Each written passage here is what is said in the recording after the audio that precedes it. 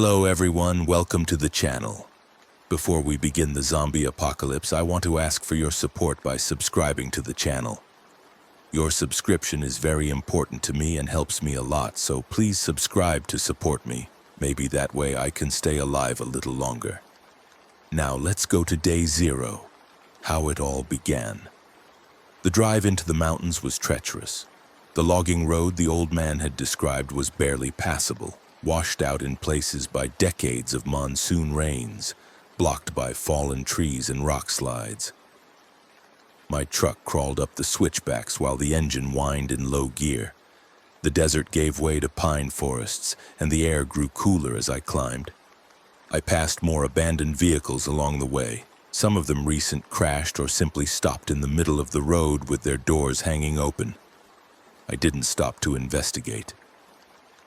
Around noon, I reached a small clearing and decided to check in with Marcus. My cell phone had no signal this deep in the mountains, so I used my satellite phone to make the call. He answered on the first ring. "Derek, Jesus Christ, where have you been? I've been trying to reach you all morning." "No signal out here. I'm in the Zuni Mountains following Hoffman's trail. Marcus, it's bad. He released something, some kind of rabies variant. People are dying, turning violent. The whole region is infected." "I know. It's on the news now. Federal emergency declared for New Mexico. Military is mobilizing. Derek, you need to get out of there. They're talking about quarantine zones, about locking down the entire western part of the state. I'm close to him. The old Pueblo ruins, that's where he's holed up. I can get him and get out before the military moves in. Or you could die up there. Derek, this isn't worth $60,000. This isn't worth any amount of money." "It's not about the money anymore. You didn't see what I saw. People torn apart, families destroyed. An old man begging me to kill him before he turned into one of those things. Hoffman did this deliberately. He released a bioweapon on civilians just to study what would happen. Someone has to stop him." Marcus was quiet for a long moment. "Then be careful. And Derek, if you get infected, if you start showing symptoms, I won't let it get that far, I promise. Your promises don't mean much if you're dead. Check in every 6 hours or I'm sending a rescue team." I continued up the mountain, pushing the truck as fast as I dared on the deteriorating road. The afternoon sun filtered through the pine canopy in dusty shafts of light. Birds called in the trees, normal forest sounds that felt surreal after the horror I'd witnessed. For a few minutes, I could almost pretend the world was still normal, still safe. Then I rounded a curve and found the roadblock. Someone had felled a large tree across the road and piled rocks and debris around it to make it impassable. Crude warning signs hung from the branches. "Turn back," "An infected area," and "Authorized personnel only." But these weren't official signs. They were handmade, painted on scrap wood with the kind of letters that spoke of desperation rather than authority. I stopped the truck and studied the barricade. This wasn't Hoffman's work. This was survivors trying to protect themselves, trying to keep the infected out, or keep them in. Beyond the barricade, the road continued up toward the mesa top. I could try to drive around through the forest, but the terrain was too rough. I'd have to go on foot from here. I geared up, body armor, tactical vest with spare magazines, pistol on my hip, shotgun slung across my back, combat knife strapped to my leg, water, energy bars, first aid kit. I also grabbed a respirator mask from my emergency supplies. If Hoffman was working with a biological agent, I needed protection from airborne transmission. The mask was military surplus, good enough to filter out most biological contaminants, but wearing it in this heat would be brutal. I locked the truck and started walking. The road climbed steeply, winding through dense forest where the afternoon light barely penetrated. I moved quietly, using the skills I'd learned in the Rangers, scanning constantly for threats. Every shadow could hide an infected person. Every sound could be an ambush. After an hour, I reached another clearing and found the remains of a camp. 3 tents, a fire ring, supplies scattered everywhere, and blood. So much blood that the ground was black with it. The tents had been torn apart from the inside. Sleeping bags were shredded. Personal belongings lay trampled in the dirt. Photographs, books, a child's stuffed animal soaked in gore. I found the first body near the tree line, a woman in her 30s, partially eaten. The second body was a few feet away, a man who'd been torn open from throat to groin. The third was a teenage girl who'd tried to climb a tree to escape. She'd made it maybe 10 feet up before something had pulled her down. Her hands were still clutching the branch she'd been holding when she died. These weren't Hoffman's people. These were campers, hikers, innocent people who'd been in the wrong place at the wrong time. I took pictures with my phone documenting the scene, evidence for when I brought Hoffman in, evidence of mass murder. But something about the attack pattern bothered me. The bodies showed extensive damage, but they'd been dead for at least a day, maybe 2, and they hadn't reanimated. I checked each carefully, staying back in case they suddenly moved, but they remained still. Whatever this virus was, it didn't affect everyone the same way. Some people died and stayed dead. Others turned into those monsters. I heard movement behind me and spun, bringing my shotgun up. A man emerged from the trees, hands raised, face pale with terror. He was in his 50s, wearing torn camping clothes and carrying a hunting rifle. His eyes were wild but clear, still human. "Don't shoot," he said. "Please, I'm not infected. Stay where you are. Keep your hands visible." "Are you military? Are you here to rescue us?" "I'm not military. What happened here?" He lowered his hands slowly, still holding the rifle pointed at the ground. "My name is Tom Bradley. I was camping here with my wife and daughter. 3 days ago, people started showing up at our camp. Sick people, violent people. We tried to help them at first, thought they'd been in an accident or something. But they attacked us. My wife and daughter, they..." His voice broke. "I couldn't save them. I ran. I've been hiding in the forest since then, afraid to move during daylight because those things are out here. They hunt in packs now. Have you seen a man matching this description?" I showed him Hoffman's photo. "Yes, he came through our camp about a week ago, said he was a researcher, offered us $50 to answer questions about health and illness in our families. We thought he was doing a survey, but he kept asking weird questions about how fast we'd seek medical care if we got bitten by an animal, about how isolated our campsite was.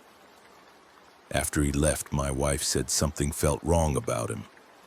She wanted to pack up and go home. I told her she was being paranoid." He looked at the bodies of his family and his face crumpled. "I should have listened to her." "Where did he go?" "Up the mountain. He said he was heading to the old Pueblo ruins. There's an archaeological site up there, been abandoned since the 90s when the university ran out of funding for research. He said he wanted to photograph it." "How far?" "Another hour, maybe 2. The trail is steep and the path is hard to follow in places, but there's no other way up. The mesa is surrounded by cliffs on 3 sides. I started to thank him, but he grabbed my arm. "Take me with you, please. I can't stay out here alone another night." "I'll help you. I can shoot. I was a Marine 20 years ago. Just don't leave me here." I looked at him and saw desperation and grief and a kind of madness starting to take hold. Taking him with me was a risk. He could slow me down or panic at the wrong moment. But leaving him here alone was leaving him to die. And I'd seen enough death today. "Okay," I said. "But you follow my lead. You do exactly what I say when I say it. If you can't do that, I'll leave you behind, understood?" "Understood. Thank you. God, thank you." We moved up the mountain together as the afternoon light began to fade. Tom knew the trail and led us through sections where the path had been washed away or overgrown. He moved well for someone who'd been hiding in terror for 3 days, falling back into military discipline and training that was probably the only thing keeping him sane. We talked as we walked, keeping our voices low. He told me about his life, his wife who'd been a school teacher, his daughter who'd just finished her sophomore year of college, normal people with normal lives who'd come to the mountains for a peaceful camping trip and found horror instead. He'd killed 2 infected people while defending his family, shot them with his hunting rifle, but there had been too many and he'd been forced to run while they tore into his wife and daughter. I heard them screaming, he said. I was 50 yards away hiding behind a rock and I could hear them screaming my name, begging me to help them. And I did nothing. I just hid and let them die. You would have died too if you'd gone back, you know that. Maybe that would have been better. Maybe I deserved to die after what I did. Your family wouldn't want that. They'd want you to survive, to tell their story, to make sure people know what happened here. He nodded, but didn't look convinced. We walked in silence after that, focusing on the terrain and watching for threats. The forest grew darker as the sun sank toward the horizon. Shadows lengthened between the trees. The temperature dropped and I started to feel exposed, vulnerable to anything hiding in the undergrowth. We reached the mesa top just as full darkness fell. The ancient Pueblo ruins spread across a flat expanse of stone, dozens of structures built from sandstone blocks fitted together with centuries-old mortar. Most of the walls had collapsed over time, but some buildings still stood intact, their dark doorways like empty eye sockets watching us approach. In the center of the ruins stood a large structure that had probably been a kiva, a ceremonial chamber, its roof long since fallen in. And in front of the kiva, a modern camp had been established. 3 heavy-duty tents, a generator humming quietly, work tables covered with scientific equipment, solar panels charging batteries, coolers and supply crates stacked carefully. This wasn't a temporary camp. This was a field laboratory set up for extended research. That's his camp, I whispered to Tom. Stay back and cover me. If shooting starts, aim carefully. I need him alive if possible. What if he's infected? Then we have a problem. I approached the camp slowly, using the ruined walls for cover, scanning for any movement. The generator provided light through strings of LED bulbs hung between the tents, casting everything in harsh white light. No one appeared to be moving in the camp, but I could hear something. A voice speaking softly, maybe talking on a phone or radio. I cleared the first tent quickly. It was a living quarters, sleeping bag, and personal items, nothing unusual except for the stack of journals and notebooks on a folding table. I grabbed one and flipped through it, finding pages of handwritten notes mixed with diagrams and what looked like viral progression charts. Hoffman's research journal, evidence of his crimes in his own handwriting. The second tent was full of scientific equipment, microscopes, centrifuges, refrigeration units running off the generator, racks of test tubes and petri dishes. Some of the samples were labeled with dates and location codes. I saw Grant's Day 3 and Navajo Settlement A, Day 7, and felt rage building in my chest. He'd been tracking the outbreak like it was a clinical trial, documenting the death toll as if these were lab rats instead of human beings. The third tent was where I found him. Dr. Emil Hoffman sat at a desk in the center of the tent, hunched over a laptop, typing rapidly. He wore latex gloves and a surgical mask, and his clothes were splattered with what looked like dried blood. On the desk beside his laptop sat an open case containing dozens of vials filled with dark red liquid. His research materials, his bioweapon. Dr. Hoffman, I said, pointing my shotgun at his back. Federal fugitive warrant. You're under arrest. He spun in his chair, startled, then relaxed when he saw me. His eyes behind the glasses were calm, almost amused. Ah, the bounty hunter. I was wondering when you'd arrive. You're more persistent than I expected. Hands where I can see them, stand up slowly. He obeyed, moving with exaggerated care. You've come all this way for the reward money, I assume. How capitalist. How very American. While civilization collapses around us, you're still worried about your paycheck. Civilization is collapsing because you released a bioweapon on civilians. You murdered hundreds of people. Murdered? His voice took on a lecturing tone, like he was addressing a particularly stupid student. I liberated them. I gave them evolution in its purest form. Do you know what I created? It's based on a modified rabies virus, enhanced with genetic material from other neurotropic pathogens. It attacks the brain's limbic system, destroying higher cognitive function while enhancing aggression and hunger.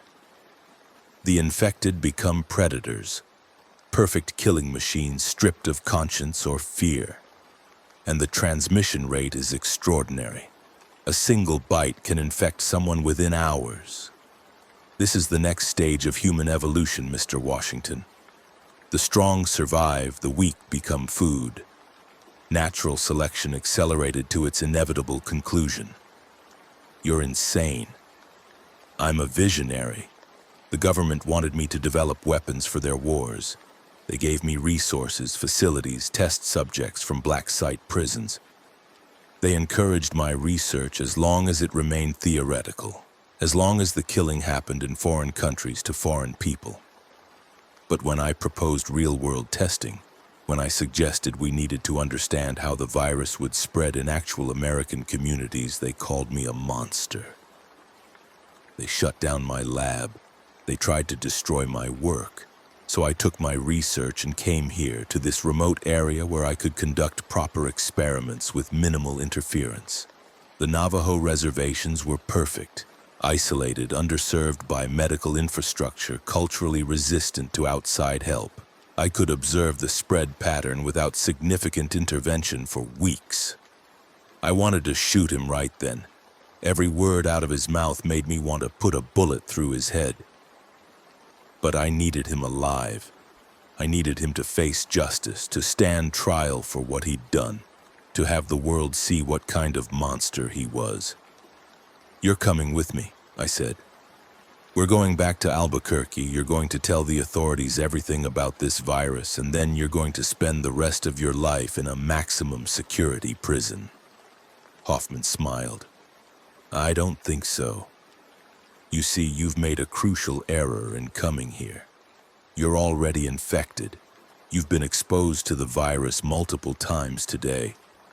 When you killed that woman at the motel, when you encountered the bodies in the forest. The virus is airborne in high concentrations, particularly when infected tissue is damaged. Your respirator might have protected you partially, but those don't filter out everything. Even now, the virus is incubating in your bloodstream, making its way to your brain. Within 12 to 24 hours, you'll start to show symptoms. Fever first, then confusion, then the rage. And then you'll become exactly what you're afraid of. My blood ran cold. He could be lying, trying to psychological warfare to make me panic. But he could also be telling the truth. I'd been exposed multiple times today. The woman I'd shot, her blood had splattered. The bodies in the camp, I'd been close to them without full protective gear. If the virus was airborne... There's no cure, Hoffman continued, watching my face. No vaccine, no treatment. I made sure of that. Once you're infected, you're finished. The only question is whether you'll die and stay dead, or whether you'll transform into something new. Only about 40% of exposed individuals turn. The rest simply die. Either way, Mr. Washington, you won't be collecting any bounty. If I'm infected, then I have nothing to lose by killing you right now. Except the satisfaction of revenge. You want justice, don't you? You want me to suffer for what I've done. But killing me won't change anything.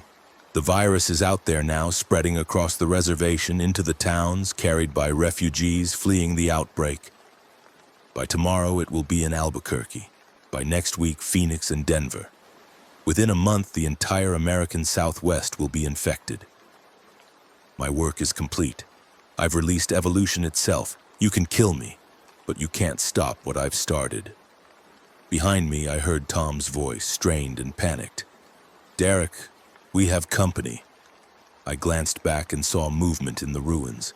Figures emerging from the collapsed buildings, stumbling toward the lights of the camp. Maybe a dozen of them, maybe more. The infected, drawn by the noise of our voices, shambling toward us with that horrible, unnatural gait. In the LED lights, I could see their faces clearly. Slack jaws, bloodshot eyes, skin pale and mottled. Some were recent infections, still dressed in normal clothes. Others looked like they'd been turned for days, their bodies ravaged by violence and decay. Hoffman laughed. My children come home. They're drawn to my camp, you see.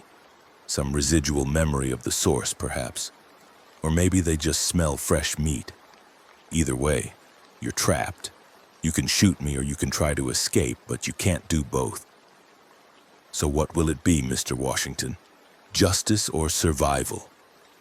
I made my decision in a heartbeat. I grabbed Hoffman by the collar and slammed him against the tent pole, then used zip ties from my vest to secure his hands behind his back. He struggled, but I was stronger, and within seconds he was restrained. Tom, we're leaving now. Cover our retreat. Tom started firing, his hunting rifle cracking again and again as he aimed for the infected closing in on our position. I shoved Hoffman ahead of me toward the edge of the ruins, keeping my shotgun ready. The infected were spreading out, trying to surround us, moaning and growling as they approached. Tom's shooting was controlled and accurate, dropping the infected with headshots, but there were too many of them and he was running out of ammunition. We fought our way to the trail, Tom and I firing continuously while Hoffman laughed like this was all a grand joke. I saw Tom take down 5 infected in rapid succession, working his bolt-action rifle like a machine. Then he was empty, fumbling for shells in his pocket, and an infected woman got too close. She lunged at him with her jaws snapping, and he barely managed to block her with his rifle, using it like a club to smash her face. But the impact broke his weapon and sent him stumbling backward toward the cliff edge. Tom, watch out! He caught himself just in time, teetering on the edge with 50 feet of empty air behind him. The infected woman was still coming. Her face a ruined mess, but her body still functioning. I shot her with my shotgun, the blast nearly taking her head off, and she toppled backward into the ruins. Move, move! I shouted, and we ran. The trail down the mountain became a nightmare of desperate flight in near darkness.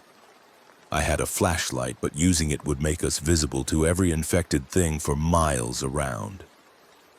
Instead, we stumbled and fell our way down the switchbacks, Hoffman in front of me cursing and complaining, Tom bringing up the rear with nothing but a hunting knife for defense.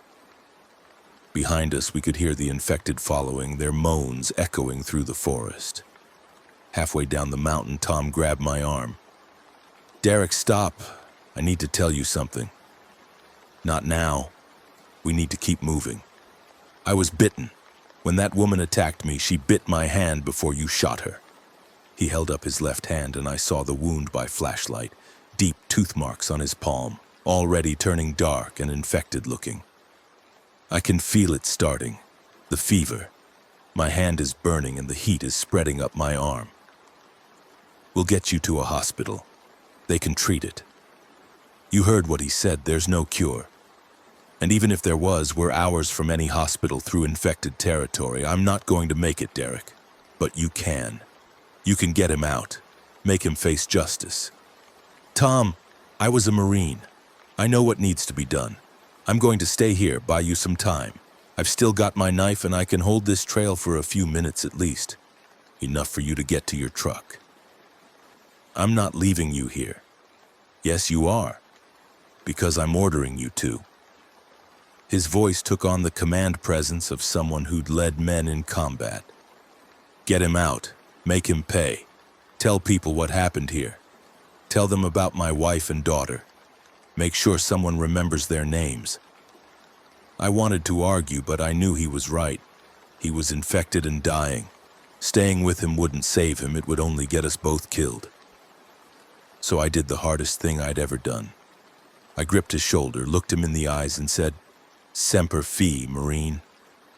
Semper Fi." I grabbed Hoffman and we continued down the trail. Behind us, I heard Tom starting to sing the Marine Corps hymn, his voice strong and defiant in the darkness. Then I heard the infected reach him, heard his knife work and his grunts of effort, heard him buying us time with his life. The singing stopped after maybe 30 seconds, replaced by screaming, then by nothing. Hoffman tried to speak, but I hit him hard enough to knock him down. "Shut your mouth or I'll leave you for the infected. The only reason you're still breathing is because I need you to testify about what you did." We reached my truck as the eastern sky was starting to lighten with dawn. I threw Hoffman in the back seat, secured him with more zip ties, and drove away from that mountain as fast as the deteriorating road would allow. Behind us, smoke was rising from multiple points in the forest. Either the infected were setting fires or the military had started bombing runs. Either way, the mountains were burning. I drove for 2 hours before I found cell signal and could call Marcus. He answered immediately. "Derek, thank God, where are you?" "Highway 53, heading back toward Albuquerque. I've got Hoffman in custody." "You need to listen to me very carefully. Do not bring him to Albuquerque. The city is under quarantine. The outbreak hit overnight. Military has established checkpoints on all major roads. They're shooting anyone who tries to break through." "What? How did it spread that fast?" "Refugees from the western counties. They fled east and brought the infection with them. Thousands of people are infected now. The whole city is falling apart." I felt my world collapsing. If Albuquerque was gone, if the quarantine had failed, then Hoffman was right. The virus was unstoppable. "What do I do, Marcus? Where do I go?" "Proceed to the federal detention center in Los Alamos. They have a secure facility and they're expecting you. Military helicopters will escort you the last 20 miles. Derek, they need Hoffman alive. CDC needs to interview him. Find out everything about this virus. He's the only one who knows how it works. He said there's no cure. He engineered it that way deliberately. Then we need to know that for certain. Get him to Los Alamos. That's the mission now." I changed course, heading north toward Los Alamos along back roads that were clogged with refugees fleeing the outbreak. I saw things I'll never forget. Families pushing carts full of belongings, children crying for parents who'd been left behind. Fights breaking out over food and water. And I saw the infected scattered among the living, spreading chaos wherever they appeared. I had to drive through several groups of them, my truck bumping over bodies while hands pounded against the windows. Hoffman watched it all with scientific interest. Fascinating. The breakdown of social order is happening faster than my models predicted. Humans are so fragile when their institutions fail. Remove the veneer of civilization and they become animals. You're the animal. You did this to them. I merely provided the catalyst. They're doing this to themselves. Look at them fighting over scraps while the infected feast on their dead. This is humanity's true nature. I just revealed it. I wanted to crash the truck into a tree and end both of us, but I had a mission now. Get Hoffman to Los Alamos. Make sure someone could stop this nightmare before it consumed the entire world. So I drove on through the horror, following Marcus's directions, heading toward what I hoped was salvation. Instead, I found betrayal. The military checkpoint appeared around noon on Highway 502, just south of Los Alamos. 2 Humvees blocked the road, soldiers in full hazmat gear manning .50 caliber machine guns. A helicopter circled overhead. I stopped the truck and raised my hands where they could see them. A soldier approached, his voice filtered through his respirator. "Derek Washington? That's me. I have Dr. Emil Hoffman in custody. I was told to bring him to the federal facility. Exit the vehicle slowly. Keep your hands visible." I complied, and immediately more soldiers swarmed the truck. They pulled Hoffman out roughly, checked him for weapons, then put him in the back of one of the Humvees. One of the soldiers approached me with a radiation detector and scanned my body. The device clicked ominously. "He's been exposed," the soldier said into his radio.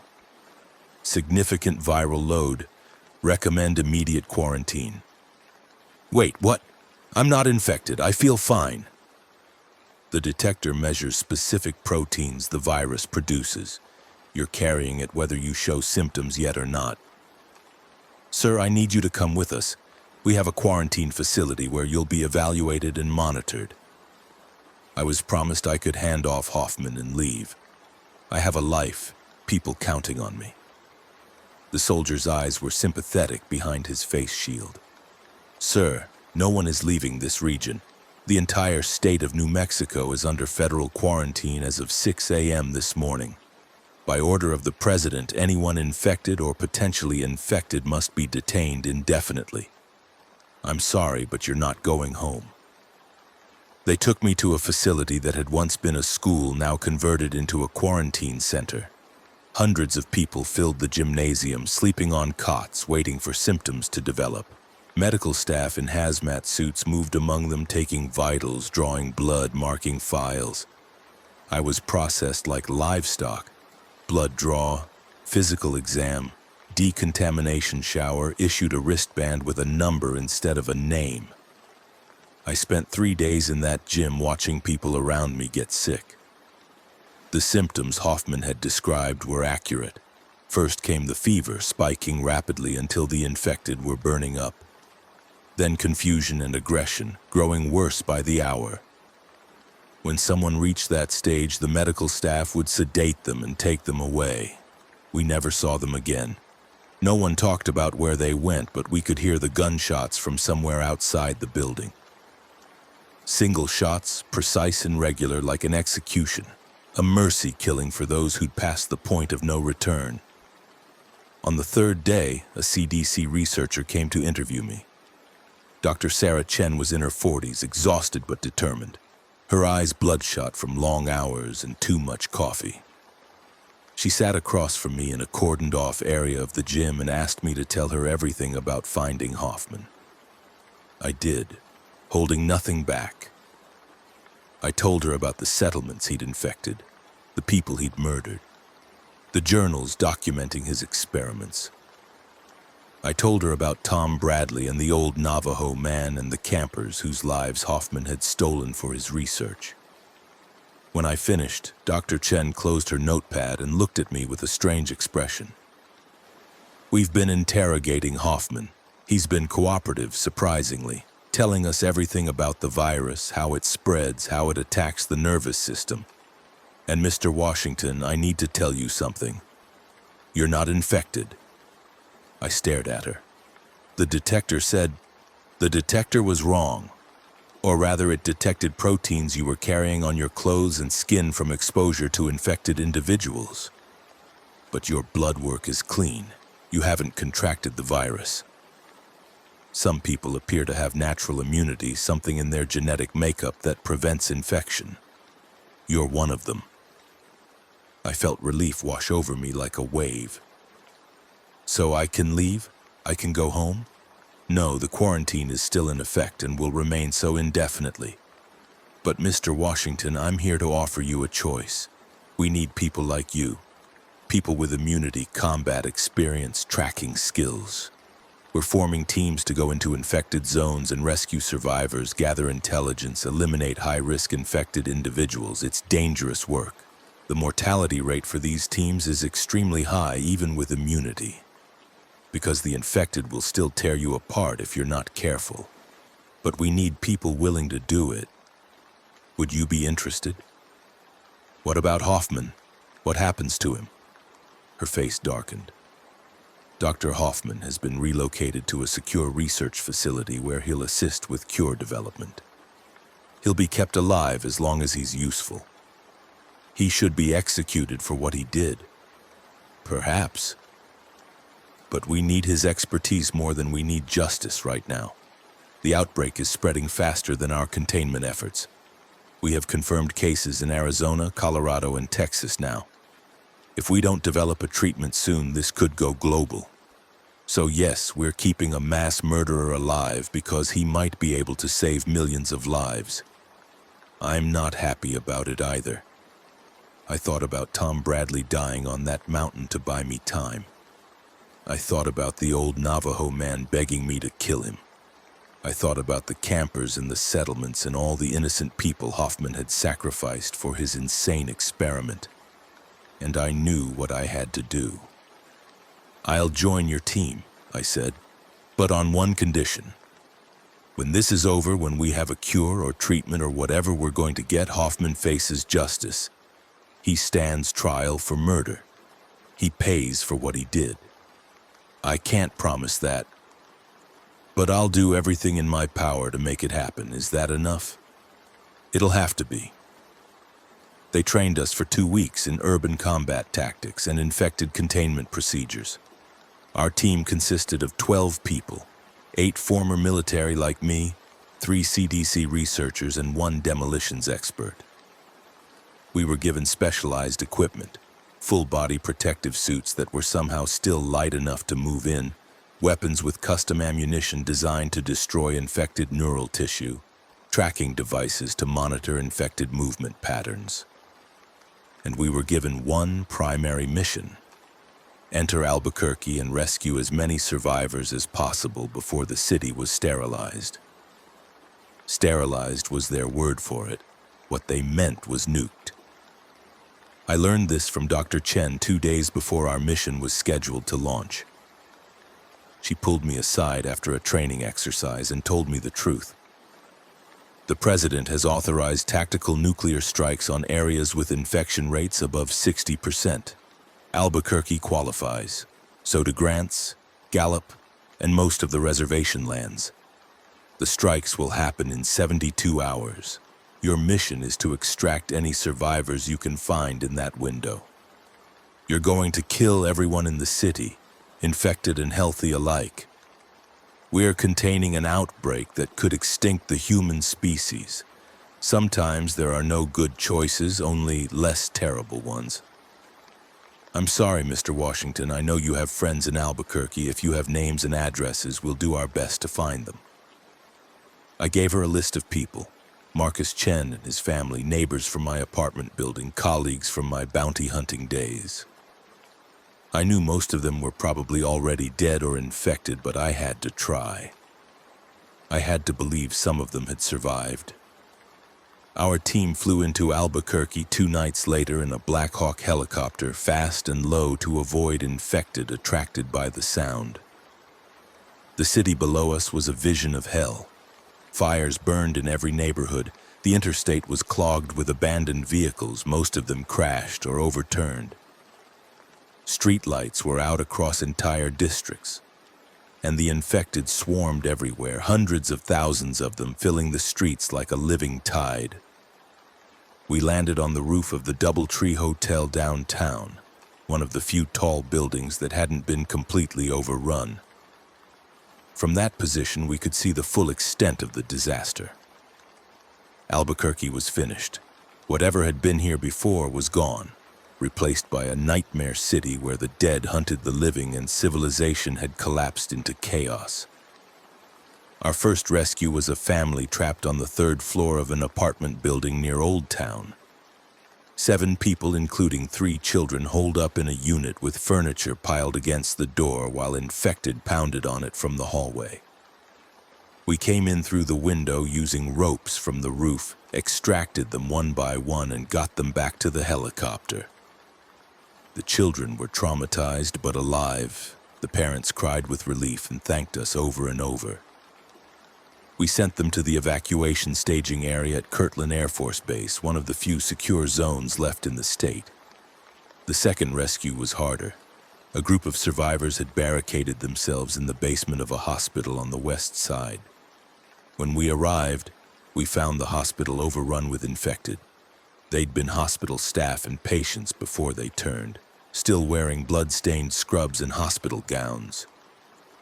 We fought our way through corridors slippery with gore, stepping over bodies and shooting anything that moved. The survivors in the basement were starving and dehydrated but alive. 12 people out of a hospital that had employed 300 and treated thousands. We got them out just as a massive horde of infected breached the main entrance. For 3 days, we worked around the clock, running missions into the hot zones, pulling survivors out of their hiding places, fighting running battles with infected that seemed to grow smarter and more coordinated every hour.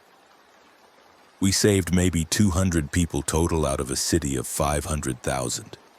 It wasn't enough. It could never be enough. On the final night, with 18 hours left before the strike window opened, I got a radio call from Dr. Chen. "Derek, I have a lead on your friend Marcus Chen. He's alive and broadcasting from a location in the University District. We're sending you the coordinates. Can you reach him?" "I'll reach him. Keep the extraction bird ready." Marcus was holed up in the anthropology department of the University of New Mexico, barricaded on the 3rd floor with his wife and 2 daughters. When I kicked in the door, he looked at me like I was a ghost. Then he grabbed me in a hug, hard enough to crack ribs. "Derek, you insane bastard, I can't believe you're here. I thought you were dead. Takes more than zombies to kill me. Come on, we need to go. I have a helicopter waiting." "How long do we have?" I checked my watch. 17 hours before they sanitize this whole area with nuclear fire. His face went pale. "They're really going to do it? Nuke the entire city?" "Everything west of the Rio Grande, most of northern New Mexico, parts of Arizona and Colorado. The infected have spread too far and too fast. This is the only way to stop them." Marcus's wife, Jennifer, was holding their daughters close. The girls were maybe 8 and 10, scared but keeping it together better than most adults would. "Will we be safe?" Jennifer asked. "After the bombs?" "If we get you out of here, yes. The staging area is far enough away that you'll survive, but we need to move now." We made it as far as the parking lot before the infected found us. They came from every direction, drawn by the sound of our movement and the smell of living flesh. My team formed a defensive circle around the Chen family while I called for immediate extraction. The helicopter was 3 minutes out.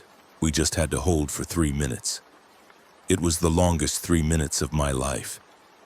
We fired until our weapons ran dry, then switched to backup weapons, then to hand-to-hand combat with whatever we could find. The infected kept coming, wave after wave, climbing over their own dead to reach us. My teammate Jackson went down first, pulled into the horde despite his armor. Then Rodriguez, her throat torn out by an infected child who'd crawled under our defensive line. We were down to 8 people when the helicopter finally arrived, hovering low while we climbed aboard. As we lifted off, I looked back at the university campus and saw it completely overrun with infected. Thousands of them filled the courtyards and streets, their faces turned upward toward the helicopter, mouths open in silent screams. Among them, I saw Jackson and Rodriguez, already turned, already part of the horde. This was what Hoffman had released.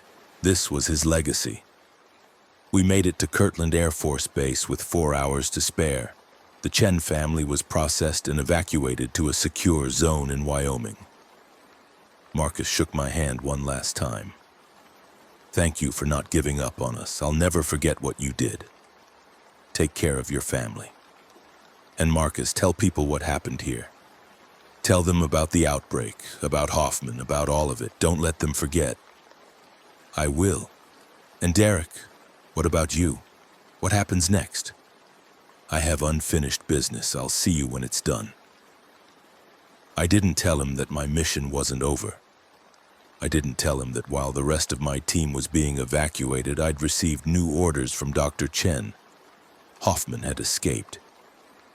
It happened during a transfer between facilities. His transport helicopter had been attacked by a swarm of infected attracted by the sound. In the chaos, Hoffman had somehow freed himself and disappeared into the Badlands east of Albuquerque. The military wanted to write him off. One more casualty of the outbreak. But Dr. Chen knew better. She knew Hoffman was too smart to simply run and hide. He had a plan, and whatever that plan was, it couldn't be allowed to succeed. He took samples of the virus with him, she told me. Multiple vials, enough to infect entire cities, and we found notes in his cell about mutation rates and evolution.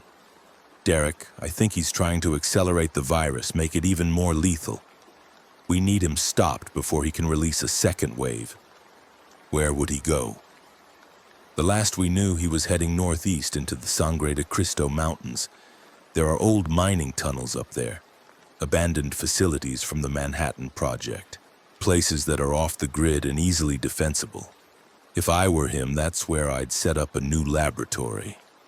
So here I was, 12 hours before the nuclear strikes, hunting Hoffman through the mountains while the world ended around me. I traveled alone this time, taking a military truck loaded with supplies and weapons. The roads into the Sangre de Cristos were clogged with refugees, people fleeing the hot zones in a desperate attempt to escape the coming fire. I had to force my way through checkpoints and crowds, ignoring the pleading faces of people begging for rescue. I couldn't save them. Nobody could save them now. The mining towns of the Sangre de Cristos were ghost towns, abandoned decades ago when the mines played out. I searched 3 of them before I found signs of recent habitation. Fresh tire tracks in the dirt, supplies missing from a general store that still had most of its inventory intact, and finally smoke rising from a valley deeper in the mountains. I approached on foot as night fell, using night vision goggles to navigate through the forest. The smoke came from a building that had once been a mining office, now converted into another field laboratory. I could see lights through the windows and hear the hum of generators. Hoffman had rebuilt his operation in less than a week. The man was nothing if not persistent. I was planning my approach when I heard movement behind me. I spun and found myself facing 3 men armed with assault rifles. They weren't military or police. They wore civilian clothes and had the hard, dangerous look of mercenaries or criminals. The tattoos on their arms marked them as members of the prison gang I'd seen in my bounty hunting days. "Drop the weapon," the leader said. He was a big man with a shaved head and a scar running from his eye to his jaw. Nice and slow. I dropped my rifle and raised my hands. "You're working for Hoffman?" "Dr. Hoffman hired us to provide security, paid well too. Promised us protection from the infection and safe passage out of the region before the bombs drop. All we have to do is kill anyone who comes snooping around. So congratulations, you're about to be the first." He raised his rifle but didn't get to fire. I moved fast, 20 years of combat training taking over. I grabbed his barrel and twisted, throwing him off balance, then drew my pistol and shot the other 2 guards before they could react. The leader tried to bring his rifle around, but I shot him in the knee, dropping him. He screamed and I kicked his rifle away. "How many more of you?" "6 inside, plus the doctor. You're dead, man. Even if you get past them, you can't stop what's happening. The infection is everywhere. You're too late." I shot him in the head and moved toward the building. If there were 6 more guards inside, this was going to be ugly. I needed a way to even the odds. I found it in my truck, 3 flashbang grenades and enough C4 to blow a small building. I set up a quick breach plan, placed charges on the back wall of the building where the lab equipment was located, then approached the front door. One of the guards was smoking outside. I killed him silently with my knife, then used his radio to call inside. "Boss, we got a problem out here. Guy says he's with the military, wants to talk to the doctor." "Bring him in," came the response. I walked through the front door with my hands visible, counting positions as I entered. 3 guards in the main room, 2 more visible through a doorway. 1 missing, probably patrolling outside. Hoffman stood at his laboratory bench, working with vials of dark liquid.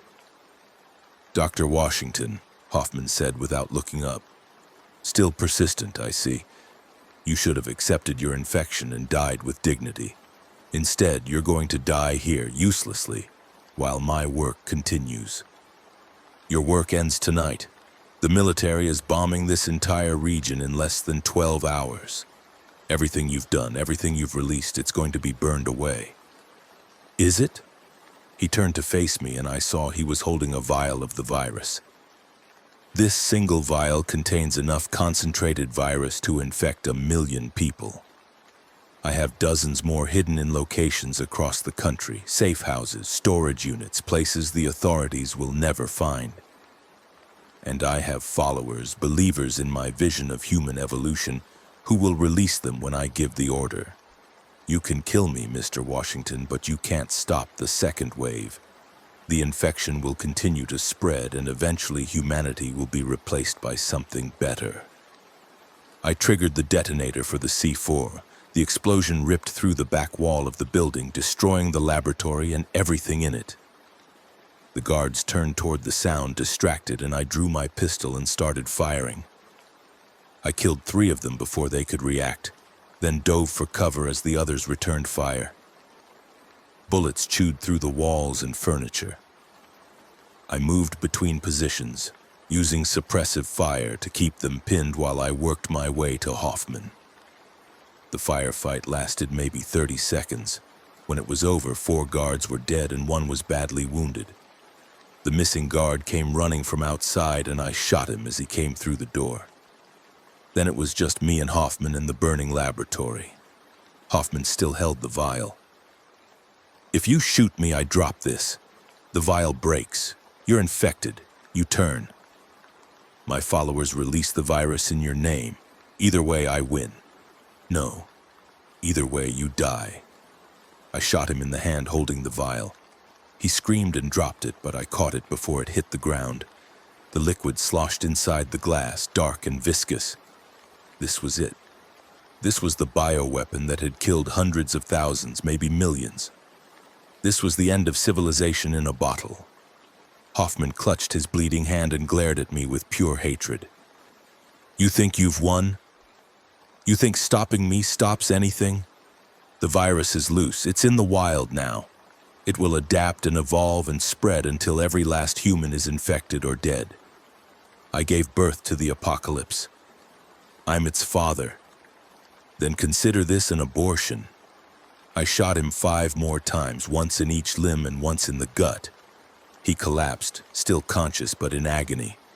I wanted him to suffer. I wanted him to feel a fraction of the pain he'd caused. The ruins, I said, dragging him outside. You wanted to conduct your experiments at that Pueblo site because of its history, because ancient people lived there and died there. I'm going to take you back there. I'm going to leave you for the infected you created. And when the bombs fall, you're going to burn with everything else. I loaded him into my truck along with all the virus samples I could find in the burning laboratory. Then I drove back through the mountains toward the Zuni Pueblo ruins. Dawn was breaking as I reached the mesa. The ancient structures were exactly as I'd left them, except now they were full of infected. Hundreds of them sheltering from the sunlight in the collapsed kivas and ruined rooms. I dragged Hoffman to the center of the ruins and tied him to what was left of a ceremonial pole. He was barely conscious from blood loss, but still alive, still aware of what was happening. The bombs fall in 4 hours, I told him. The infected will find you long before that. I hope you appreciate the irony of being killed by your own creation. He tried to speak, but only managed a wet coughing sound. I left him there and drove away. Behind me, I heard the moans of the infected as they emerged from the shadows, drawn by the smell of his blood. I made it to the evacuation point at Kirtland Air Force Base with 30 minutes to spare. The place was chaos. Helicopters loading refugees, military police trying to maintain order, people screaming for loved ones they'd been separated from. Dr. Chen found me and pulled me aside. Did you get Hoffman? He's dead, or he will be soon, and I destroyed his laboratory and all the virus samples I could find. All of them? I thought about the vial I'd kept, the one currently in a lead-lined container in my pack. I'd told myself I'd turn it over to the CDC, let them study it, use it to develop treatments. But a part of me wanted to destroy it completely, smash it and burn it and remove every trace of Hoffman's work from the world. In the end, I handed it to Dr. Chen. That's the last sample. Make sure it stays secured. If any of Hoffman's followers get their hands on it, they won't. This is going directly to the highest level containment facility in the country. Derek, you did good work. You stopped him. Maybe you stopped the second wave. Or maybe I just delayed it. The evacuation helicopters lifted off at 8 a.m., banking east toward the secure zones in Texas and Oklahoma. I watched through the window as New Mexico disappeared behind us. And then, at exactly 8:37 a.m., the bombs fell. They called them tactical nuclear weapons, but there was nothing tactical about them. 5 warheads, each with a yield of 50 kilotons, detonated simultaneously across western New Mexico. I saw the flashes even from 100 miles away, brilliant white lights that turned the morning sky into noon. Then came the mushroom clouds, rising thousands of feet into the air, spreading out in those familiar deadly shapes. Albuquerque ceased to exist in a microsecond. So did Grants and Gallup and dozens of smaller towns. So did the Navajo and Zuni reservation lands, thousands of years of culture and history erased in nuclear fire. So did the infected, hundreds of thousands of them burned away instantly. And so did the survivors, the people who'd been hiding and praying and hoping for rescue that never came. The shock waves hit our helicopter a minute later, violent turbulence that nearly threw us from the sky. The pilot fought for control and somehow kept us flying. When it was over, when the air had calmed, I looked back toward New Mexico and saw only a gray-black wall of dust and debris rising into the stratosphere. The entire western part of the state had been turned into a radioactive crater. But Dr. Chen was right about one thing. It wasn't fast enough. Reports started coming in before we'd even landed in Texas. Infected had been spotted in Phoenix and Flagstaff, brought there by refugees who'd fled the quarantine zones. They were in Colorado Springs and Boulder, spreading through the cities faster than authorities could respond. They were in El Paso and Las Cruces and Tucson. Hoffman's virus was loose in the American Southwest, and nothing was going to stop it.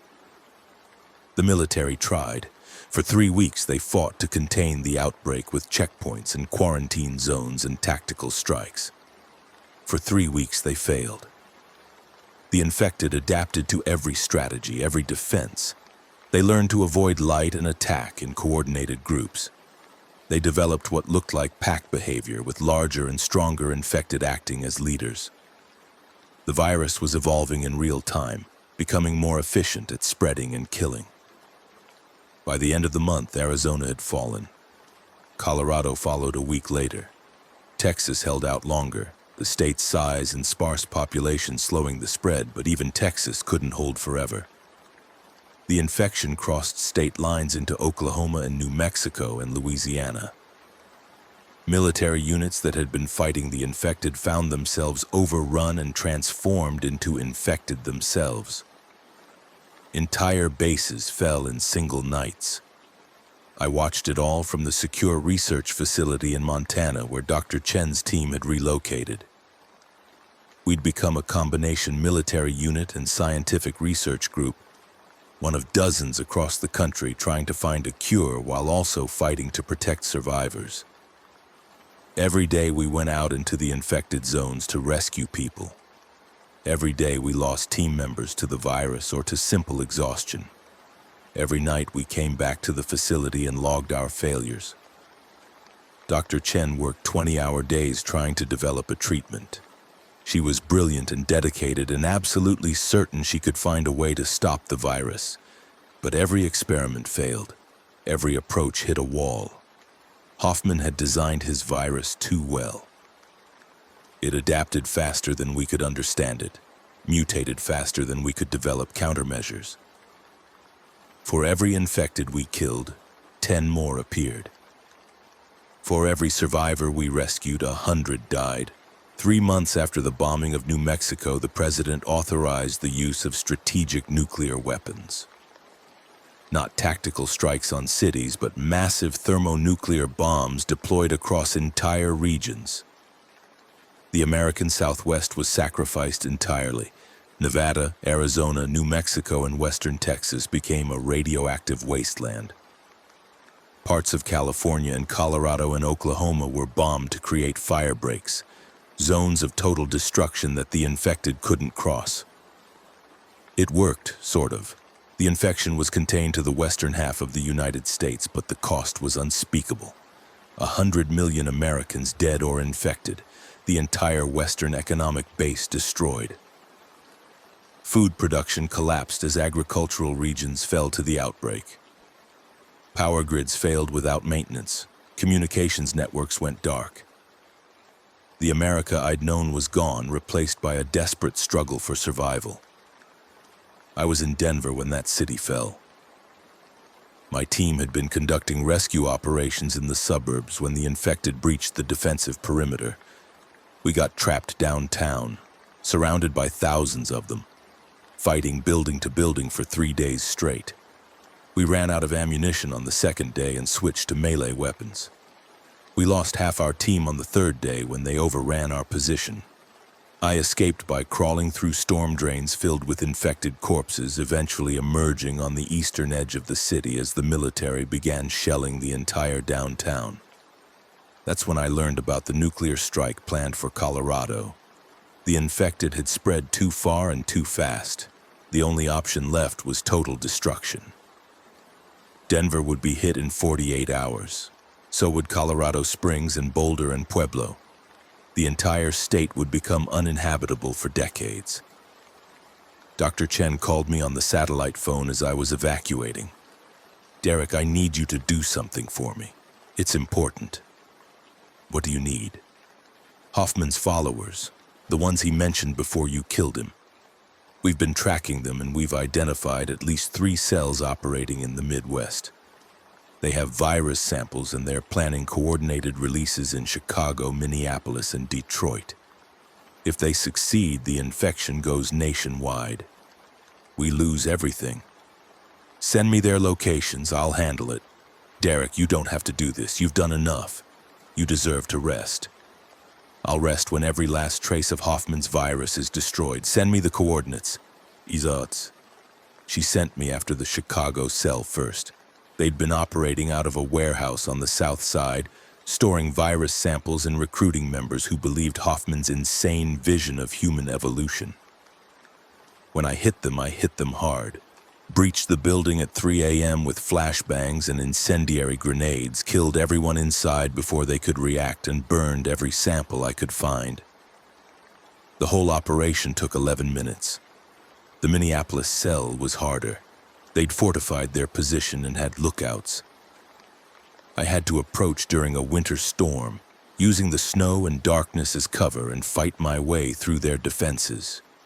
3 of them escaped, and I had to hunt them down through the frozen streets of Minneapolis, tracking them by their footprints in the snow. I found them trying to release virus samples into the city's water supply. I stopped them with seconds to spare and dumped their bodies and the samples into an incinerator at a closed medical facility. Detroit was the worst. The cell there had infiltrated the refugee camps outside the city, places where millions of survivors from the Western outbreak had relocated. They'd been systematically infecting people with slow-acting strains of the virus, creating sleeper agents who would suddenly turn weeks after exposure. By the time I arrived, dozens of camps were compromised. The military's only solution was to quarantine the entire region and let the infected consume themselves. I spent 2 weeks in Detroit hunting down every member of the cell I could find. I killed 37 people in that time, all of them willing participants in Hoffman's vision of genocide. I found their virus samples and destroyed them. I found their communications equipment and used it to track down other cells across the country. And I found their plans. detailed strategies for spreading the infection into the eastern states, into Canada, into Mexico. They wanted global infection. They wanted the end of humanity. I stopped them. But I couldn't stop the virus itself. 6 months after the initial outbreak, half of North America was infected or destroyed. The United States government had collapsed, replaced by regional military governments struggling to maintain order. Canada had sealed its borders with shoot-on-sight orders. Mexico had become a war zone as cartels fought military forces for control of survivor camps. Europe was in panic, closing all transatlantic travel and preparing for the day when the infection reached their shores. Dr. Chen finally admitted defeat in a tearful video call. "We can't cure it, Derek. We've tried everything. The virus mutates too quickly. Every treatment we develop becomes useless within weeks as the virus adapts, and it's spreading faster than we can track. We have confirmed cases in New York now, in Boston and Philadelphia. It's only a matter of time before the entire continent falls. What do we do? Survive, find safe zones and hold them. Maybe humanity can outlast the virus. Maybe enough people are naturally immune that we can rebuild someday. But the world we knew is gone. We're living in the aftermath now." She was right. The America I'd grown up in, the America I'd served in the military, the America I'd tried to protect, it was dead. In its place was a nightmare landscape of infected territories, militarized safe zones, and millions of desperate refugees with nowhere left to run. I'm writing this from one of those safe zones now, a fortified compound in the Rocky Mountains where a few thousand survivors have gathered. We grow our own food, generate our own power, and train every able-bodied person to fight the infected. We send out patrols to rescue survivors and eliminate infected threats. We maintain radio contact with other compounds across the continent. We survive, but survival isn't victory. The infected still dominate the land. Cities that once held millions now belong to the virus. The infrastructure of civilization continues to decay with no one left to maintain it. Winter is coming and most survivors lack adequate shelter or supplies. Millions more will die before spring. And Hoffman's virus continues to evolve. The infected are getting smarter, more coordinated. They're learning to use tools and set traps. They're developing social structures that mirror human organization. In another few months, they might become something even more dangerous than they already are. I think about Hoffman sometimes, wonder what was going through his mind in those final moments tied to that pole in the Pueblo ruins. Did he feel regret? Did he finally understand the horror he'd unleashed? Or did he die believing his vision was righteous, that he'd given birth to something better than humanity? I'll never know.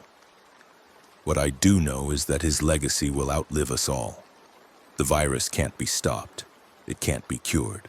It will spread until every human on Earth is either infected, dead, or hiding in fortified compounds like this one. And eventually, even the compounds will fall. Eventually, the infected will inherit the Earth. Tom Bradley died buying me time to escape that mountain. The old Navajo man died begging me to grant him mercy. Marcus Chen and his family survived because I refused to give up on them. Hundreds of people I rescued are still alive in safe zones across the country. But millions more died screaming in the darkness, torn apart by the infected or burned in nuclear fire. Was it worth it? Did anything I did matter? I saved some lives and took others. I stopped Hoffman and destroyed his followers. I prevented the second wave from spreading to the eastern states, at least for a while. But I couldn't stop the apocalypse. Nobody could. Hoffman saw to that. The radio crackles with emergency broadcasts. More infected sightings to the south. Another compound has fallen in Wyoming. Food shipments are delayed due to infected blocking the highway. It's all routine now. The end of the world reduced to logistical problems and body counts. Dr. Chen committed suicide last week. She left a note saying she couldn't live with the failure, couldn't accept that all her work had been for nothing. I found her in the laboratory with a bullet in her head and her research notes burned. She'd realized the same thing I had. We were never going to win this fight. We were only going to lose more slowly. I'm one of the last of the original rescue teams. Everyone else is dead or infected or has given up. But I keep going out on patrols, keep rescuing survivors, keep fighting the infected. Not because I think we can win, not because I believe humanity has a future, but because what else is there? What else can I do except fight until I can't fight anymore? Sometimes I think about that moment in the motel courtyard when I first encountered the infected. If I'd known then what I know now, would I have still gone after Hoffman?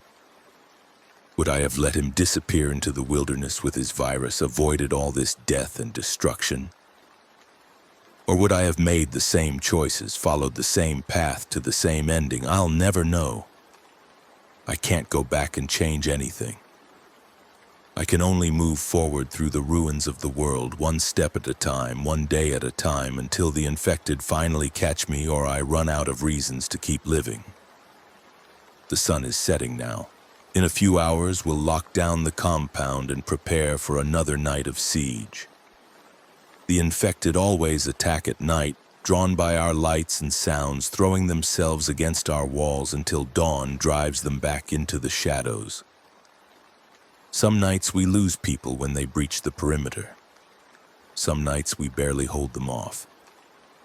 Every night we survive is a small victory in a war we're slowly losing.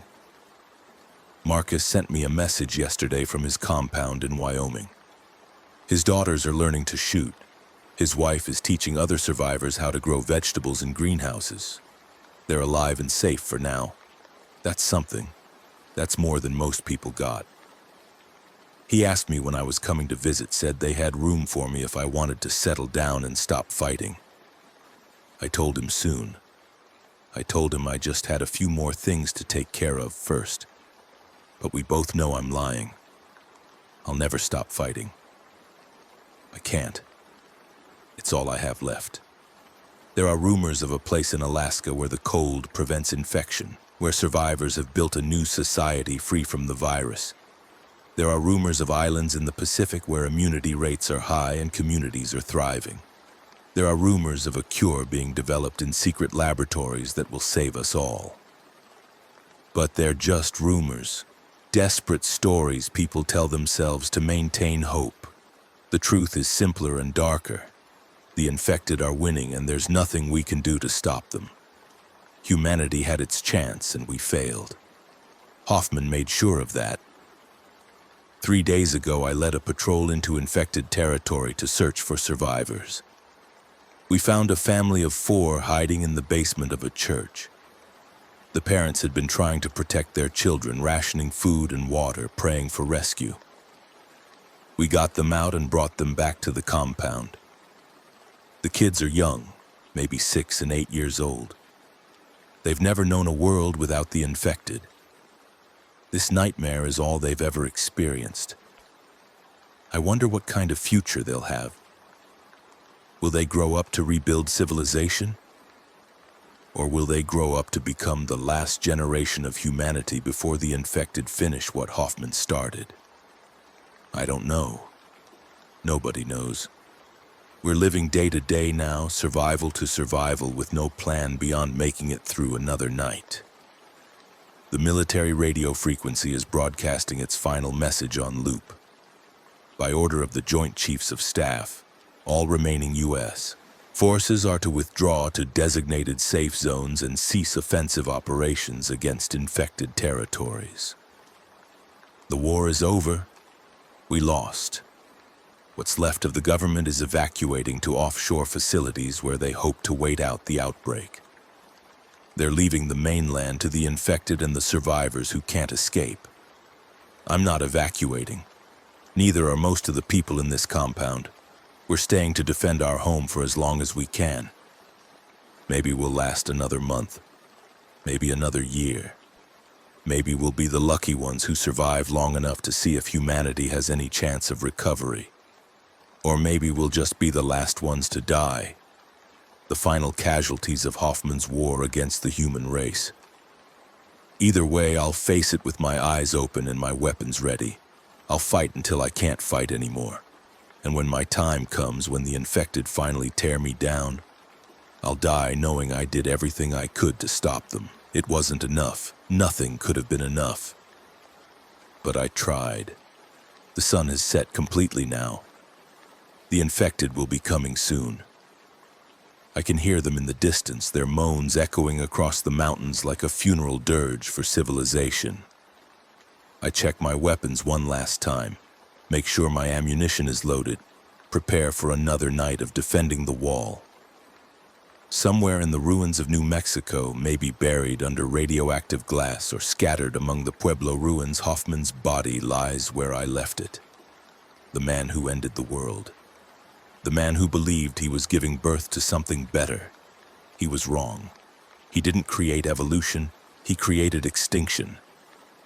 And now we all live with the consequences of his madness. Those of us still living anyway. Those of us who haven't given up yet. Those of us who still believe there's something worth fighting for in this ruined world. The radio crackles one more time. Another compound has fallen. Another group of survivors has been overrun. Another small light of humanity has been extinguished in the darkness. I mark it on my map, one more X among hundreds. One more place where hope died and the infected prevailed. But we're still here. Battered and broken and barely holding on, but still here, still fighting, still refusing to surrender to the apocalypse Hoffman unleashed. Maybe that's enough. Maybe just surviving is its own form of victory, even if we can never win the war. The infected are at the walls now. I can hear them throwing themselves against the barriers, clawing and biting at the reinforced steel, desperate to reach the living flesh inside. We return fire from the watchtowers, controlled bursts aimed at their heads, dropping them one by one. But for every one we kill, 10 more take its place. The horde is endless. This is my life now. This is everyone's life. The long defeat stretched out over days and months and years.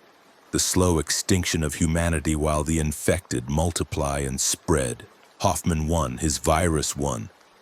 And all we can do is delay the inevitable for as long as possible. But I'll delay it with everything I have. I'll fight with every bullet and every breath. And when I finally fall, when the darkness takes me, I'll fall knowing I never stopped trying to save what could be saved, even if it was never enough, even if it could never be enough. The night stretches ahead, long and dark and full of horror. The infected keep coming and we keep fighting. Until we can't fight anymore, until there's no one left to fight, until the virus has consumed everything and everyone, until the end of all things. This is Derek Washington signing off. If anyone ever hears this recording, if humanity somehow survives what's coming, remember what happened here. Remember Emil Hoffman and the apocalypse he created. Remember the billions who died. Remember the heroes who fought and failed. Remember that we tried. And remember that trying wasn't enough. The infected have breached the east wall. I'm moving to reinforce the defenders. This might be my last entry. If I don't make it through the night, tell Marcus I'm sorry I couldn't visit. Tell him to protect his daughters. Tell him to teach them to survive in this new world. Tell him... The radio goes dead as something crashes into the watchtower. I grab my rifle and run toward the screaming, toward the sound of the infected pouring through the breach in our defenses. Around me, survivors are fighting and dying, their screams mixing with the inhuman growls of the infected. The compound is falling. We're falling. Everything is falling, but I'm still fighting. I'll always be fighting. Until the very end. Now let's move on to the next story. On Thursday, I went to the VFW hall for the weekly gathering. Usually we'd get 15 or 20 guys, but that night only 8 showed up. "Everyone's sick," Tom Bradley said, nursing his beer. "My wife's been in bed for 2 days. Doctor says it's just the flu, but I've never seen flu like this. She's got these weird patches on her skin like fungus or something." He laughed nervously. "Probably just needs antibiotics." Another guy, Mike Chen, former Air Force, said his grandson had been hospitalized that morning. "Kid couldn't breathe right. They've got him in isolation, won't even let his parents in the room except through a window." The conversation drifted to other topics, football scores and politics, but there was an edge to it, an undercurrent of worry that none of us wanted to acknowledge directly. I drove home through quiet streets and noticed a CDC vehicle parked outside Jim Henderson's house. 2 people in hazmat suits were carrying equipment inside. My stomach tightened. I parked in my driveway and sat there for a moment, watching the scene through my rearview mirror. Jim had looked sick 3 days ago. What the hell was going on? I thought about going over there asking questions, but the hazmat suits kept me in my car. Whatever this was, it was serious enough for that level of protection. I went inside and turned on the 24-hour news channels. There was nothing. Sports, politics, celebrity gossip, weather. I switched between channels until I found a local station running a brief segment about increased CDC presence in northern Arizona following what they called a localized health advisory. The anchor read from a script with the kind of calm professionalism that suggested management had told them to downplay everything. "Authorities stress there is no cause for alarm," she said. And I felt my military instincts kick in, the ones that had kept me alive through 2 tours in Iraq and countless other deployments. When authorities said there was no cause for alarm, that usually meant you should start loading your weapon. I didn't own many guns anymore. I'd sold most of my collection after Laura died, keeping only a Glock 19 and a Remington 870 shotgun in a safe in my bedroom closet. I went upstairs and checked them both, made sure they were clean and functional, counted my ammunition.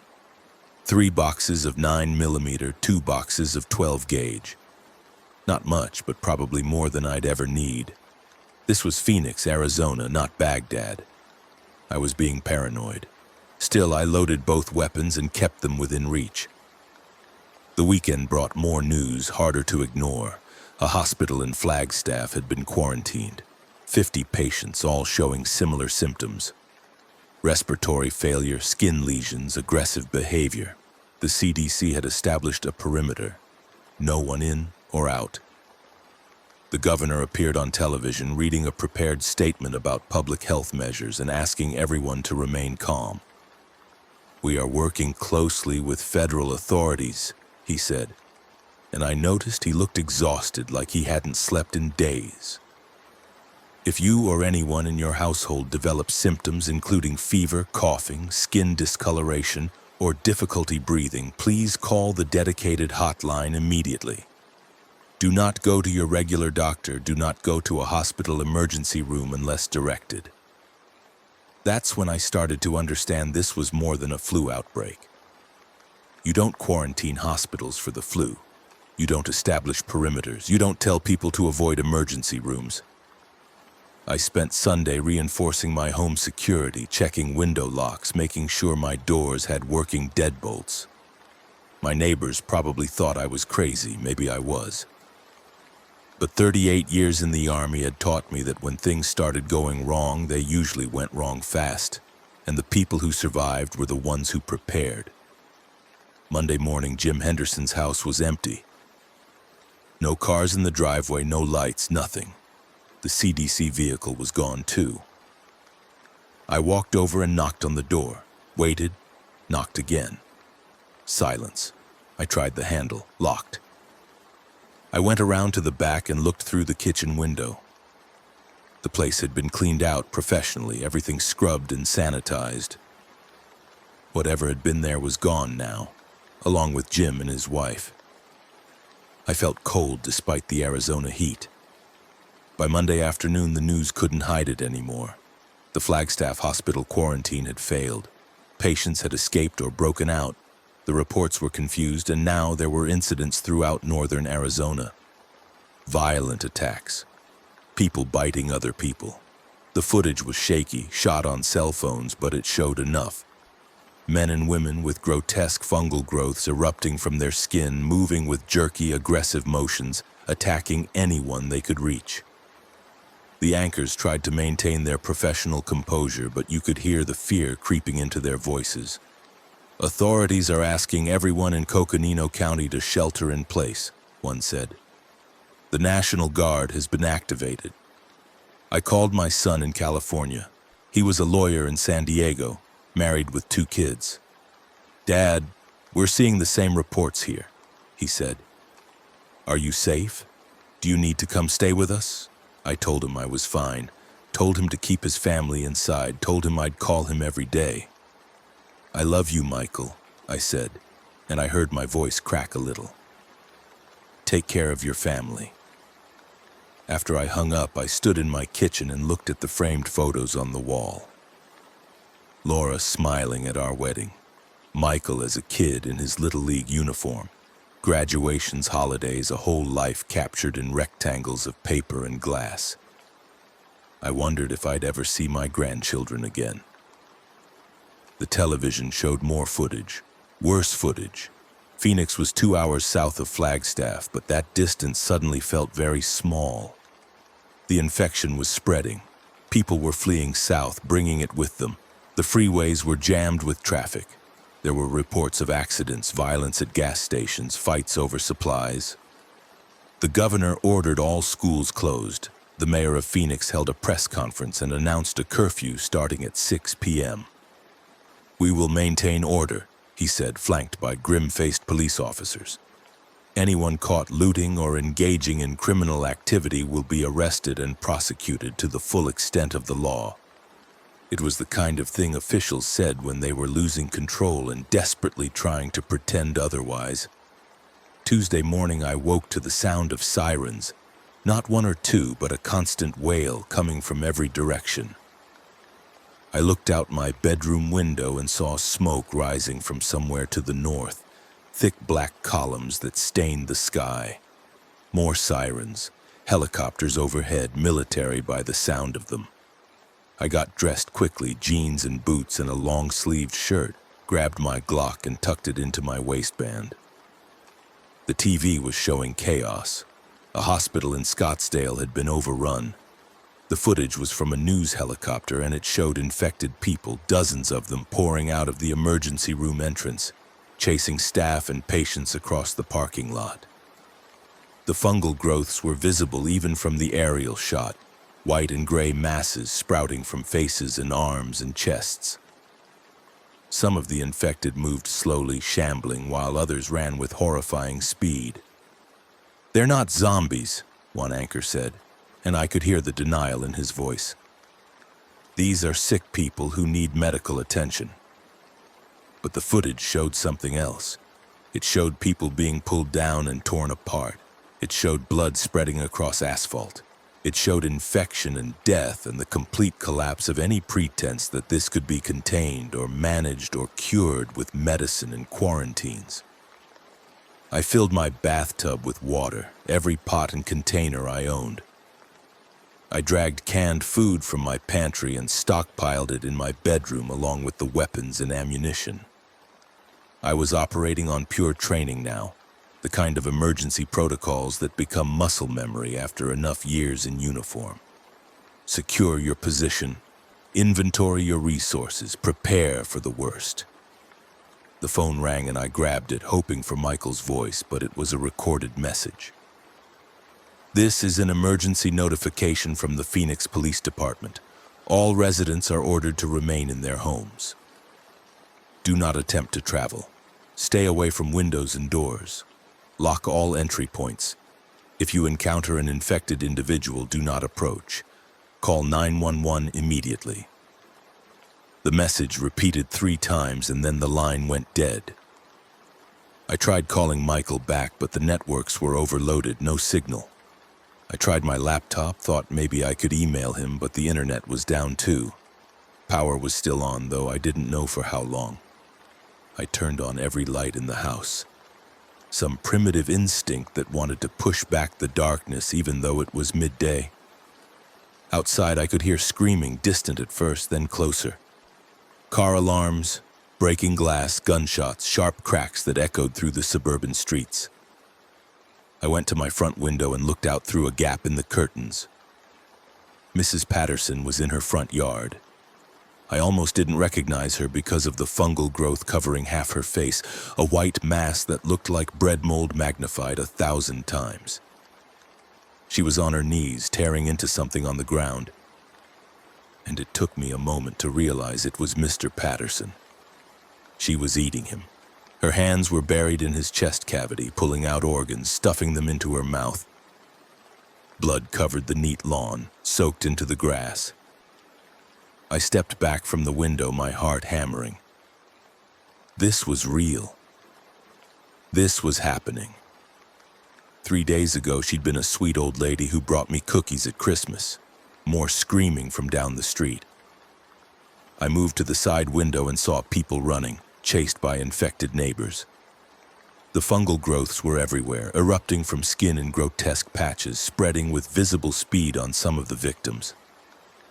A man I recognized from the HOA meeting stumbled past my house, clutching his arm where a chunk of flesh had been torn away. He was crying, calling for help, and then he collapsed on the sidewalk 20 feet from my driveway. I watched as the infection spread across his body, white tendrils creeping through his veins, visible under his skin. Within minutes, he was twitching, convulsing, and then he stood up. No longer human, no longer sane, just another infected thing looking for prey. I backed away from the window and sat on my couch, the Glock heavy in my hand. My military training had prepared me for combat, for violence, for death, but this was different. This was biology weaponized beyond anything I'd seen. This was civilization collapsing in real time. I thought about the news report from last week, the security breach at the research facility in Flagstaff.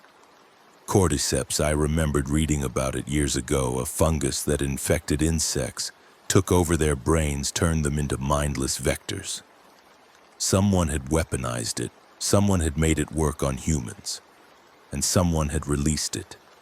The name hit me like a punch to the gut. Victor Hayes. General Victor Hayes, though he'd been stripped of that rank 3 years ago. We'd served together once upon a time, back when we were both young officers full of idealism and certainty. He'd been brilliant, creative, always pushing boundaries, always questioning doctrine. But somewhere along the way, he'd crossed lines, started advocating for biological weapons research, argued that the future of warfare wasn't bullets and bombs, but pathogens and plagues.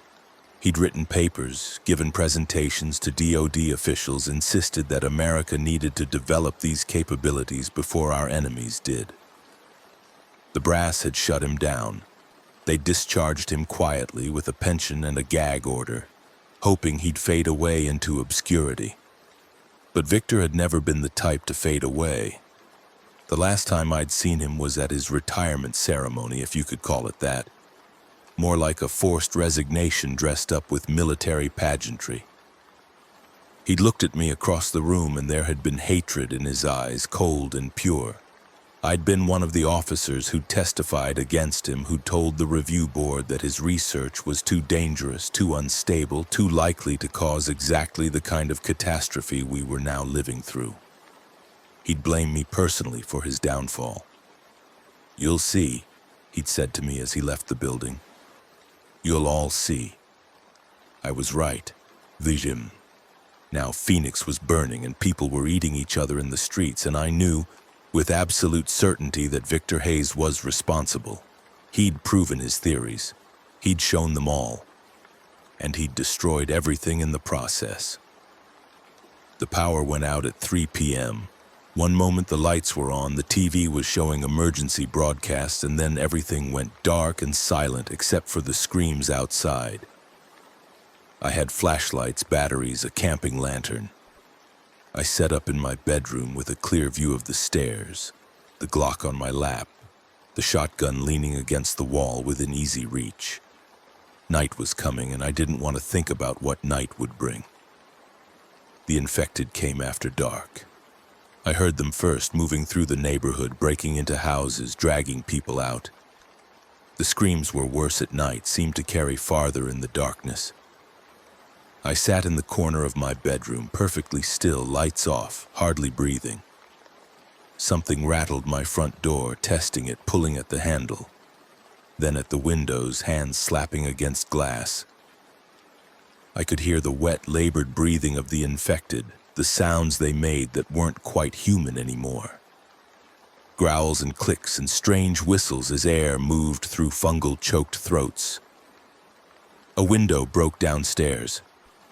I heard glass shattering, heard something climbing through, footsteps in my living room, slow and dragging. I raised the Glock, aimed at the bedroom door, my finger on the trigger. The footsteps came closer, started up the stairs. I could smell it now, a thick, musty odor like rot and mold. The door was closed but not locked. I watched the handle turn, saw the door swing open slowly. The infected thing that had been Jim Henderson stood in the doorway, illuminated by moonlight from the window. The fungus had consumed most of his face, growing in thick white plates that cracked and oozed. His eyes were still there, but they were empty, just organs that registered light and movement. I shot him 3 times in the head. The noise was deafening in the enclosed space, the muzzle flash blinding. Jim collapsed, finally dead, truly dead. I stayed in position, listening for others, but the house was quiet again. I didn't sleep. I sat there all night, weapon ready, waiting for dawn. Wednesday morning, I knew I couldn't stay in the house. I needed supplies, needed information, needed to find other survivors. The retirement community was a death trap, isolated, cut off from resources. I packed a backpack with food, water, ammunition, first aid supplies. I put on sturdy boots, thick jeans, a leather jacket that might protect against bites. I looked like I was going hiking, not fighting for my life, but it was the best I could do. I cleared Jim's body from the stairs, dragged it outside, tried not to look at what I'd done to someone who'd been my friend. The street was carnage. Bodies everywhere, infected and victims alike. Cars crashed into houses and trees. Fires burning out of control in several homes. The smoke made it hard to see, hard to breathe. I moved carefully, Glock drawn, checking every corner, every shadow. An infected woman lurched out from behind a car, and I shot her without hesitation. 2 more appeared from a house, and I dropped them both. The infection had spread so fast. In less than a week, it had gone from a vague news story to the complete destruction of my neighborhood. I made it to the main road that led out of Desert Vista Estates. A police car was there, abandoned, doors open, blood streaked across the hood. I checked inside and found a shotgun in the trunk, more ammunition, a radio that emitted only static. I took what I could carry and kept moving. The plan, if I had one, was to head for the National Guard Armory downtown. If anywhere was still secure, it would be there. Military installations had protocols for biological threats. They'd have sealed themselves off, established perimeters, maybe even have a cure or a vaccine. The streets of Phoenix looked like a war zone. Abandoned cars everywhere, some with bodies still inside. Storefronts smashed and looted. Fires sending up pillars of smoke that merged into a gray haze that blocked the sun. And everywhere the infected. They moved in groups sometimes, drawn by noise or movement, attacking anything living. I saw them pull down a dog and devour it in seconds. I saw them chase a young woman until she collapsed from exhaustion, then swarm her. I kept to the alleys and side streets, moving as quietly as possible, only shooting when I had no choice. I found other survivors near a convenience store. 4 people barricaded inside, peering out through broken windows. A middle-aged man with a baseball bat. 2 women, 1 young and 1 older. A teenage boy with a kitchen knife. They looked terrified, barely holding it together. "Are you military?" the man asked when he saw me. "Former," I said. "Army, Colonel Samuel Grant." He relaxed slightly. "Thank God. I'm Robert Chen. This is my wife, Linda, my son, Jake. This is Amanda. We found her hiding in the back room." I looked at Amanda. She was maybe 25, thin, with scared eyes. "We need to get out of here," she said. "This place won't hold." She was right. The store's windows were already broken and the infected were drawn to any sign of life. We had maybe an hour before they surrounded us completely. "The National Guard Armory," I said. "Downtown. If anywhere is secure, it's there." Robert nodded. "We don't have much in the way of weapons." I looked at their baseball bat and kitchen knife. "We'll have to be smart. Stay quiet.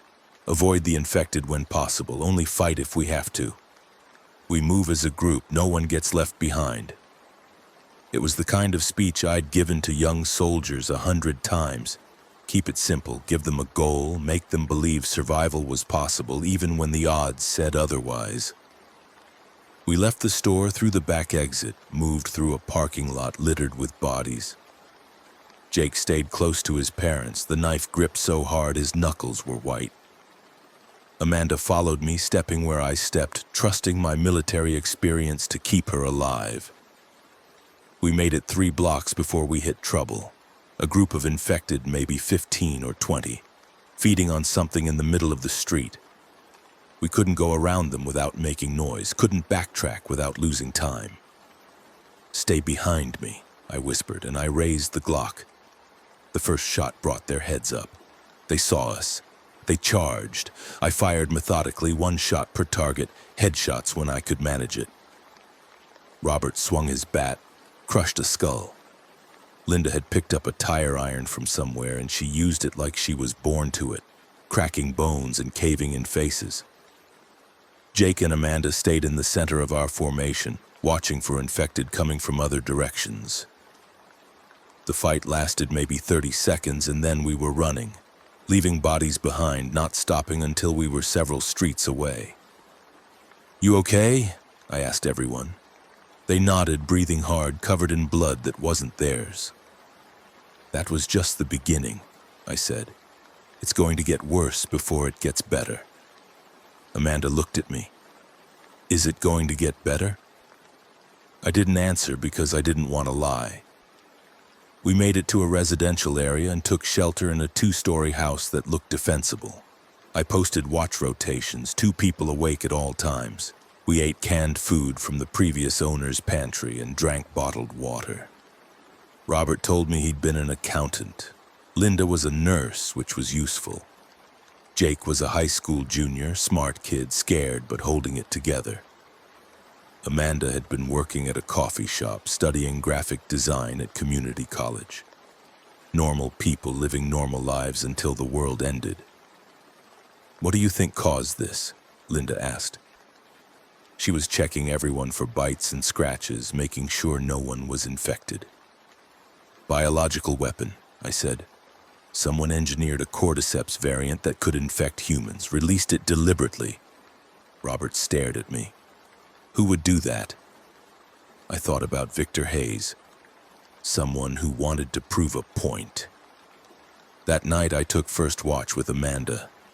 We sat by a 2nd-floor window watching the street below.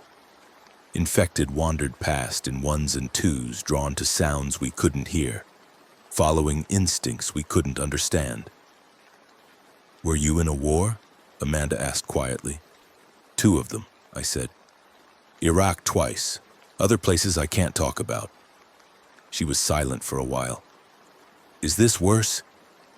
I thought about IEDs and firefights and the constant threat of death in a combat zone. "This is different. In a war, you know who the enemy is. You know what they want. This is just destruction for its own sake." Thursday morning, we continued toward the armory. The city was getting worse by the hour. More fires, more bodies, more infected. We saw other survivors occasionally, desperate people with weapons and wild eyes, but we didn't approach them and they didn't approach us. Trust was a luxury no one could afford. We passed a school that had been turned into an emergency shelter. It was overrun now, the doors broken open, the hallways filled with bodies, children's bodies. I had to look away. Jake threw up in an alley and his mother held him while he sobbed. "I want to go home," he said. And Linda's face broke my heart because she couldn't promise him that. Home was gone. The life they'd known was gone. All that was left was survival, 1 hour at a time, and even that wasn't guaranteed. We reached the armory around noon. It was a fortress, concrete walls topped with razor wire, guard towers that should have been manned but weren't. The main gate was closed and locked, but I could see bodies inside the perimeter, soldiers in uniform, dead or infected. "They didn't make it," Robert said, and I heard the despair in his voice. "Where do we go now?" I looked at the city burning around us, at the smoke and the screams and the infected filling every street. We find another shelter. We keep moving. We stay alive. But Amanda was looking at something else. "There," she pointed to a building across from the armory, an office complex with a parking garage underneath. We could get up high, see the whole area, figure out our next move. It made sense. High ground was defensible, and from the upper floors we could spot other survivors, other safe zones, maybe even see military rescue efforts if they existed. We made our way to the building, fought through a small group of infected in the lobby, barricaded ourselves on the 8th floor. The view from the windows was apocalyptic. Phoenix stretched out in every direction and it was dying. Fires everywhere, streets choked with abandoned vehicles, infected swarming through neighborhoods like ants. No military presence that I could see. No evacuation zones. No rescue helicopters. Either the government had given up on Phoenix or they were overwhelmed everywhere. "Look," Jake said, pointing to the north. There was a convoy of military vehicles moving along a freeway heading away from the city. They weren't coming to save us. They were leaving. "Bastards," Robert spat. I understood the sentiment, but I also understood the military's logic. Phoenix was lost. The infection couldn't be contained here. Better to establish a perimeter farther out, try to save other cities, sacrifice this one. Cold calculus, but that's how these decisions were made. We stayed in the office building for 2 days, found more survivors on other floors. An elderly couple named Harold and Grace who'd been hiding in a conference room. A security guard named Marcus who had a handgun with 5 bullets left. A woman named Sarah who'd worked in the building and knew where all the emergency supplies were kept. We formed a small community, pooling resources, taking turns on watch, trying to maintain some semblance of civilization even as the world collapsed around us. Marcus told us about broadcast he'd heard on a battery-powered radio before the signal died. They're saying it started in Flagstaff, some kind of lab accident, but that doesn't make sense because Flagstaff doesn't have any bioweapon facilities. I thought about the research facility mentioned in the early news reports. "It wasn't an accident," I said. "This was deliberate." "How do you know?" Sarah asked. I told them about Victor Hayes, about his obsession with biological weapons, about his discharge from the military, about the hatred in his eyes when he'd left. "He did this," I said. "He released the cordyceps to prove he was right." Robert looked sick. "One man did all this? Killed millions of people to prove a point?" I nodded. "Some men would rather burn the world than admit they were wrong." That night the infected found us. They'd been drawn by our noise, our lights, the concentration of living bodies in one location. They came up the stairwells in a tide, hundreds of them, more than we could possibly fight. We fell back to the roof, the only place left to go. Harold and Grace didn't make it. I saw them pulled down by a mass of infected bodies, heard Grace's last scream cut off abruptly. Marcus emptied his gun into the crowd and then went down fighting with his bare hands. We barricaded the roof access door, but it wouldn't hold for long. "We're trapped," Linda said, and she was right. 8 stories up with nowhere to go and an army of infected trying to break through the door. Jake was crying, not trying to hide it anymore. Amanda was checking her pockets for anything useful, her hands shaking. Robert just stood there, defeated.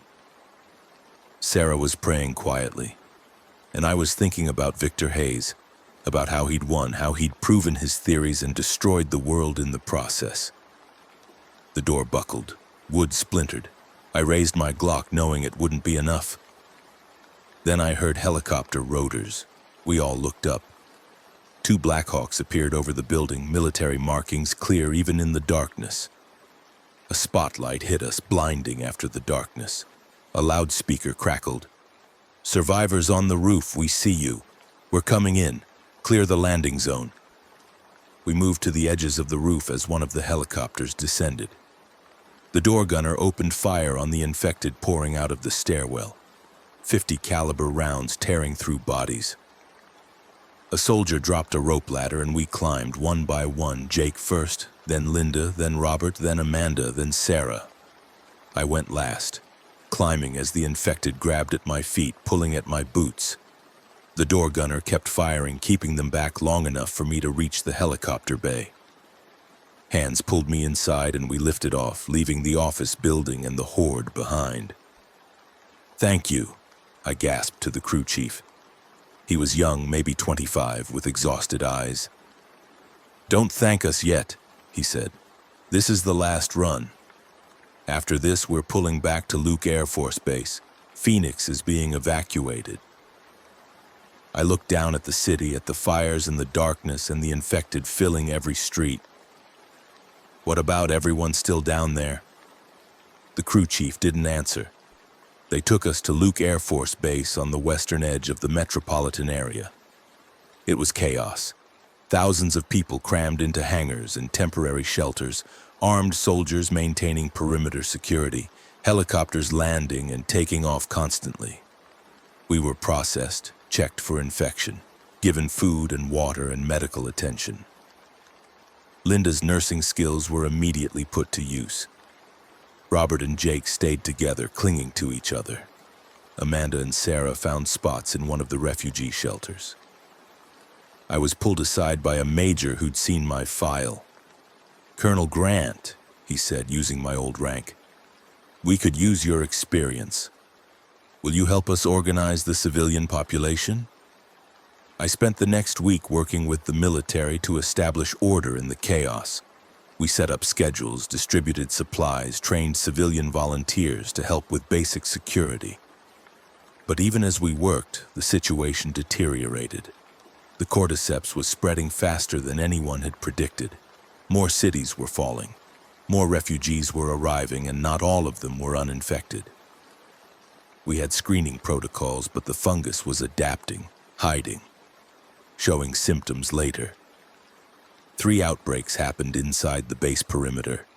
Each time we contained them, but each time we lost people. The worst part was the news from other parts of the country. The infection had reached Las Vegas, Albuquerque, Los Angeles. The initial release in Flagstaff had been just the beginning. There were reports of simultaneous outbreaks in other states, other countries.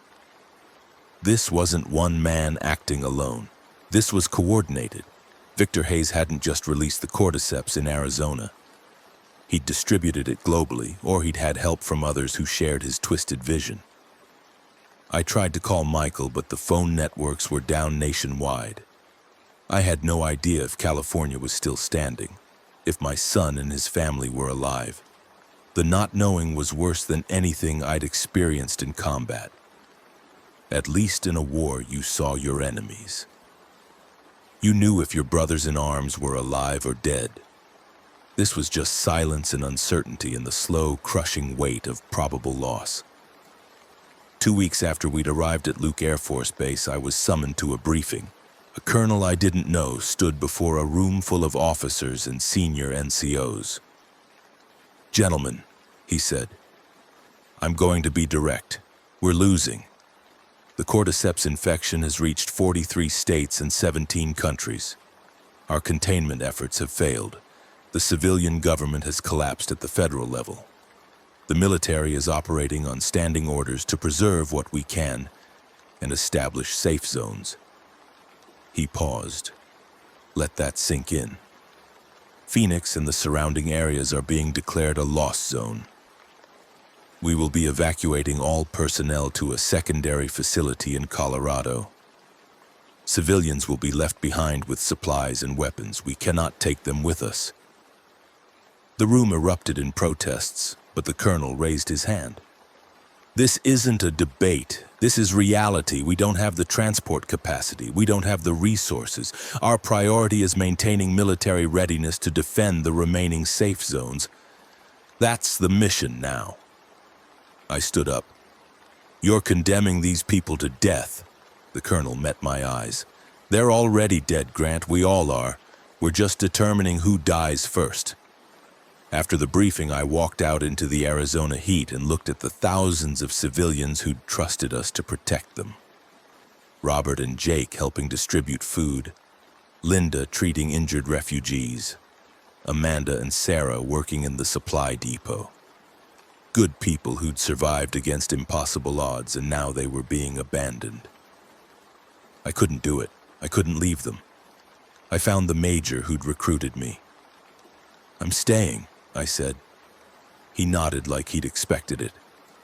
A lot of guys are making that choice. The colonel won't stop you. Frankly, he's relieved. Less guilt to carry to Colorado. He shook my hand. Good luck, Grant. You're going to need it. The military pulled out over the course of 3 days. They left weapons, ammunition, food, medical supplies. They left vehicles and fuel. But they took all their trained personnel except for the volunteers who stayed behind. I was one of 50 soldiers and former soldiers who chose to remain with the civilians. We organized them into security teams, established guard rotations, tried to maintain some kind of order. But we all knew we were just delaying the inevitable. The cordyceps kept spreading. Our secure perimeter kept shrinking. We lost the outer buildings, then the secondary hangars, then the main runway. We fell back to a core area around the command center and held that as long as we could. Food ran low. Ammunition ran lower. People started making desperate choices. Some tried to flee into the desert. Most of them died. Some chose suicide rather than infection. I stopped judging them for it. It was during one of our supply runs that I found the evidence.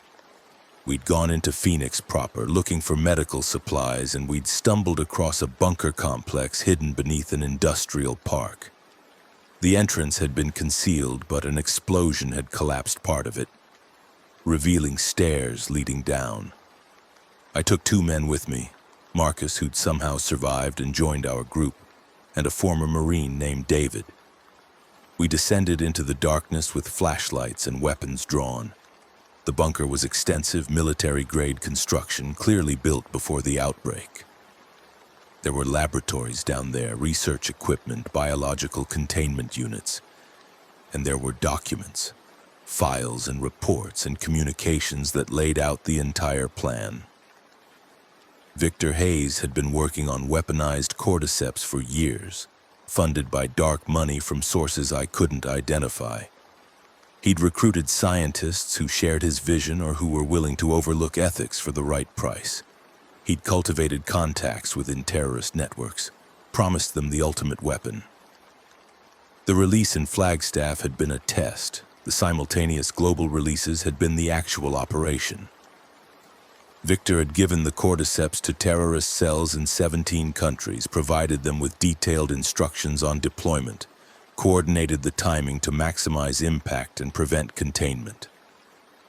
He'd engineered the apocalypse with the precision of a military operation, and he documented it all, kept records, probably for posterity or his own ego. There were communications between Victor and his operatives.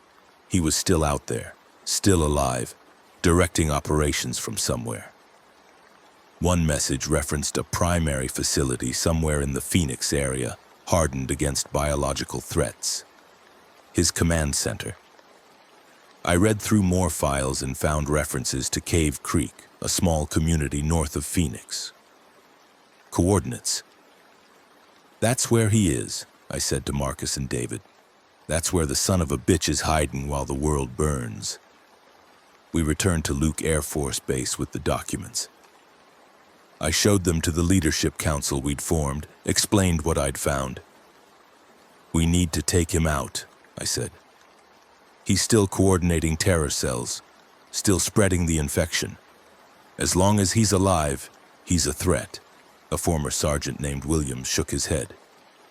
"We're barely holding this position. We can't spare people for a revenge mission." I looked at him hard. "It's not revenge. It's eliminating an enemy combatant. This is military necessity." In the end, 5 of us volunteered.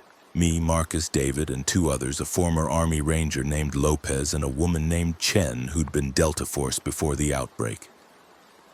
We took weapons, explosives, enough supplies for a week. Robert tried to talk me out of it. "You're needed here," he said. I put my hand on his shoulder. "If I don't stop Hayes, there won't be a here much longer. He's still working, still planning, still killing. I can't let that stand." We left before dawn, driving 2 vehicles north toward Cave Creek. The roads were choked with abandoned cars and infected, but we had enough ammunition and enough determination to force our way through. The Arizona desert stretched out around us, beautiful and deadly, indifferent to human suffering. We saw other survivors occasionally, small groups trying to make it to imagined safe zones that probably didn't exist. We didn't stop to help them. Couldn't stop. Our mission was too important. Cave Creek had been a nice little town before the outbreak, the kind of place retirees went for the peace and quiet. Now it was another circle of hell. The infected had taken over completely. We had to abandon the vehicles a mile out and go in on foot, moving silently, avoiding contact whenever possible.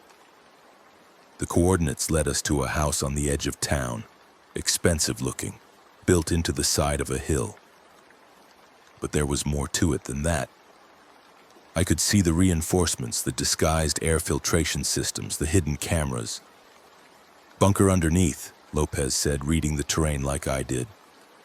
"Probably goes down 3 or 4 levels, military-grade construction." We circled the property looking for weaknesses. The main entrance was too obvious, too well defended. But there was a ventilation shaft on the north side, poorly concealed. Chen could fit through it if we removed the grate. "I'll go in. Unlock the door from inside," she said. "Give me 10 minutes."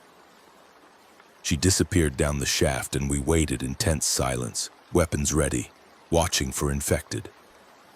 9 minutes later, the back door opened and Chen emerged, blood on her hands. 2 guards inside, they're dead. We moved quickly into the house, cleared the rooms, found the bunker entrance hidden behind a false wall in the basement. Steel door, electronic lock, but Chen had taken a key card from one of the guards. The bunker was everything I'd expected. Clean, climate-controlled, stockpiled with supplies, living quarters, laboratories, command center with banks of computers. And there, in the command center, was Victor Hayes. He looked older than I remembered, thinner, but his eyes still held that same cold certainty. He was wearing a military uniform, his old general's stars restored by his own authority. He didn't seem surprised to see us.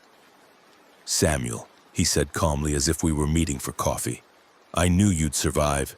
You were always the best of us." I raised my Glock, aimed it at his chest. "You did this. You killed billions of people," he smiled. "I saved humanity. You just can't see it yet." Marcus moved to shoot him, but I held up my hand. I needed to understand. I needed to know why. "Explain it to me, Victor," I said. "Explain how genocide saves humanity." He stood up, walked to a large display screen showing news feeds from around the world.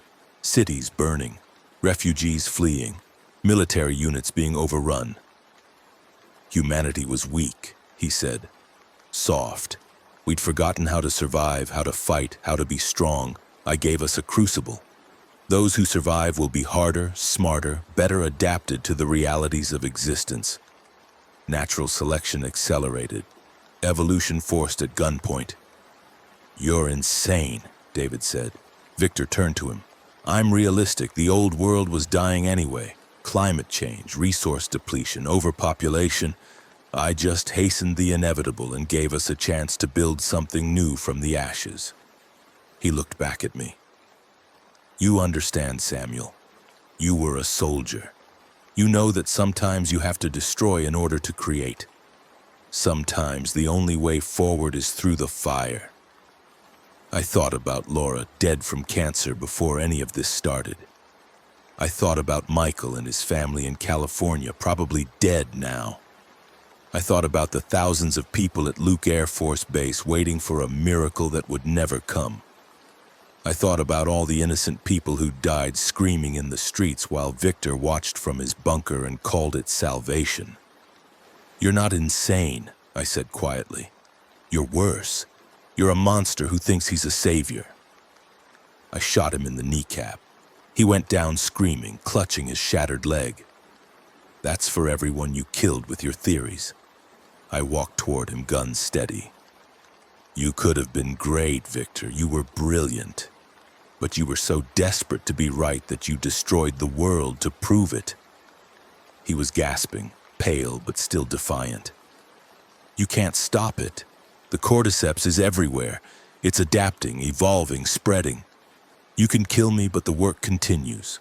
I have operatives, cells, labs. The infection will reach every corner of the planet." I looked down at him. "I know. That's why your death won't change anything. This isn't about stopping the infection. This is about making sure you don't get to see your new world." I holstered my Glock and grabbed him by the collar, lifted him up.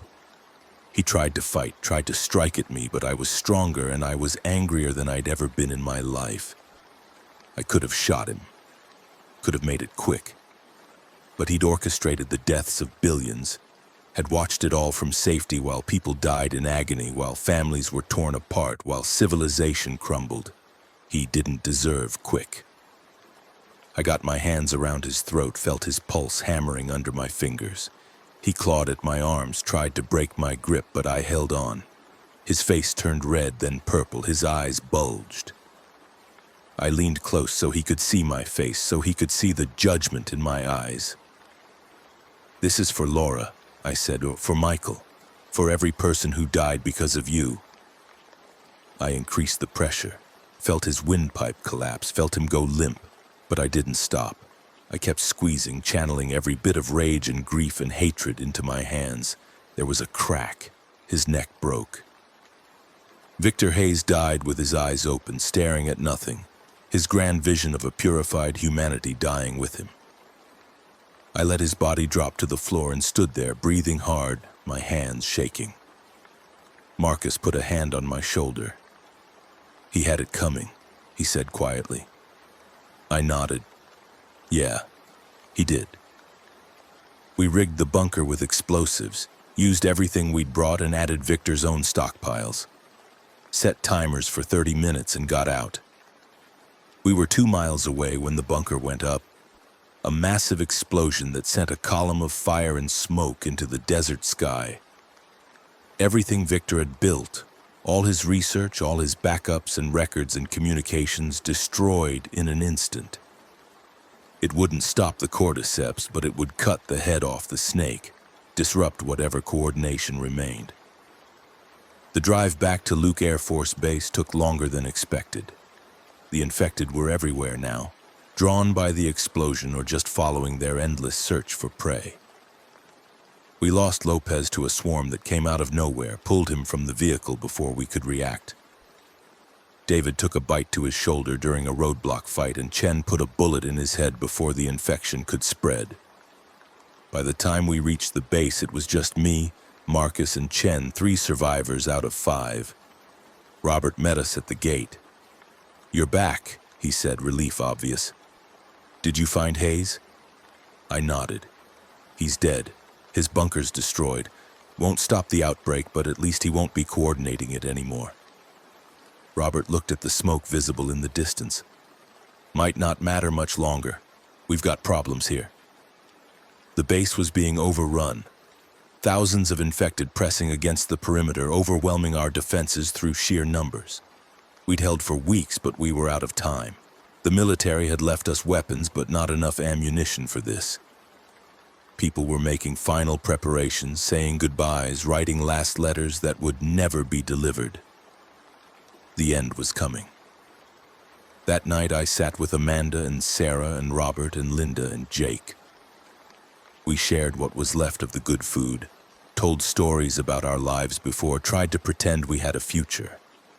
If we make it through this, Jake said, and Linda touched his face. When we make it through this, she corrected, even though we all knew it was a lie. But it was a kind lie, the kind of lie that let us sleep that night, that let us face the next day. The next day, the government made their final decision. We heard it on the emergency broadcast, the frequency that had been silent for days suddenly crackling to life. This is a message to any remaining personnel in the Phoenix metropolitan area. At 1400 hours today, a nuclear device will be detonated over downtown Phoenix. The blast radius will extend approximately 15 miles. All personnel are advised to evacuate to minimum safe distance immediately. This message will repeat.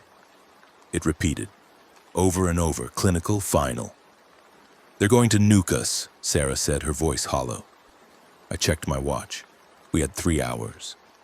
Everyone capable of moving, we're evacuating, I announced to the assembled civilians. Grab food, water, weapons. We head east. Get as far from the city as we can in the time we have. Move now. Chaos. Panic. People scrambling for supplies, fighting over vehicles, abandoning those too weak or injured to travel. The base descended into primal survival mode, everyone for themselves. I tried to maintain order, but it was hopeless.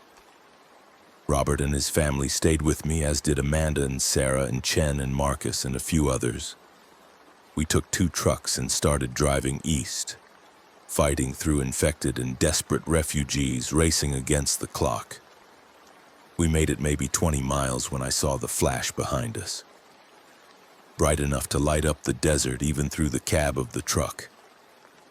Then the shock wave, a wall of superheated air that hit us like a freight train. The truck flipped, rolled, came to rest on its side.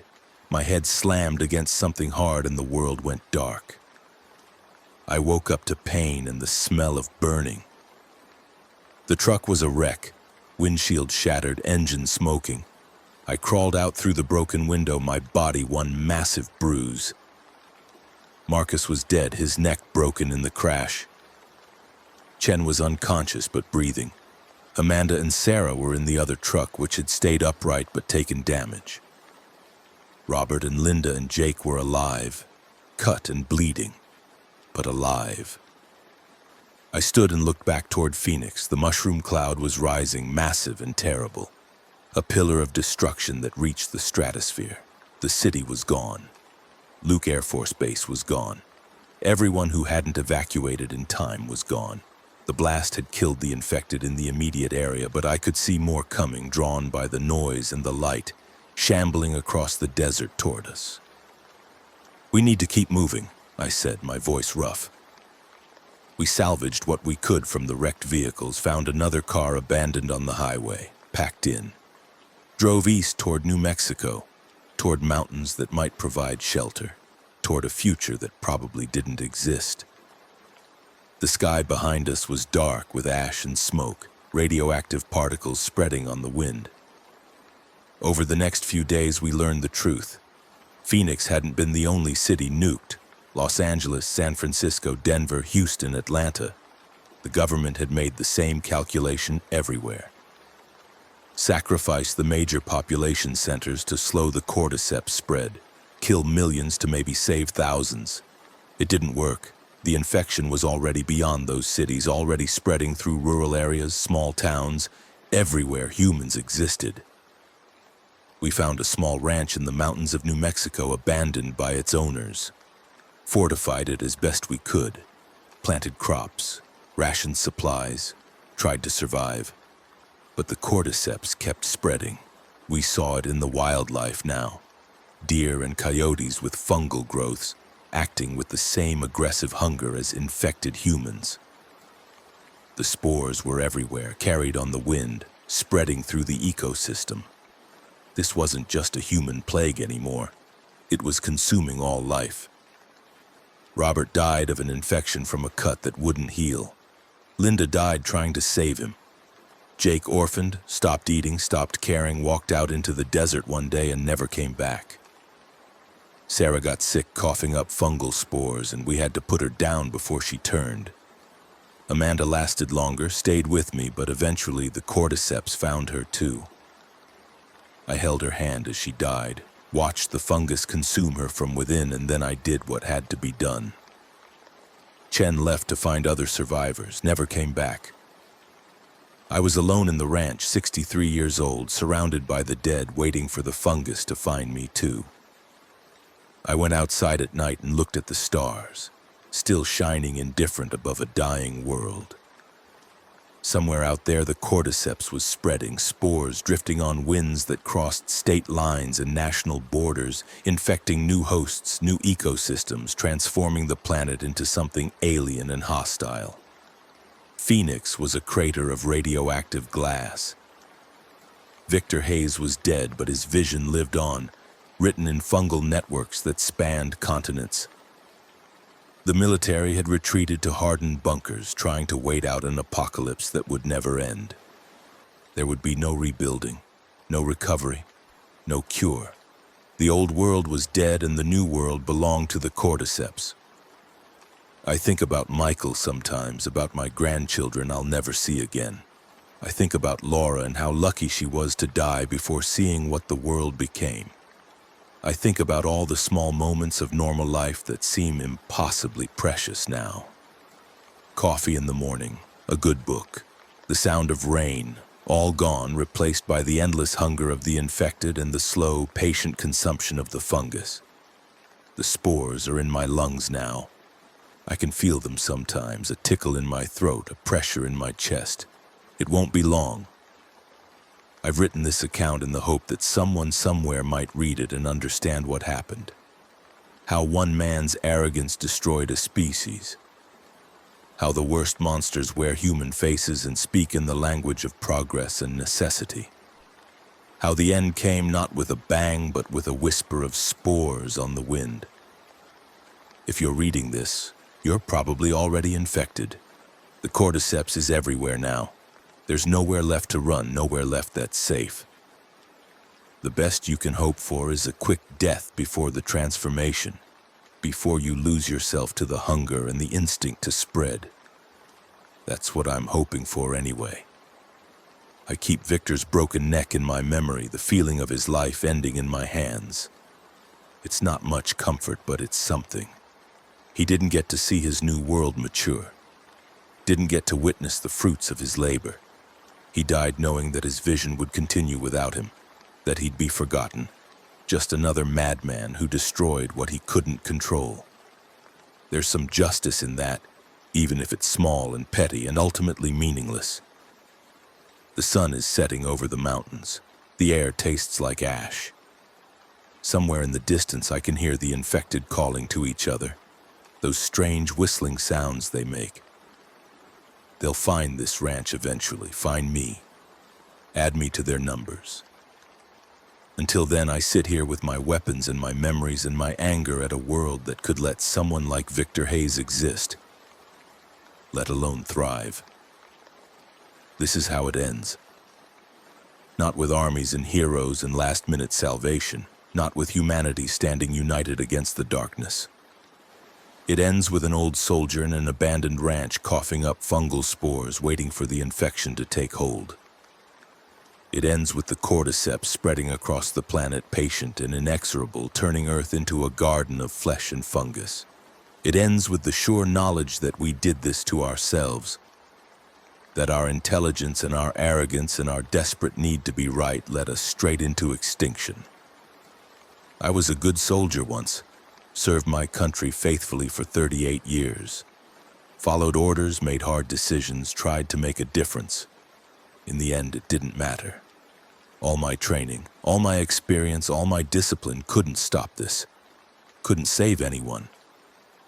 The only thing I managed was revenge, and even that feels hollow now. Victor is dead, but billions of infected carry on his work, spread his creation, fulfill his vision of a world purified through destruction. The fungus is in my brain now.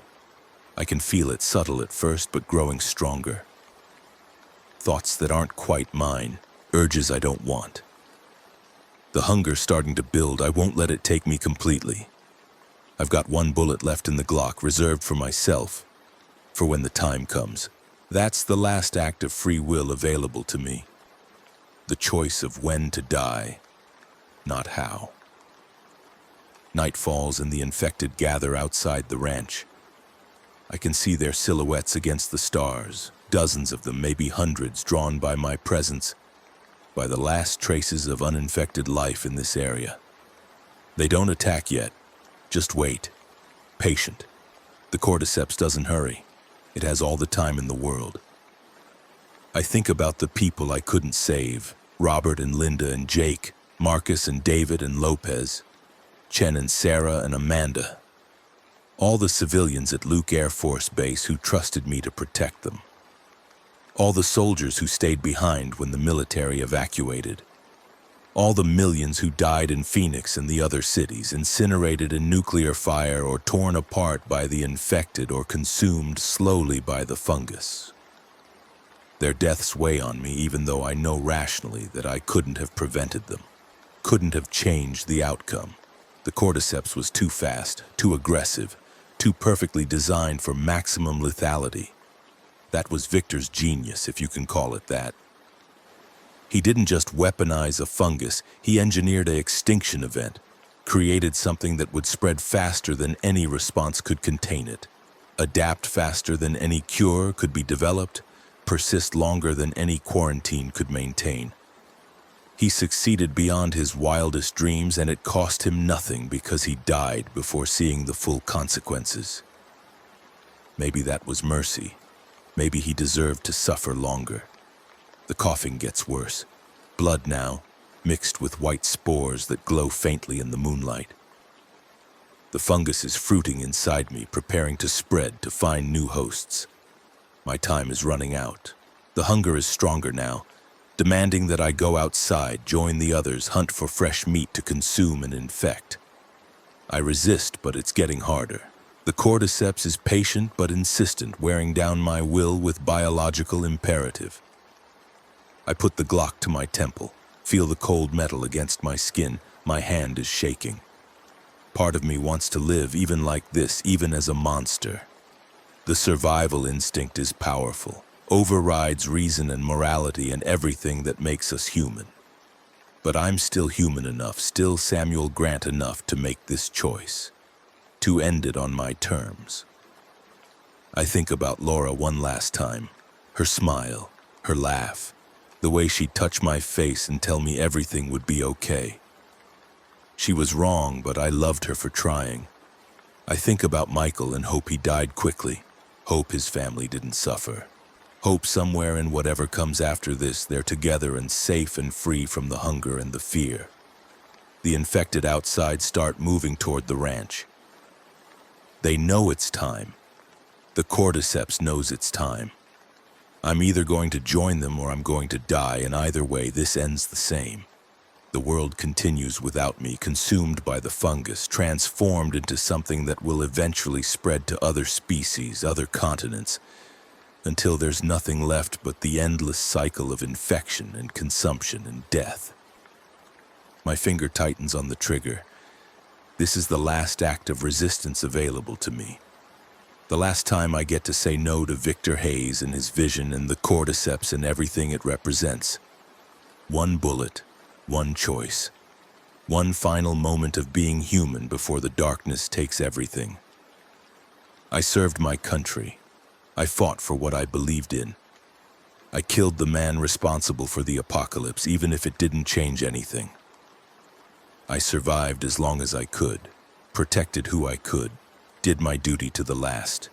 No one will remember, no one will care. The fungus doesn't write histories or build monuments or honor the dead. It just spreads and consumes and continues. The infected break through the door. I hear them coming up the stairs, that wet, labored breathing, that clicking sound they make. My time is up. The choice is now. Live as a monster or die as a man. I chose to be a soldier once, chose to serve, chose to stand against the darkness. Now I choose to end it. Now I choose to deny the cordyceps one more host, one more vector, one more victory. I pull the trigger and the world goes black and silent and still. Somewhere the cordyceps continues its patient work, spreading across the Arizona desert on radioactive winds, finding new hosts in the wildlife and the scattered survivors and the military units that thought their bunkers would protect them. The spores drift on air currents, settle in water supplies, contaminate food sources. The infection spreads through New Mexico and Texas and California and Mexico and beyond, patient and inexorable, consuming everything in its path. Phoenix is a crater, radioactive and dead. But the cordyceps doesn't need cities. It thrives in ruins, it grows in corpses, it spreads through the very air that all living things must breathe. Victor Hayes created the perfect weapon and then lost control of it. And now it rewrites the world in its own image, a world of fungus and flesh and hunger without end. This is how humanity dies, not fighting, not united, not noble. We die scattered and afraid, infected and alone, one by one until there's no one left. We die knowing that we did this to ourselves, that our intelligence wasn't wisdom and our power wasn't control and our certainty wasn't truth. We die in the ruins of our cities, in the ashes of our civilization, consumed by a microscopic organism we thought we could weaponize and dominate. The cordyceps spreads, the infected multiply, the world transforms, and somewhere in the darkness, if any consciousness remains in the networked fungus, perhaps it remembers the man who gave it life. Perhaps it carries some echo of Victor Hayes' vision, his certainty, his absolute conviction that destruction was salvation. Perhaps the cordyceps is the future he imagined, a world purified of weakness, where only the most adaptable survive, where evolution accelerates through fire and blood.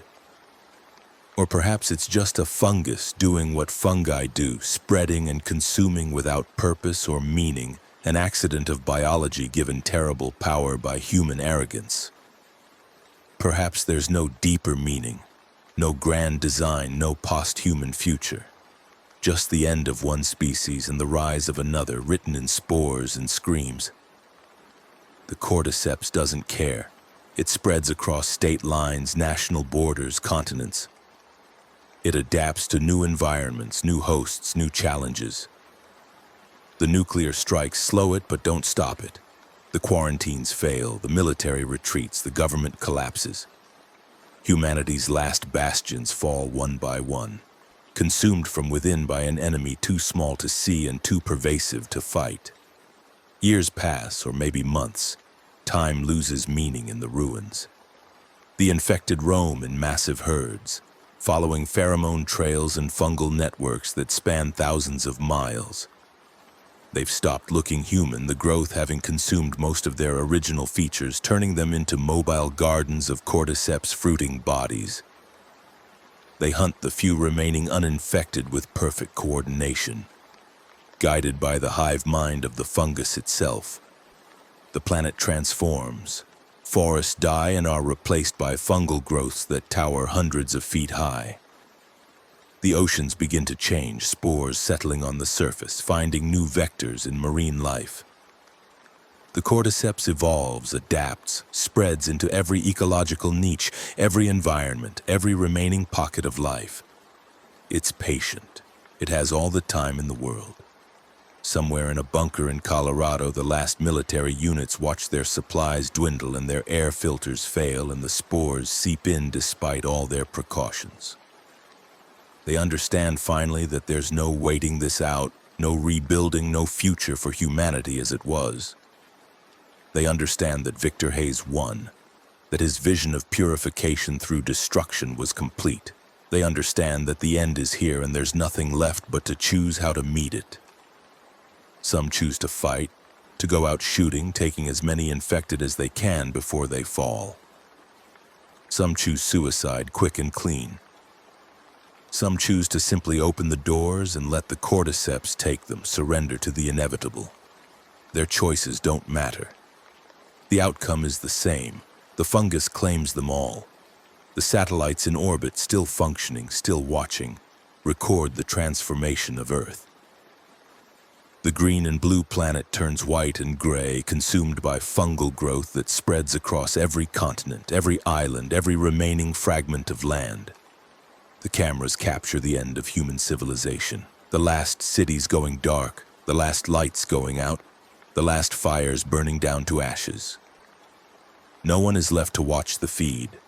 No one is left to analyze the data.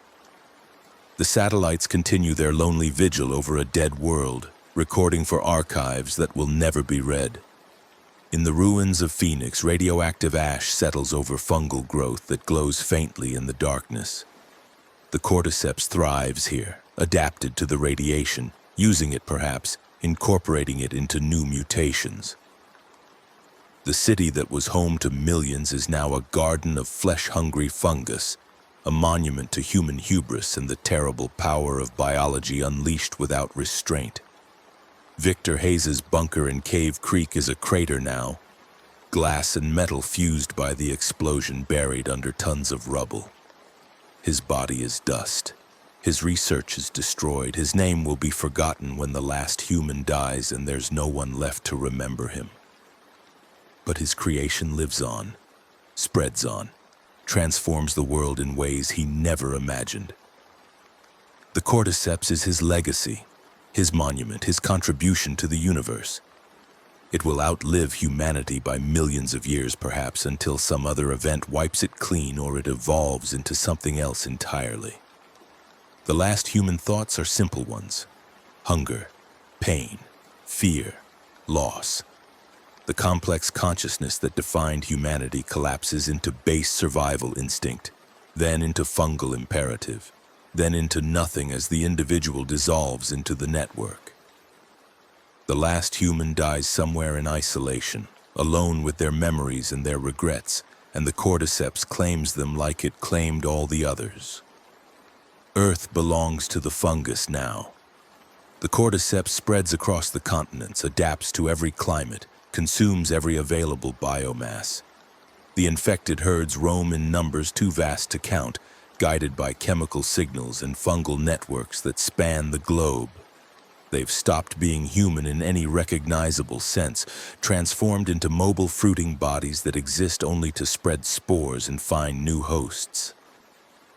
The fungus has won completely, totally, finally. Time passes and the cordyceps continues its patient work, breaking down the remnants of human civilization, consuming the bodies and the buildings and the books and the art and everything that humanity created. The libraries rot, the museums collapse, the monuments crumble. Within a century, there will be no evidence that humanity ever existed except for some plastic and metal artifacts that the fungus can't consume, scattered among the growth like strange seeds that will never sprout. The infection that started in a lab in Flagstaff, weaponized by a madman released by terrorists, has consumed an entire species and transformed a planet. The cordyceps that was meant to be a weapon has become an ecosystem, self-sustaining, self-propagating, dominant. It fills every niche that humanity once occupied and many that humanity never reached, spreading through soil and water and air, touching everything, consuming everything, transforming everything. This is the end, not dramatic, not sudden, not complete in any single moment. The end is a process, slow and thorough, measured in generations of fungal growth and the steady extinction of all mammalian life.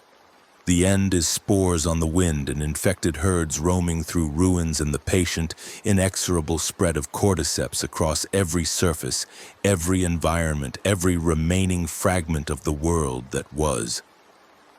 Samuel Grant is dead, his body consumed by the fungus he tried to resist, his consciousness scattered into the network or simply gone. His story ends here in an abandoned ranch in New Mexico, his last act of defiance a bullet through his own brain. He killed Victor Hayes, but it changed nothing. He survived as long as he could, but it wasn't long enough. He tried to protect people, but they all died anyway. His life, like all human lives, ends in failure and consumption and the triumph of the cordyceps. The fungus doesn't mourn, doesn't celebrate, doesn't feel or think or remember. It simply spreads, driven by biological imperatives too fundamental to be called desire or purpose.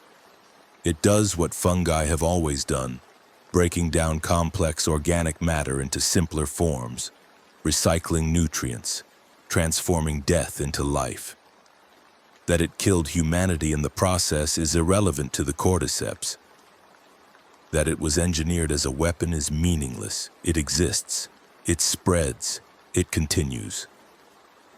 Somewhere in the ruins of Phoenix, where the nuclear blast created a crater of glass and ash, the cordyceps grows in strange new forms, adapted to high radiation, perhaps even thriving on it. The spores glow faintly as they drift on contaminated winds spreading east and west and south, finding new hosts in the desert wildlife, the scattered survivors, the remnants of civilization. The radioactive zone that was meant to contain the infection instead becomes a breeding ground for new variants, more adapted, more aggressive, more successful. The cordyceps continues its transformation of Earth, patient and relentless, consuming the past and building a future that has no place for human consciousness or human concerns. The infected roam in their millions shambling gardens of fungus that were once people, once individuals, once beings with names and memories and loves and fears. All of that is gone now, consumed by the growth, replaced by simple biological imperative. Hunt, feed, spread, continue. This is how the world ends, not with nuclear fire or divine judgment or cosmic catastrophe, but with a fungus doing what evolution designed it to do: spread and consume and persist. This is how humanity's story concludes, not with achievement or transcendence or redemption, but with infection and transformation and the slow, patient work of decomposition. This is the legacy of Victor Hayes and everyone who enabled him, everyone who looked at biological weapons and saw progress instead of apocalypse. The cordyceps spreads. The world transforms. The last traces of human civilization fade into ruins and memory and finally into nothing. And above it all, the stars continue to shine, indifferent and eternal, looking down on a planet that no longer hosts the species that once gazed back and wondered about their place in the universe. That place is gone now, consumed by fungus, replaced by new forms of life that know nothing of art or science or love or any of the things that made humanity human. This is the end, final and complete and irreversible. The cordyceps has won. Humanity is extinct. The world belongs to the fungus now and will for millions of years to come, until some other force changes the equation, or the sun expands and burns everything clean. Until then, the cordyceps spreads and grows and consumes, patient and relentless, the ultimate victor in a war it never chose to fight but won completely. Samuel Grant's last thought before the bullet was of Laura and Michael and all the small moments of peace he'd known before the world ended. That thought is gone now. Scattered neurons consumed by fungal growth, the last traces of his consciousness dissolved into the network or simply ceased to exist. His story, like all human stories, ends in silence and darkness and the patient, terrible triumph of the cordyceps over everything humanity ever was or hoped to be. The infection spreads across the planet, borne on winds that cross oceans, seeping into water that flows between continents, riding on animals that migrate across hemispheres. There is no escape, no sanctuary, no place left untouched by the cordyceps. Every ecosystem falls, every species succumbs. The transformation is total and final, written in fungal networks that span the globe and penetrate deep into the earth and rise high into the atmosphere. The last light of human consciousness flickers and dies somewhere in a bunker or a ruin or an isolated shelter, and the darkness of the cordyceps fills the space it leaves behind. The last question goes unasked. The last prayer goes unspoken. The last hope dies without ceremony or witness. And the fungus continues its work, indifferent to loss or meaning or any of the concepts that defined humanity. This is the world now. Fungus and flesh, hunger and consumption, spores and infected. The cordyceps, supreme and unchallenged, spreading across a planet that will never again host the species that once called it home. This is Victor Hayes's victory, though he didn't live to see it, though his name is already forgotten, though his consciousness ended in my hands in a bunker in Cave Creek. His creation outlives him. His weapon has won the war. His vision of purification through destruction is complete. The radioactive ash from Phoenix drifts across the Arizona desert, settling on fungal growth, mixing with spores, spreading contamination and infection together in a toxic cloud that will persist for decades. The other nuked cities contribute their own ash, their own radiation, their own legacy of desperation and failed containment. The planet's atmosphere changes, becomes thick with spores and particles. Blocks some of the sunlight, cools the surface temperature. The cordyceps adapts to these changes, thrives in them, uses them to spread even faster. Within a few years, there are no mammals left on Earth except the infected, transformed into unrecognizable forms by the fungal growth, their bodies serving as mobile hosts for spore dispersal until they finally collapse and are consumed completely. Within a decade, most complex life is gone, replaced by cordyceps variants adapted to every environment. The oceans change color, become thick with fungal bloom. The forests are replaced by towering spore columns. The grasslands become gardens of flesh and fungus. The transformation is complete. Earth is no longer a planet of diverse life, of ecosystems in balance, of species competing and cooperating in complex webs.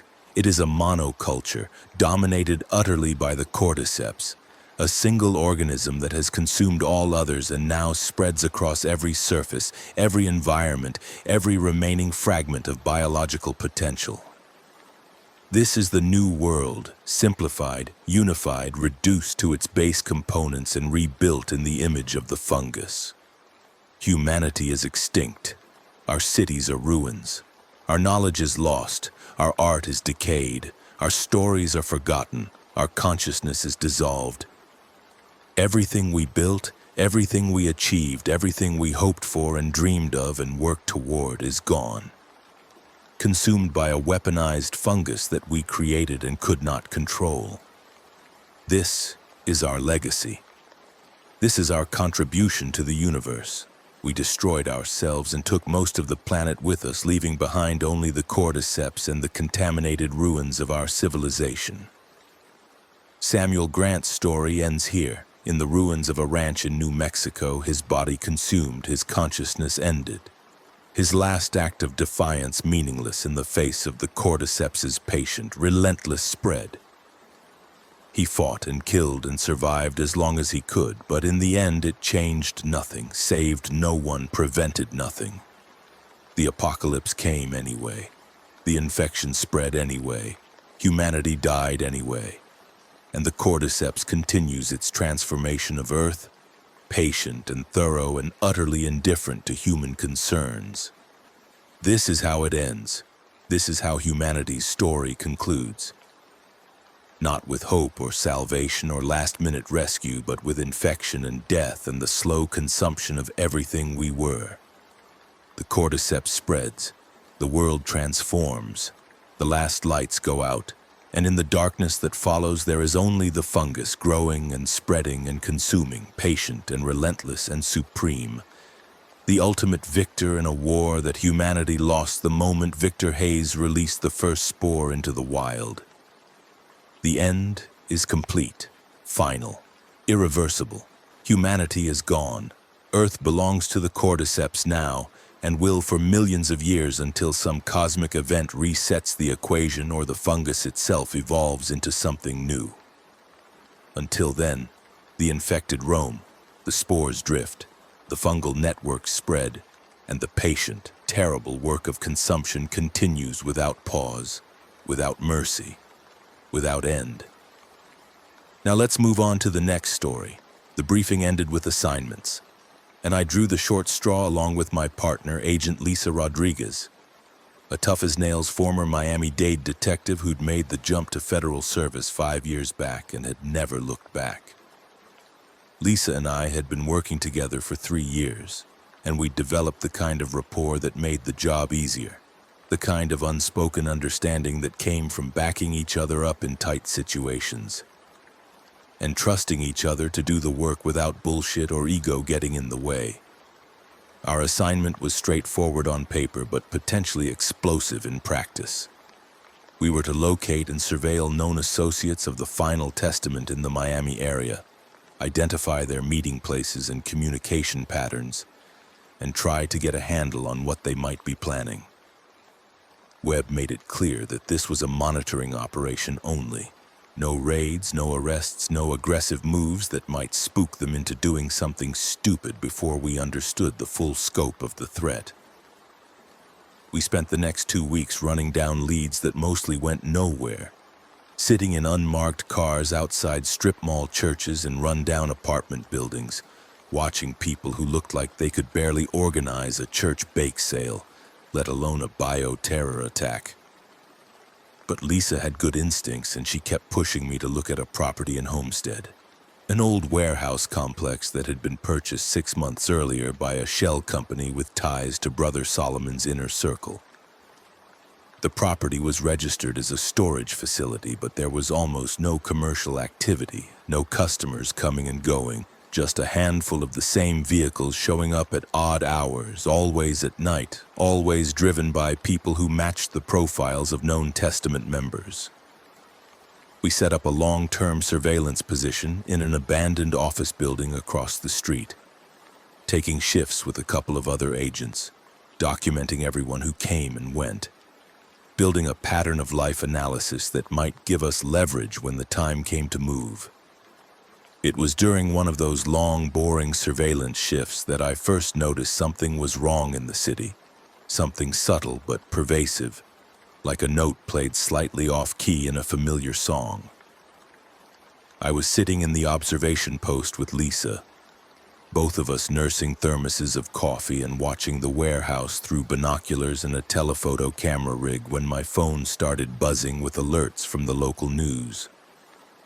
There had been a series of violent incidents across Miami-Dade County over the past 48 hours. Random attacks that didn't fit any clear pattern but shared certain disturbing characteristics. A woman in Overtown had attacked her neighbor with a kitchen knife, biting chunks of flesh from the man's arms and face before police arrived and tased her into submission. A homeless man in downtown Miami had assaulted 3 people in a metro rail station, using his teeth and fingernails to inflict horrific injuries before transit police shot him.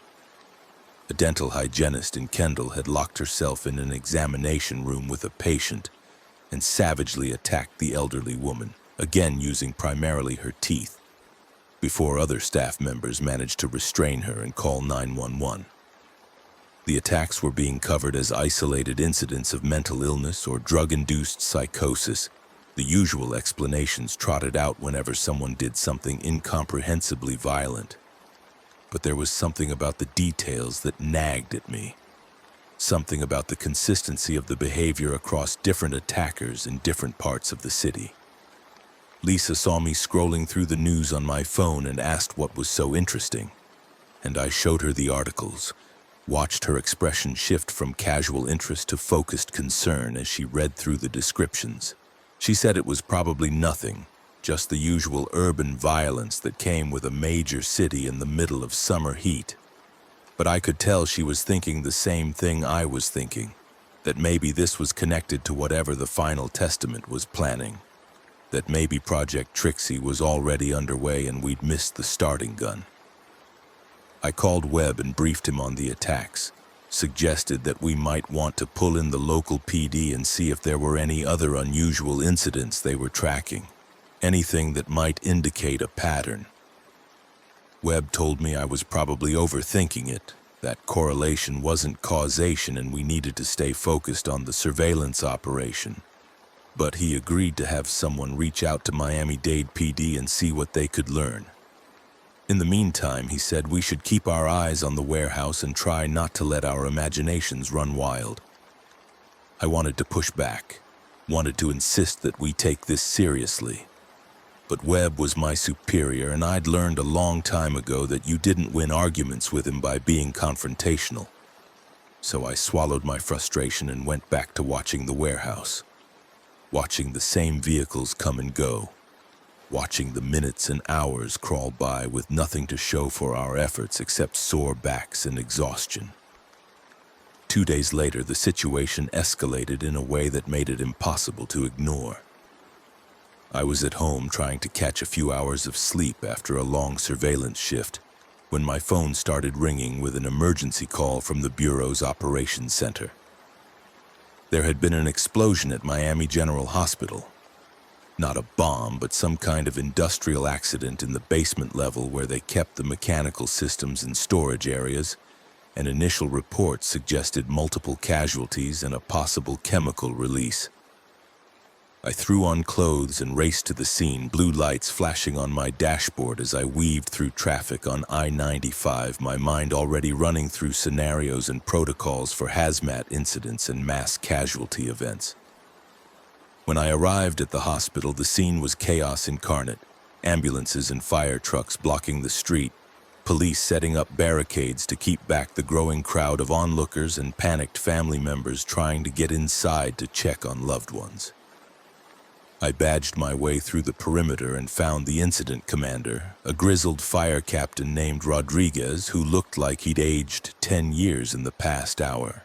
Rodriguez told me they'd evacuated the entire hospital, more than 300 patients and staff, but they were having trouble accounting for everyone who'd been in the basement at the time of the explosion. The initial blast had ruptured water lines and damaged the HVAC system, and now they were dealing with flooding and potential structural instability that made it too dangerous to send recovery teams into the affected areas.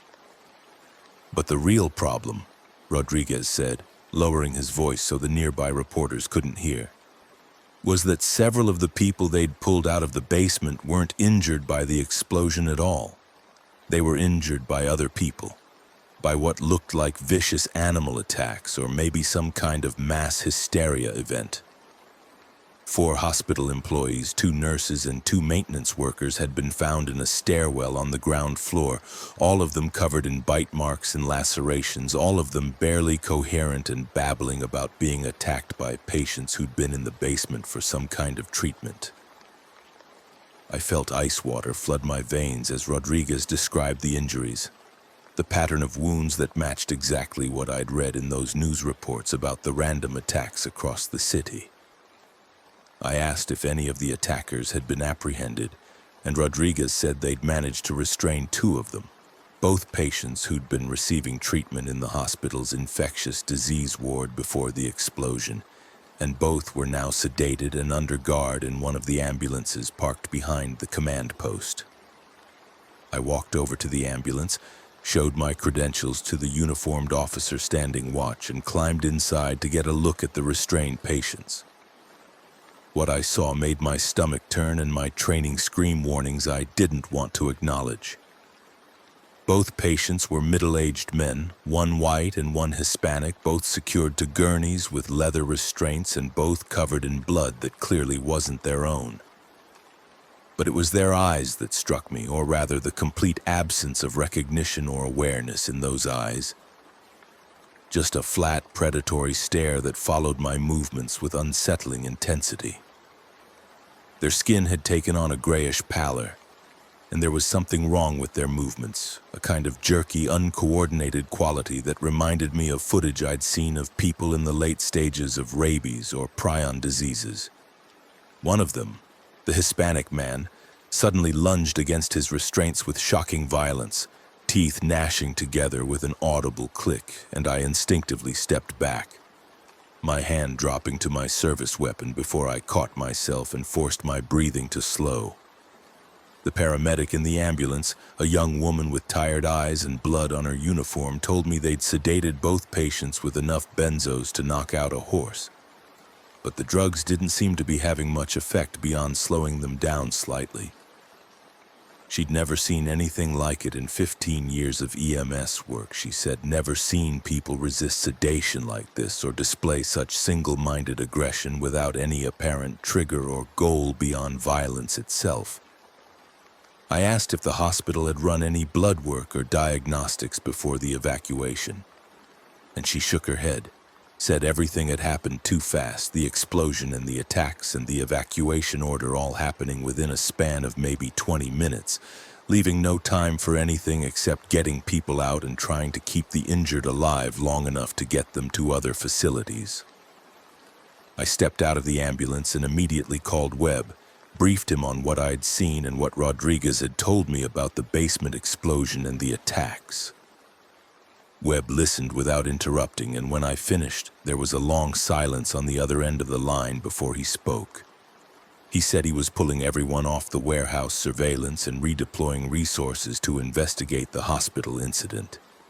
That he was also putting in an emergency request to CDC for support and to the National Guard for potential assistance with quarantine and containment protocols. The word quarantine sent a chill through me because it meant Webb was taking this seriously, meant he saw the same patterns I was seeing and understood that we might be dealing with something far worse than a few isolated mental health incidents. The rest of that day blurred into a frantic succession of interviews, evidence collection, and coordination with local authorities who were increasingly overwhelmed and confused by what was happening. Lisa joined me at the hospital, and together we worked the scene, trying to piece together a timeline of events and identify any commonalities among the victims and the attackers. What emerged was a disturbing picture that pointed directly at the city's water supply as a potential vector for whatever pathogen or toxin was causing the aggressive behavior. All of the attackers, both from the hospital and from the earlier incidents across the city, had been residents or workers in areas served by a specific water treatment facility in western Miami-Dade, a massive complex that served nearly 500,000 people and drew from underground aquifers and treatment reservoirs scattered across the county.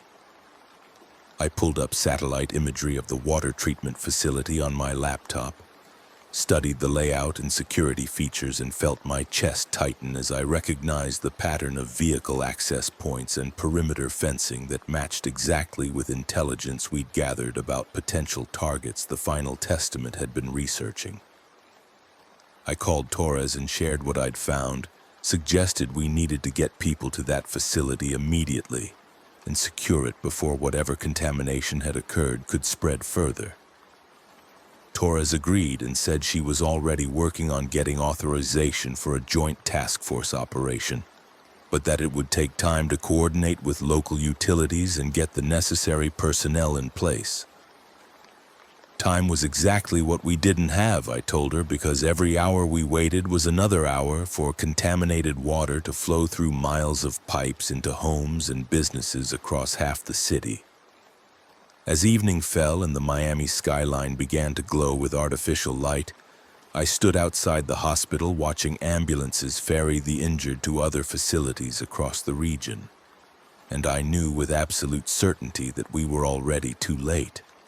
that whatever had been released into the water supply had already reached thousands of people, tens of thousands maybe, and that the attacks we'd seen so far were just the beginning of something much worse.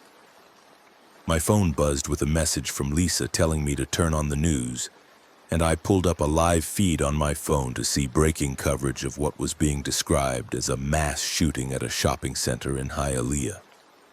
The early reports were confused and contradictory, witnesses describing multiple attackers moving through the parking lot and interior of the mall, attacking people seemingly at random using no weapons beyond their bare hands and teeth. The death toll was already at 7 confirmed with dozens injured, and police were still trying to secure the scene and evacuate the hundreds of shoppers trapped inside. I watched the live footage from news helicopters circling above the mall, watched police in tactical gear trying to push through the main entrance while people streamed out through emergency exits. Many of them injured and bleeding, all of them terrified beyond reason.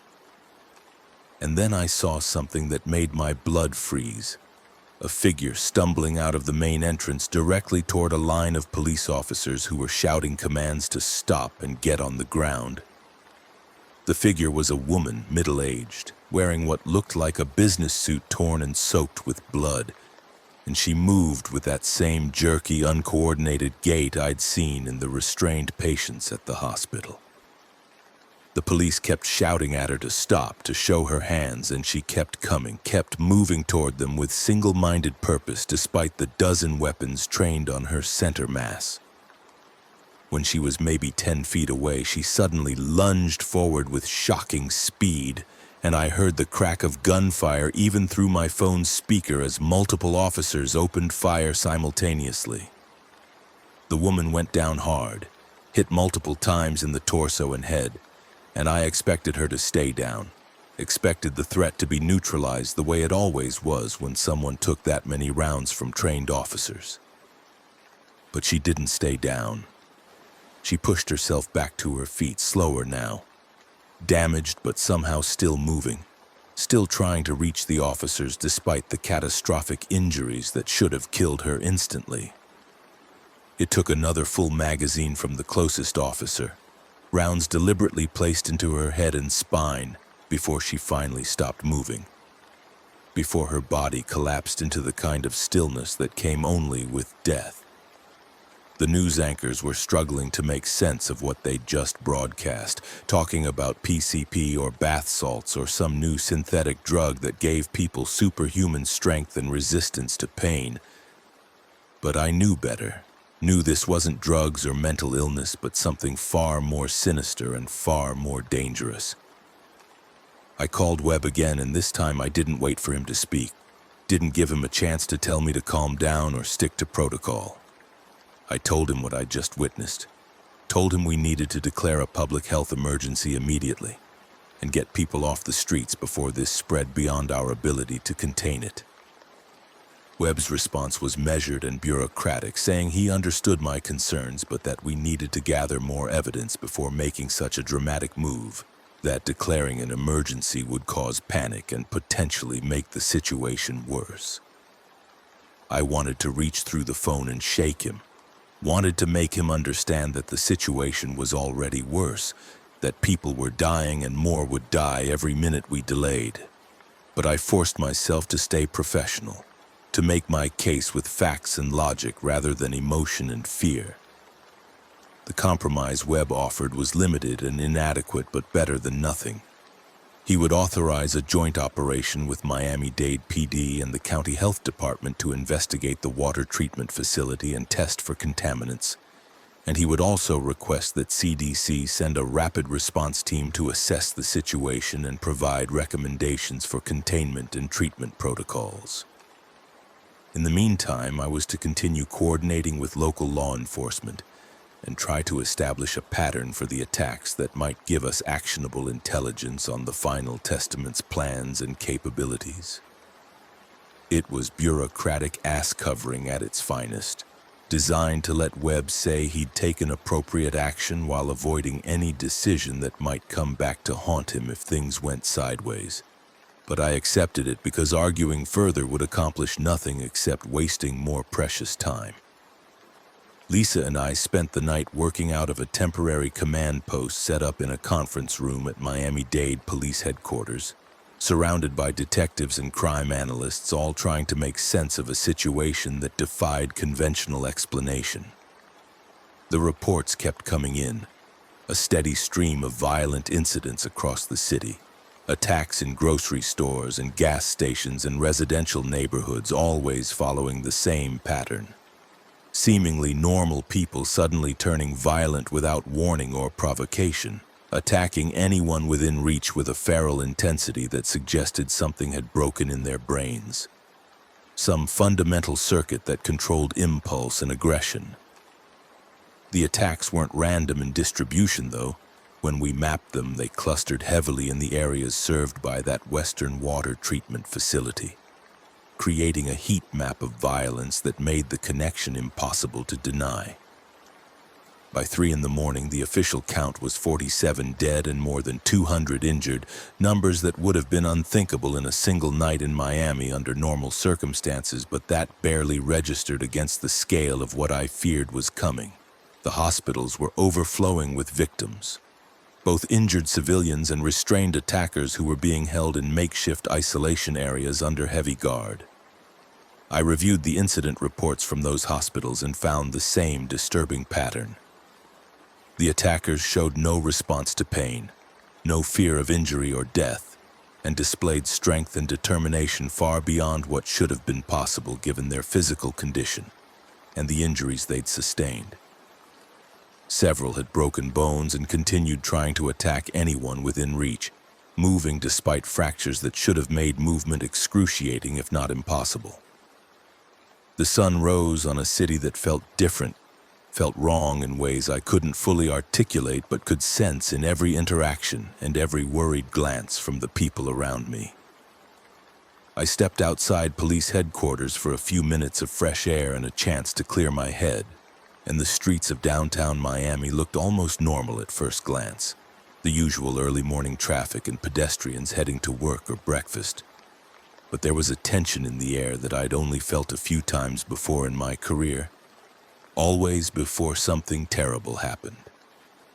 People were walking faster than usual, keeping more distance from strangers, glancing over their shoulders with the kind of hypervigilance that came from knowing danger was near but not knowing where it might come from.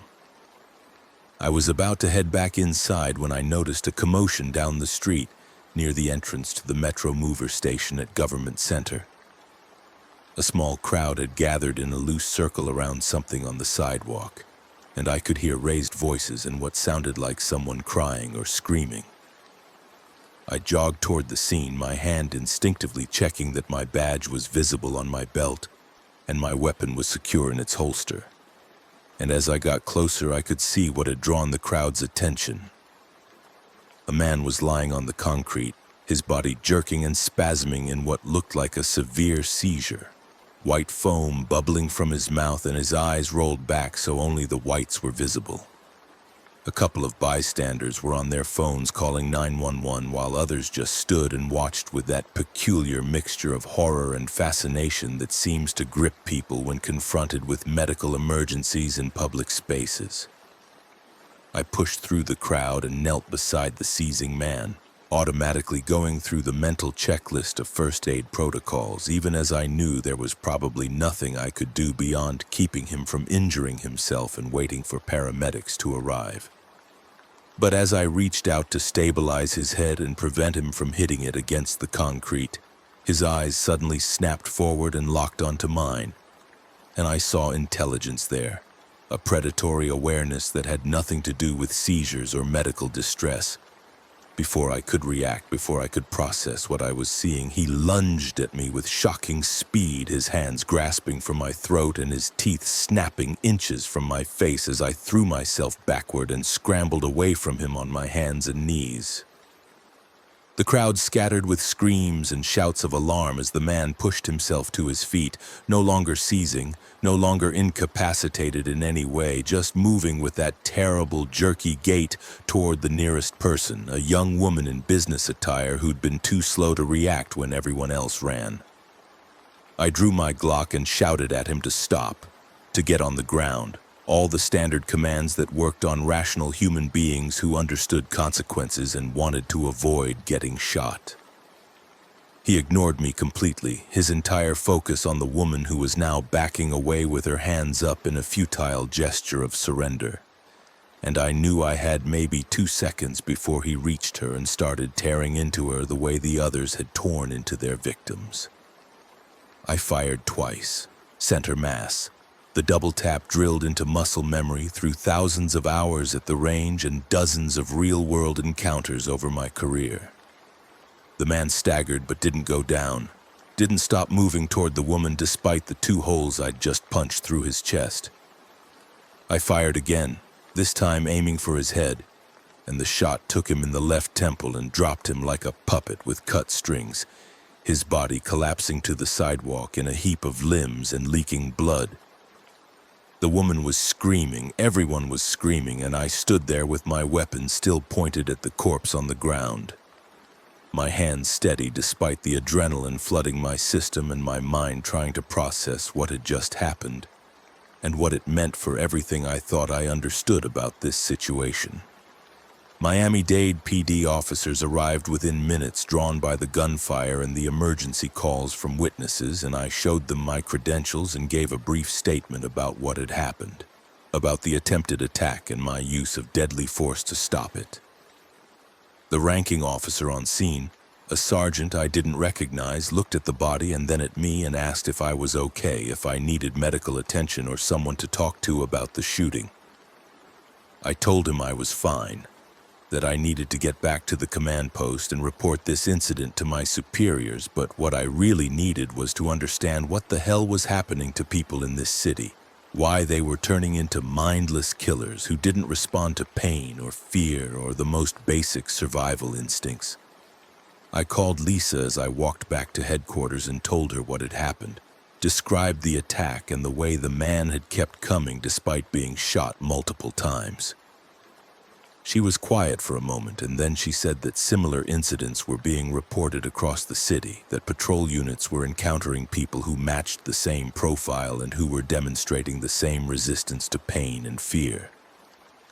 Some officers were reporting that headshots were the only reliable way to stop the attackers, that body shots would slow them down, but wouldn't necessarily incapacitate them the way they should. The implications of that statement hung between us on the phone, unspoken but impossible to ignore, because if law enforcement was already developing protocols for headshots as standard procedure, it meant we'd crossed a threshold from civil disturbance into something much darker and much more desperate. The command post was buzzing with activity when I returned, detectives and analysts hunched over computers and phones, everyone trying to coordinate information and responses across a city that was rapidly descending into chaos. Webb had arrived while I was gone, along with Torres and a contingent of people from CDC wearing the kind of disposable hazmat suits that made them look like extras from a science fiction movie. Webb pulled me aside and briefed me on what they'd learned from the water treatment facility investigation. The plant had been compromised. That was now confirmed beyond any doubt, with traces of biological material found in one of the main distribution reservoirs that fed the western half of the county. The material had been introduced sometime in the past 72 hours, giving it plenty of time to circulate through the system and reach hundreds of thousands of homes and businesses before anyone even knew there was a problem. The CDC people had collected samples and were running rapid diagnostic tests to try to identify the pathogen. But preliminary results were unlike anything they'd seen before. Some kind of hybrid virus that combined characteristics of rabies, influenza, and several hemorrhagic fevers in a package that shouldn't have been possible through natural evolution. It was engineered, designed in a laboratory by someone with extensive knowledge of virology and genetic manipulation, and the level of sophistication suggested either a state-sponsored bioweapons program or a very well-funded private research initiative with access to cutting-edge technology. The name Trixie kept appearing in the technical documentation they were reviewing, confirming what I'd feared from the beginning. This was Project Trixie.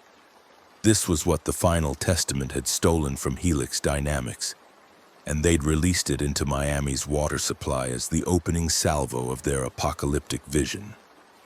Webb said that Torres's people had finally tracked down the missing technician, Michael Rossi, to a compound in Homestead that was owned by the Final Testament through one of their shell companies. It was the same warehouse complex Lisa and I had been surveilling, the same property where we'd documented Testament members coming and going at all hours.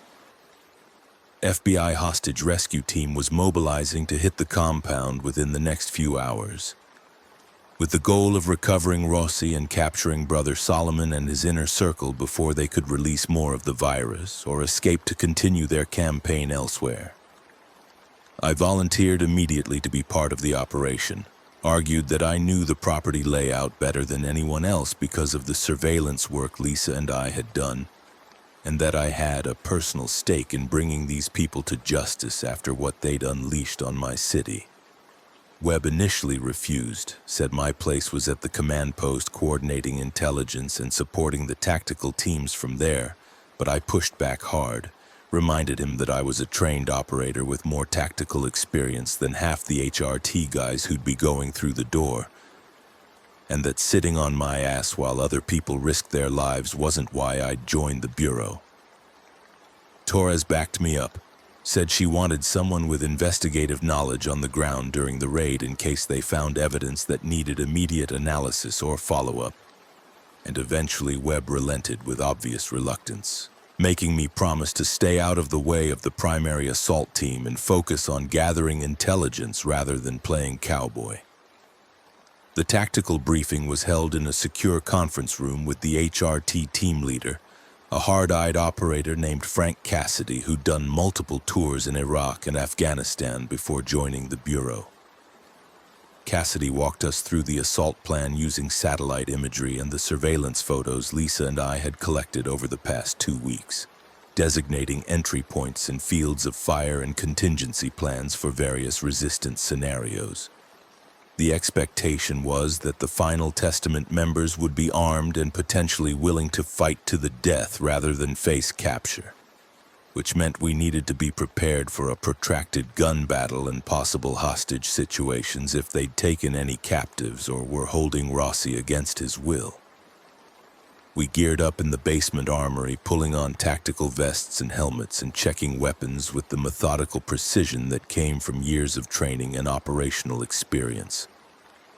I drew an M4 carbine from the rack and loaded it with 3 30-round magazines plus my Glock as a backup sidearm and a flashbang grenade that I hoped I wouldn't need to use. Lisa was gearing up alongside me, having also volunteered for the operation despite Webb's protests, and we exchanged a look that conveyed everything we needed to say without words. We were scared but determined, aware of the risks but unwilling to stand aside while others did the dangerous work.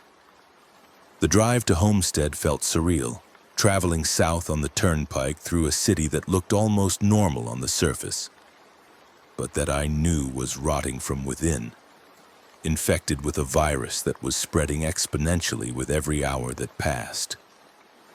We passed by neighborhoods where I knew people were already turning, already attacking their families and neighbors, and I wondered how many of them were still human, still rational enough to understand what was happening to them before the virus took over completely and reduced them to mindless predators driven only by hunger and aggression. The late afternoon sun beat down on the pavement with typical Florida intensity, and everything looked so ordinary, so deceptively peaceful that it was almost possible to believe this was just another day, just another tactical operation in a long career of tactical operations. The compound came into view as we turned off the main road onto a cracked asphalt service drive that ran between abandoned industrial buildings and overgrown lots. Cassidy called a halt about half a click from the target and gathered the team for a final equipment check and radio test, making sure everyone knew their assignments and understood the rules of engagement.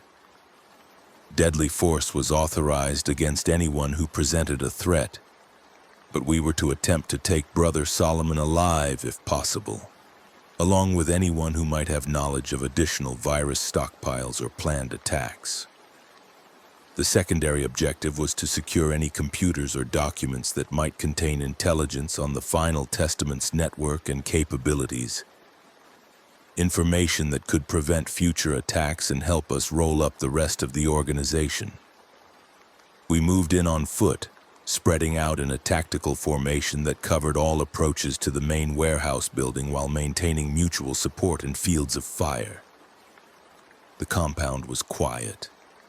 Too quiet, with no visible guards or sentries, despite the expensive surveillance cameras I knew were mounted at key positions around the perimeter. Cassidy signaled for the breaching team to move up, and I watched them place shaped charges on the main door while the rest of us held security and covered the windows and secondary exits. The countdown came over the radio, 3 seconds, 2, 1, and then the world exploded in a flash of light and a concussive blast that punched through the door and sent it flying inward in a shower of splinters and twisted metal. We poured through the breach, weapons up and lights cutting through the smoke and dust that filled the interior of the warehouse, clearing corners and angles with practiced efficiency while Cassidy barked commands over the radio.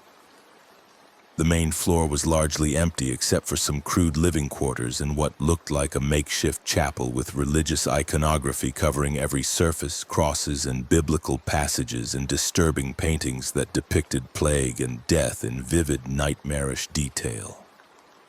But no people, no resistance, just empty silence that made the hair on the back of my neck stand up.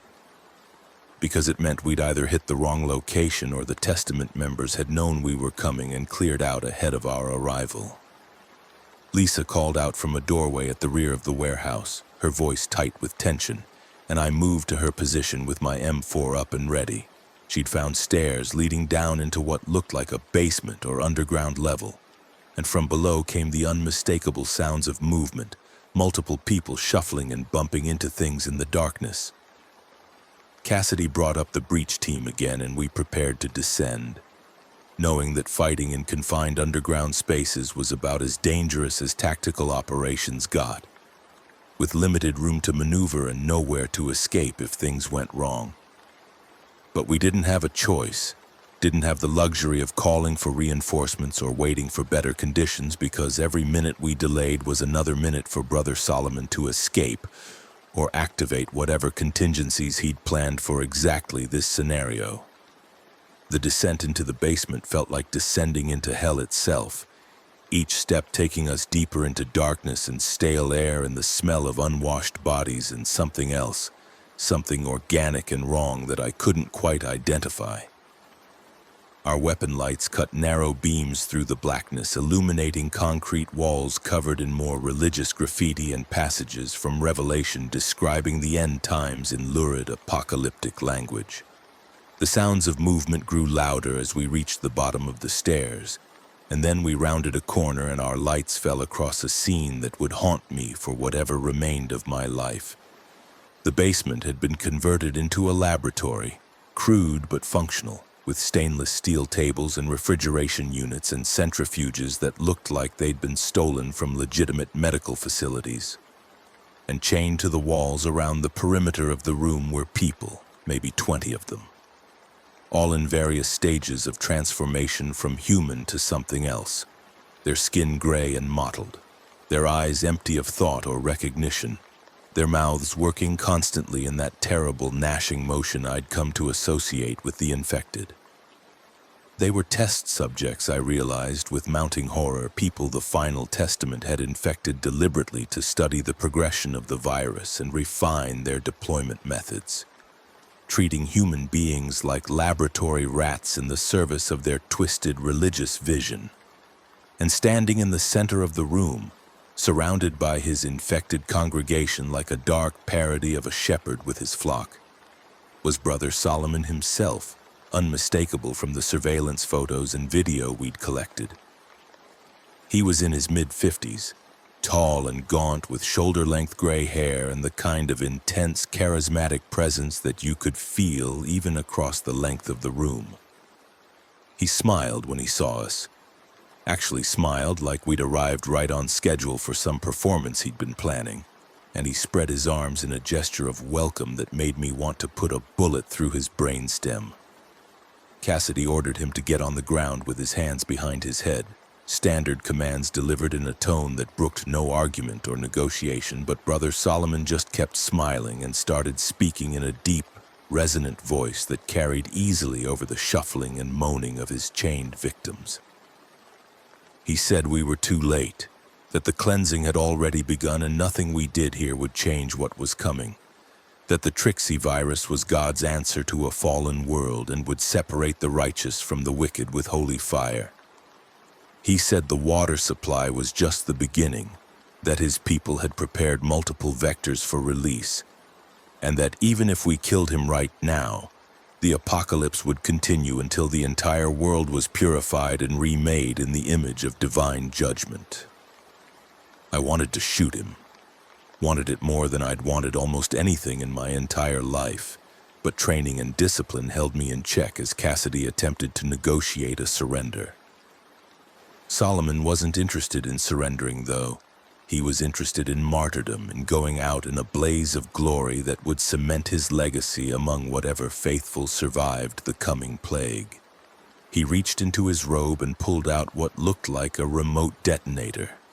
And even before he spoke, I knew what it was, knew what was about to happen, but couldn't move fast enough to stop it.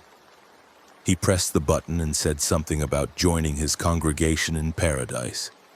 And then the world exploded in fire and force and shrapnel as hidden explosives planted throughout the basement detonated simultaneously.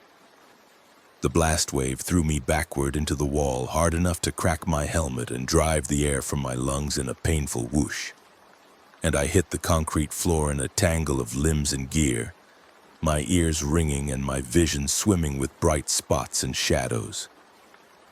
Through the smoke and dust, I could see bodies, some moving and some not, and I forced myself to my feet despite the pain in my ribs and the blood running down the side of my face from a cut above my eye. My M4 was gone, lost somewhere in the chaos, and I drew my Glock instead, trying to orient myself and figure out who was still alive and who needed help. Cassidy was down but breathing, his chest rising and falling in shallow gasps as blood spread across his tactical vest. From shrapnel wounds I couldn't see clearly in the dim light filtering through the smoke. 2 other HRT operators were moving, dragging themselves toward the stairs, and I could hear Lisa calling my name from somewhere to my left, her voice distorted and tinny through ears that still weren't working properly. But the worst part, the part that made my blood turn to ice water, was the sound of chains breaking and the shuffling footsteps of the infected test subjects, freed by the blast and now moving toward us with single-minded hunger, no longer restrained by their bonds or by any vestige of their former humanity. I fired at the closest one, a woman in tattered hospital scrubs who'd been beautiful once but was now just a shambling corpse animated by viral rage, and my shot took her in the forehead and dropped her mid-stride. But there were more behind her, so many more, and I was firing as fast as I could pull the trigger, trying to create enough space to reach Lisa and get to the stairs before we were overwhelmed. Each shot had to count because I only had 1 spare magazine and maybe 30 rounds total between my current load and the backup, not nearly enough to deal with 20 infected subjects in close quarters. Lisa appeared through the smoke, her own weapon firing in controlled bursts as she covered my retreat, and together we fought our way to the stairs while the infected closed in from all sides, their hands reaching and grasping and their teeth snapping inches from our flesh.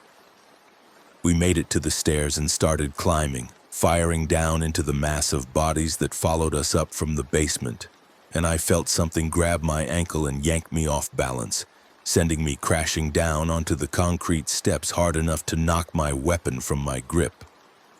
I looked down and saw one of the infected, a teenage boy with dead eyes and blood crusted around his mouth, pulling himself up my leg toward my throat, and I kicked at his head with my free foot, feeling his nose break under my boot but not stopping him, not even slowing him down.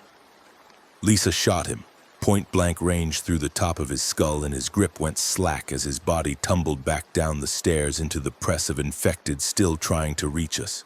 I grabbed my Glock from where it had fallen, and we continued climbing, burning through ammunition with every step until we finally burst through into the warehouse's main floor and slammed a metal door shut behind us, blocking the infected in the basement for the moment, but knowing it wouldn't hold them for long. The other survivors from the team were already outside, calling for medical evacuation and establishing a secure perimeter, and we joined them in a defensive line facing the warehouse, waiting to see if anything would come out of that door or if we'd manage to contain the threat at least temporarily. Cassidy didn't make it. He'd lost too much blood from his shrapnel wounds and went into shock during the evacuation, dying in the back of an armored personnel carrier before we could get him to a trauma center. 2 other operators were critically injured, and another 3, including me and Lisa, had minor wounds that required stitches and bandages but weren't life-threatening. Brother Solomon was dead, his body vaporized in the blast along with most of the laboratory equipment and any records he might have kept of the Final Testament's operations and plans. We'd stopped him, killed the leader of the organization, and disrupted whatever immediate plans they'd had for additional releases. But the victory felt hollow and incomplete because the virus was already out there, already spreading through Miami's population with exponential speed. I rode back to the command post in silence, watching the city roll by outside the window and seeing the first signs of true societal collapse beginning to manifest in the streets. Traffic was heavier than usual, people trying to evacuate or get home to their families before things got worse. And there were accidents at major intersections where traffic lights had failed or drivers had abandoned their vehicles in the middle of the road. Smoke rose from several points across the skyline, fires that could have been accidents or could have been arson, or could have been the result of infrastructure failing as utility workers fled their posts and power grids went unstable. The sun was setting, painting the sky in shades of orange and red that looked like the city was already burning. And I knew that nightfall would bring new horrors as the infected who'd been lurking in shadows and buildings all day emerged to hunt in the darkness. The command post had relocated to a more secure facility, a hardened communications center at Homestead Air Reserve Base that had backup power and defendable perimeter walls. And when we arrived, I found the place swarming with military personnel in addition to the law enforcement and emergency management people who'd been coordinating the response all day. The governor had declared a state of emergency and called up the National Guard, and the president had approved federal disaster relief along with deployment of active-duty military to support containment and evacuation operations. It all sounded very organized and professional, very much like the kind of coordinated response that was supposed to happen during major crises. But I could see the fear in everyone's eyes, the understanding that this wasn't a hurricane or a terrorist attack, but something fundamentally different, something that couldn't be fixed with enough resources and enough determination. Webb found me getting my head stitched up in the medical tent and pulled me aside for a debrief on what had happened at the compound. I gave him the basics, described the laboratory and the test subjects and Brother Solomon's final act of defiance. And I could see him aging in real time as he processed the implications of what I was telling him. He asked if we'd recovered any intelligence on additional virus stockpiles or planned releases, and I had to tell him no, that everything had been destroyed in the blast, and that if there were other Testament cells out there with access to the virus, we had no way of knowing where they were or what they might be planning. Webb looked like he wanted to punch something, but instead he just nodded and told me to get some rest. That we'd need everyone at full capacity for what was coming in the next few hours and days. Rest was impossible though, because even as I tried to find a quiet corner to close my eyes for a few minutes, the reports kept coming in over the radio and through the command center's communication systems, each one worse than the last.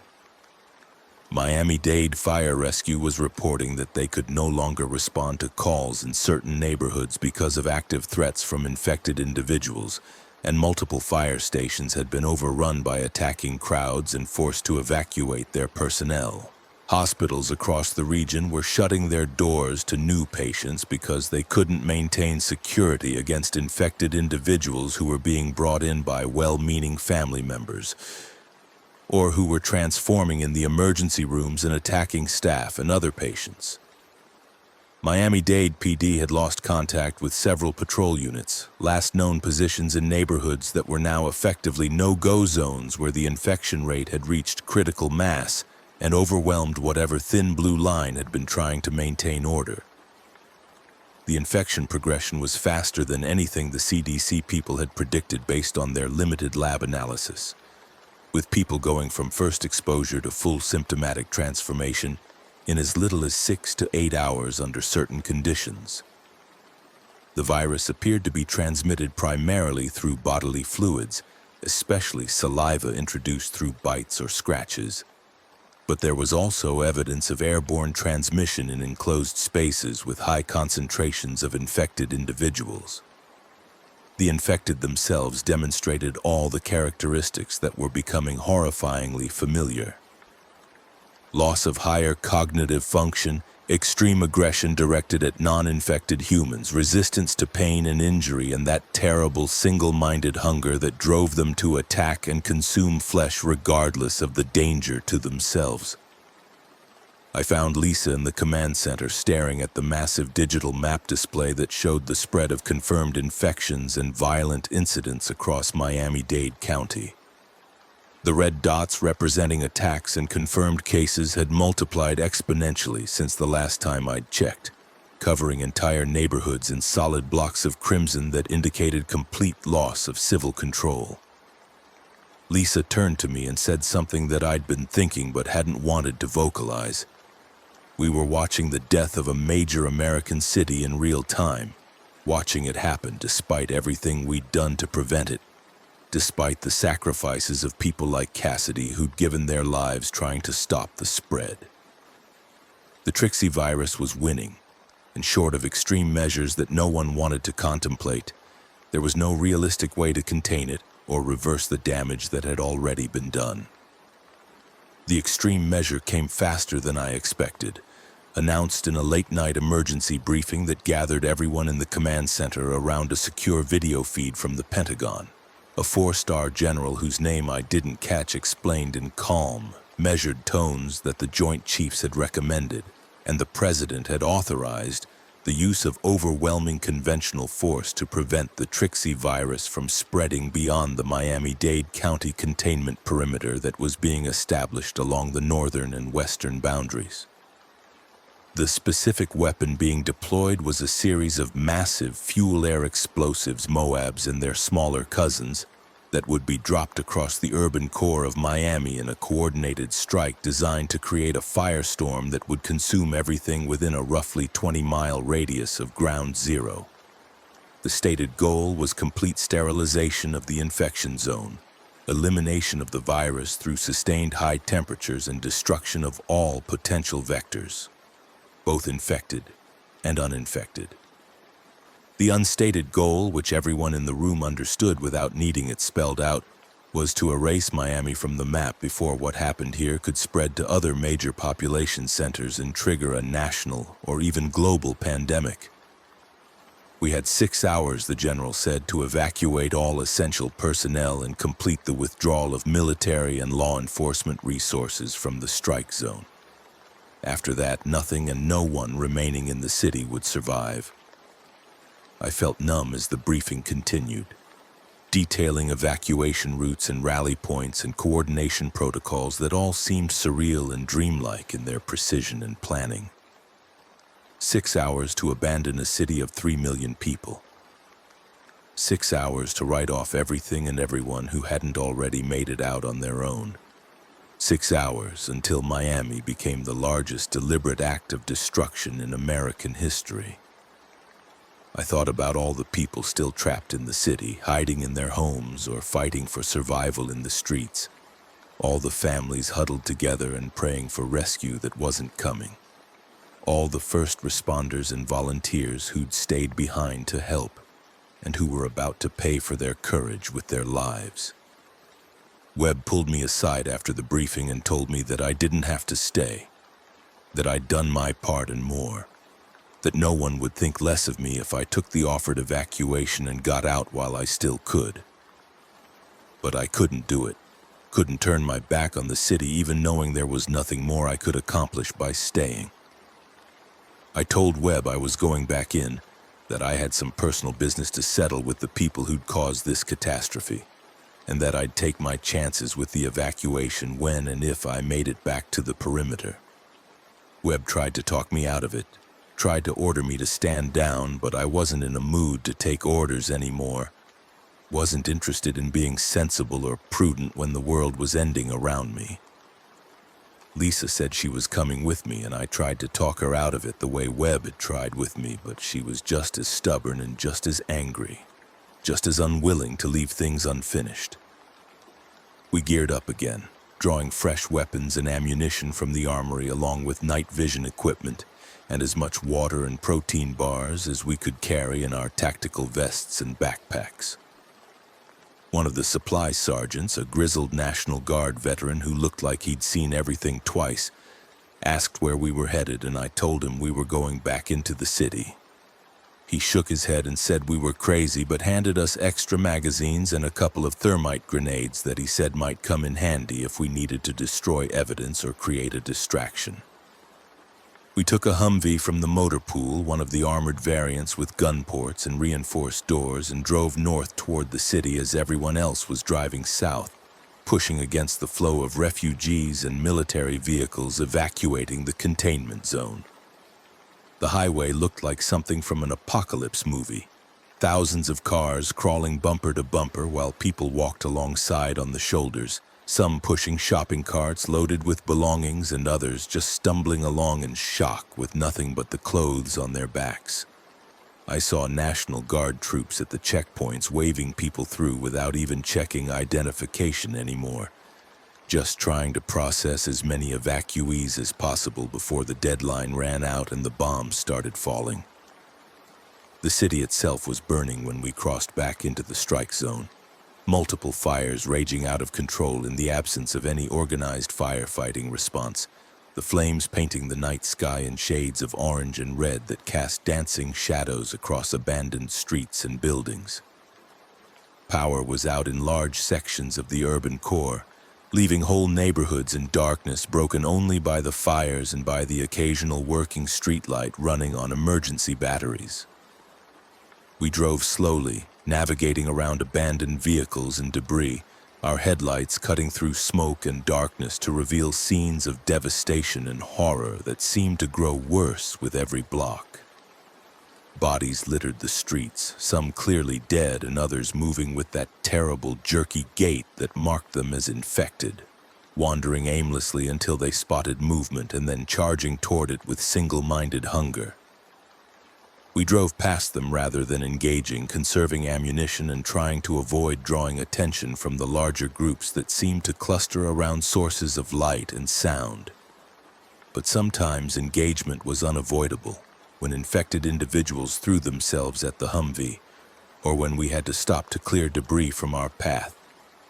And Lisa and I took turns on the mounted gun or leaning out the gun ports to fire precision shots that dropped the threats before they could close the distance.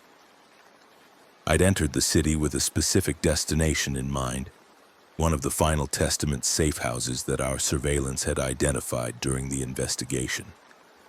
A location that might contain intelligence on other cells or stockpiles of the virus.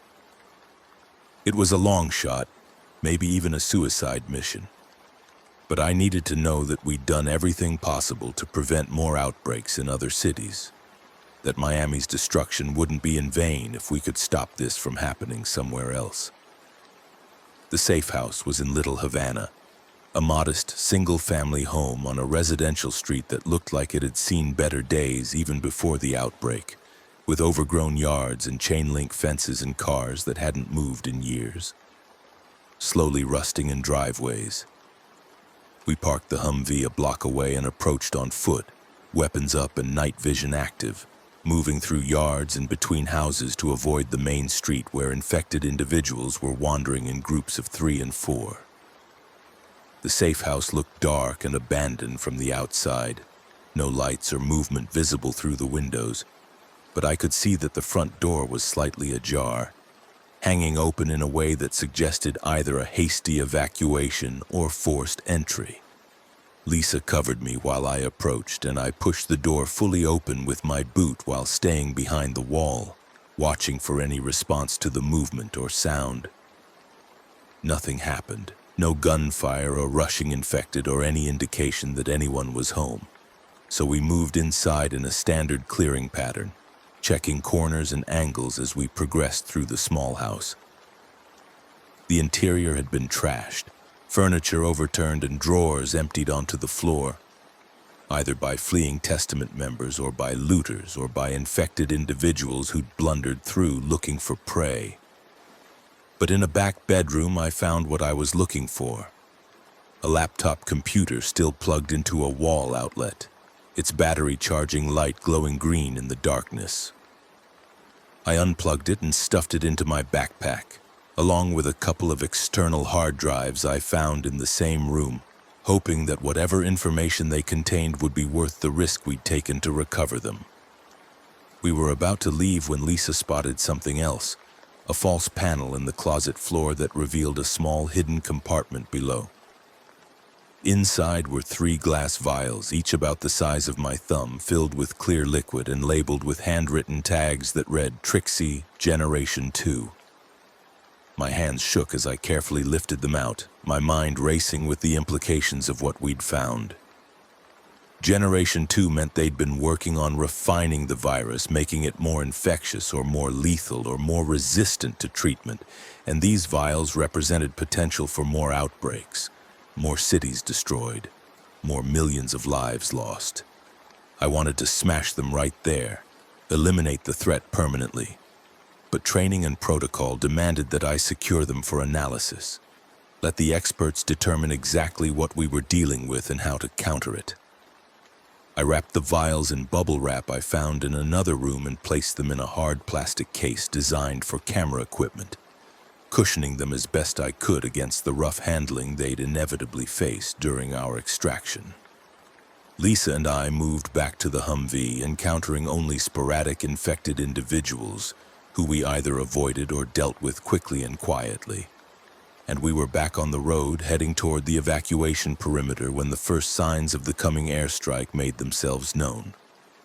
Military aircraft, heavy bombers, and tactical fighters were beginning to arrive in the airspace above Miami, their navigation lights and engine noise cutting through the night as they took up positions for the coordinated attack. We pushed the Humvee as hard as we dared, weaving through the obstacle course of abandoned vehicles and burning wreckage that choked the major routes out of the city, and I found myself constantly checking the dashboard clock and calculating how much time we had left before the deadline expired and those aircraft began their bombardment.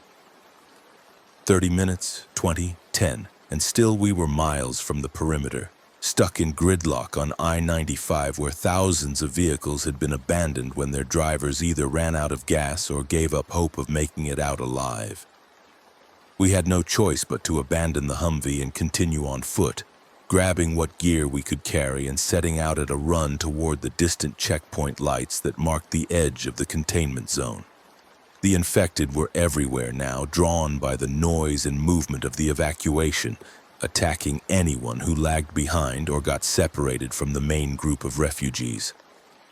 I saw horrors I knew would haunt me forever, assuming I lived long enough to be haunted. Children torn from their parents' arms, elderly people pulled down and consumed while others ran past without stopping. Good people making terrible choices about who to save and who to leave behind because there was no way to save everyone, and trying would just get you killed. Lisa and I fought our way through, firing our weapons until they ran dry and then using them as clubs, using anything we could grab as weapons, fighting with a desperate fury that came from knowing death was literally minutes away in multiple forms. We crossed the perimeter with less than 5 minutes to spare, stumbling through the final checkpoint while National Guard troops shouted at everyone to keep moving, to get to the buses and trucks that would carry us away from the blast zone.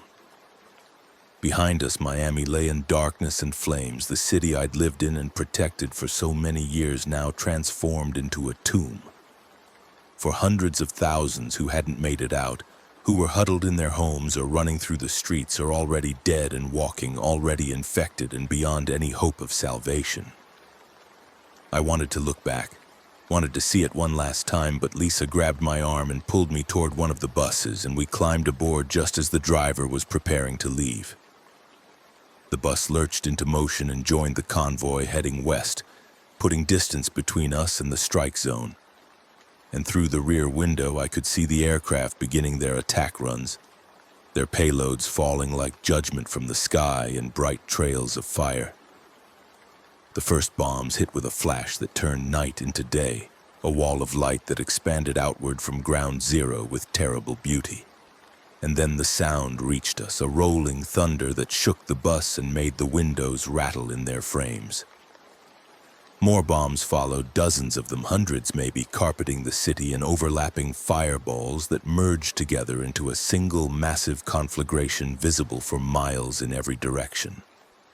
The firestorm consumed everything, fed by ruptured gas lines and petroleum storage facilities and the accumulated fuel of a modern American city, creating winds that sucked the air from buildings and collapsed structures that had stood for decades.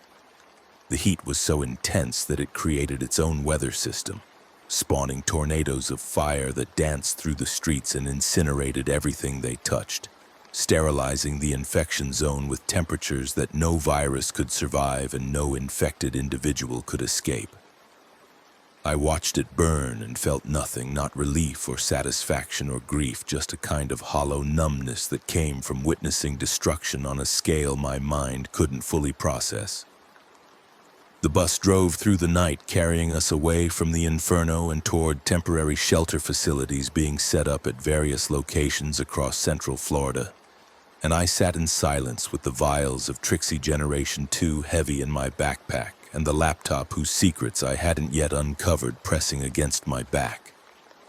Lisa sat beside me, her face streaked with soot and blood, and neither of us spoke because there were no words adequate to the occasion, no way to express what we'd seen and done and lost in the past 48 hours. Around us, other survivors wept or prayed or stared into nothing with expressions of shock and trauma that would take years to heal if they healed at all. We arrived at the shelter facility as dawn was breaking, painting the eastern sky in shades of pink and gold that seemed obscene in their beauty after the ugliness of the previous night. The facility was a converted warehouse, hastily equipped with cots and basic amenities, and staffed by Red Cross volunteers and National Guard personnel who were doing their best to process thousands of refugees with limited resources and even more limited patience. I found Webb in the administrative area, looking like he'd aged a decade overnight, and I handed him the laptop and the vials of virus, explained what we'd found and where we'd found it. Webb took them with hands that shook slightly, and he told me that I'd done good work, that the intelligence would be valuable in preventing future outbreaks and tracking down any remaining testament cells. But even as he said it, I could see in his eyes that he didn't really believe it, that he understood what I already knew. The Trixie virus was out there now, released into the world, and Miami was just the first city to fall. The infected who'd fled into the Everglades before the airstrike would continue spreading the disease, shambling through the wetlands toward other population centers, and eventually they'd reach places where the response wouldn't be fast enough or decisive enough to stop the spread before it reached critical mass. The firestorm that had destroyed Miami had bought time, nothing more. Time for other cities to prepare, time for scientists to study the virus and search for treatments or vaccines, but it hadn't solved the fundamental problem. I thought about Brother Solomon and his final words about how he'd said the apocalypse would continue no matter what we did to stop it, and I realized with sick certainty that he'd been right. That the final testament's vision of the end times was playing out exactly as they'd planned despite our best efforts. The virus would spread slowly perhaps, but inexorably, moving from city to city like a plague from ancient times, and there was no magic cure coming, no military solution that could bomb every infection zone without destroying civilization itself. In the process, we'd lost, not just the battle for Miami, but the larger war for humanity's future. And all that remained now was to survive as long as possible and try to maintain some semblance of civilization in whatever pockets of safety could be defended against the growing tide of infected. The days that followed blurred together in an endless succession of debriefings and interviews and medical examinations, everyone trying to document what had happened and extract lessons that might prevent future disasters. As if there were lessons to be learned beyond the simple truth that bioterrorism plus fanaticism equals apocalypse. I submitted my reports and answered questions until I was hoarse, and then I was released from active duty and told to take time to rest and recover from my experiences. But rest was impossible because the news kept coming in. Reports of new infections in Fort Myers and Tampa and Jacksonville, small outbreaks that were being contained but that demonstrated the virus's spread beyond the Miami destruction zone. I tried to contact family members, distant relatives I hadn't spoken to in years, but the communication networks were overwhelmed with millions of people trying to do the same thing, trying to confirm that their loved ones were alive and safe. I got through to my ex-wife Jennifer eventually, found out she'd evacuated to her sister's place in North Carolina and was okay, shaken but physically unharmed. She asked me if I was okay, and I lied and said yes, because what else could I say?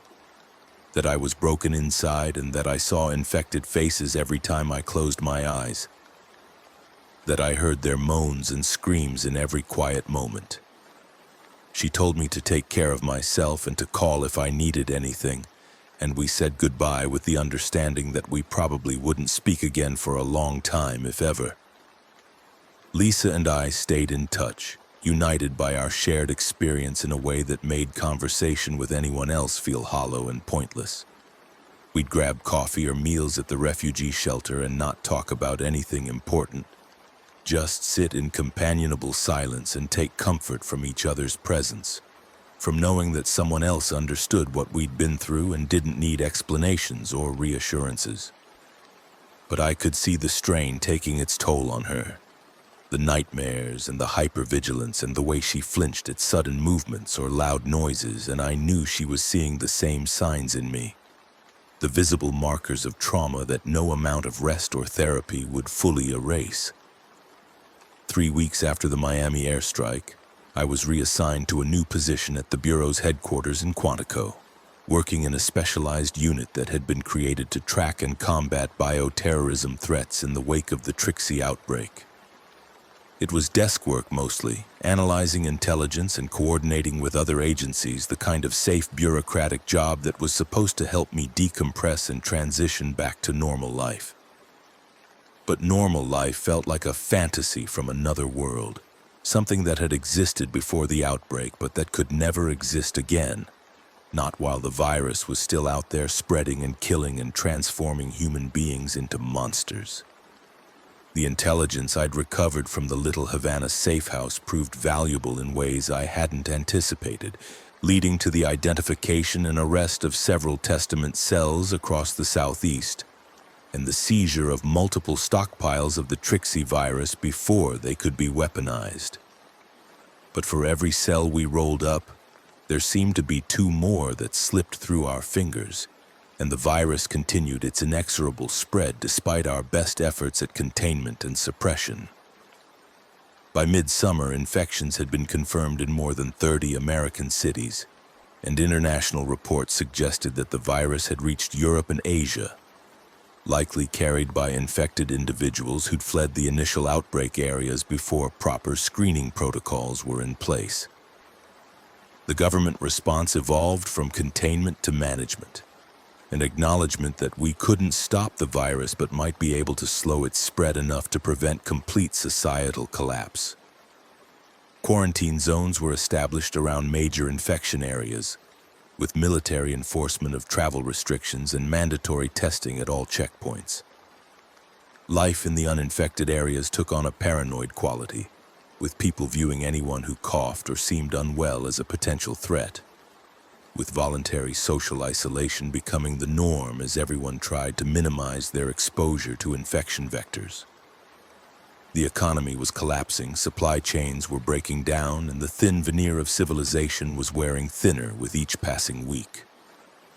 I spent my days at Quantico reading reports and watching the map of infections spread like cancer across the country and the world, watching the red zones expand and merge while the safe zones grew smaller and more isolated. At night, I dreamed of Miami burning, of infected children with dead eyes reaching for me with blood-stained hands, of Brother Solomon's smile as he triggered the explosives that destroyed his laboratory and ended his life in service of his apocalyptic vision. I woke gasping and covered in sweat, checking the locks on my doors and windows, keeping my service weapon close even though I knew it wouldn't protect me from the real threats. The invisible viral particles that could transform anyone into a monster with just one bite or scratch. Lisa called me one night in October, her voice tight with barely controlled panic, and told me that her mother had been infected in Tampa, that she was in quarantine and not expected to survive, that the disease had progressed too far for any of the experimental treatments to make a difference. I listened to her cry and offered what comfort I could, knowing it was inadequate, knowing that nothing I said would change the fundamental reality that her mother was dying and there was nothing anyone could do to stop it. She asked me if I thought it would ever end, if we'd find a cure, or if humanity would just keep shrinking until there was nothing left but infected wandering through the ruins of our cities, and I couldn't lie to her. Couldn't offer false hope when everything I'd seen and learned suggested that the answer was no, that this was the end, and we were just living through the slow-motion collapse. By the end of the year, the federal government had ceased to function in any meaningful capacity, with the president and most of Congress evacuated to secure facilities in remote areas while the rest of the country descended into chaos and violence.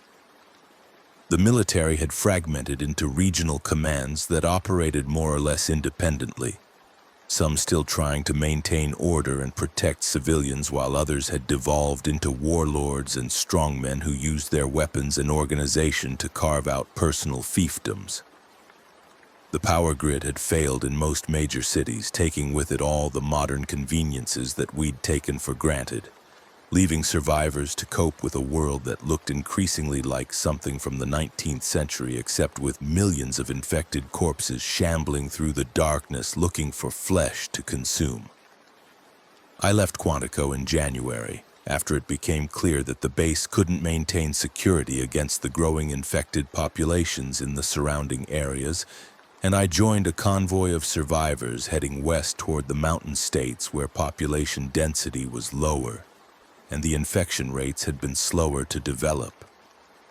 We traveled in a heavily armed caravan of military vehicles and civilian trucks, fighting our way through roadblocks and infected hordes and desperate gangs who attacked anyone they thought had food or fuel or weapons. I killed more infected in those weeks of travel than I had during the entire Miami outbreak, shot them and ran them down and burned them when ammunition ran low, became hardened to the violence in a way that would have horrified the person I'd been a year earlier. The convoy reached Colorado in early February, establishing a defensive perimeter around a former ski resort in the mountains, where the cold weather and altitude seemed to slow the infected and make them easier to avoid or eliminate. We set up a community there, a few hundred survivors trying to build something sustainable in the ruins of the old world. Planting gardens and rationing supplies and training everyone who could hold a weapon in the tactics and techniques needed to survive against both infected and hostile humans. I found myself taking a leadership role despite my reluctance, my FBI training and tactical experience making me valuable to a community that desperately needed people who knew how to organize and fight and make hard decisions. Lisa never made it to Colorado. I got word in March that she died in a firefight with infected in Alabama, killed while trying to protect a group of children being evacuated from an overrun shelter. The news hit me harder than I expected, left me hollow and angry and grieving for yet another loss in a long series of losses that seemed to have no end. I thought about her sacrifice, about the children she'd saved with her life, and I wondered if it mattered, if anything we did mattered in the face of a threat that seemed destined to consume everything, no matter how hard we fought or how many sacrifices we made. As spring arrived and the snow began to melt in the mountains, we received reports from our scouts that the infected populations in the valleys below were growing, that they were moving in herds now, thousands of them migrating together like some grotesque parody of animal behavior. The vials of Trixie Generation 2 that I'd recovered in Miami had been destroyed when the CDC facility holding them was overrun, so we'd never learned what modifications the virus had undergone or what new capabilities it might have developed. But I could see the evolution happening in real time, could see the infected becoming more coordinated and purposeful, no longer just mindless predators, but something more organized and therefore more dangerous. I write these words now from a watchtower overlooking our compound, my rifle across my lap and my eyes scanning the tree line for any sign of movement. And I know that our time here is limited, that eventually the infected will come in numbers we can't repel and we'll have to choose between fighting to the death or fleeing further into the wilderness. The Trixie virus won the war that started in Miami, won it decisively despite everything we did to stop it, and now we're just survivors clinging to life in a world that belongs to the infected. There are rumors of other communities, other pockets of resistance scattered across the country and the world, but we have no way to verify them. No communication networks that still function reliably enough to coordinate any kind of organized resistance. Sometimes I think about Brother Solomon and his vision of apocalyptic purification, and I wonder if he'd be satisfied with what his final testament unleashed on humanity. If the world we inhabit now matches the paradise he imagined would rise from the ashes of the old order. But I know the answer. There is no paradise here, no divine kingdom, just suffering and death and the slow extinction of a species that thought itself master of the planet but proved unable to defend itself against a microscopic predator created in its own laboratories. The Trixie virus taught us that our technology and our civilization and our confidence in human exceptionalism were all just illusions, comfortable lies we told ourselves until the truth revealed itself in teeth and blood and cities reduced to ash. I killed Brother Solomon with my own hands during that final confrontation in his underground laboratory. Drove my combat knife through his throat when the explosives he'd triggered failed to kill me immediately. And I felt satisfaction in that moment, felt that I'd achieved justice for all the people he'd murdered with his fanatical vision. But looking back now, I understand that his death meant nothing, changed nothing, because the virus he'd helped create and release lived on without him, spreading and mutating and consuming humanity bite by bite. He won even in death, achieved martyrdom and immortality as the architect of our destruction, while I'm left as just another survivor waiting for the inevitable end. The infected continue their march through the Everglades and beyond, through every forest and city and town, shambling forward with endless patience toward the last bastions of human civilization. We can kill them by the thousands, by the millions, but there are always more. Always another wave of dead flesh animated by viral hunger, and our ammunition runs lower with every engagement while their numbers only grow. This is how humanity ends, not with a bang like the firebombs that destroyed Miami, but with a whimper, with small groups of survivors huddled in fortified positions watching the infected masses gather at their walls, and knowing that soon, very soon, those walls will fail, and the nightmare that consumed the world will consume them too. I think often of the people we lost, of Cassidy and Lisa and all the others who died fighting against impossible odds, who sacrificed themselves believing that their deaths would matter, would buy time or save lives or prevent the complete collapse of civilization. Their sacrifices did matter in the moment to the specific people they saved, but in the larger scope of history they were just drops in an ocean of suffering and loss. Noble gestures that couldn't change the fundamental trajectory we were on from the moment that first vial of Trixie virus was stolen from Helix Dynamics. The terrorist attack that released the virus into Miami's water supply wasn't the beginning of the end.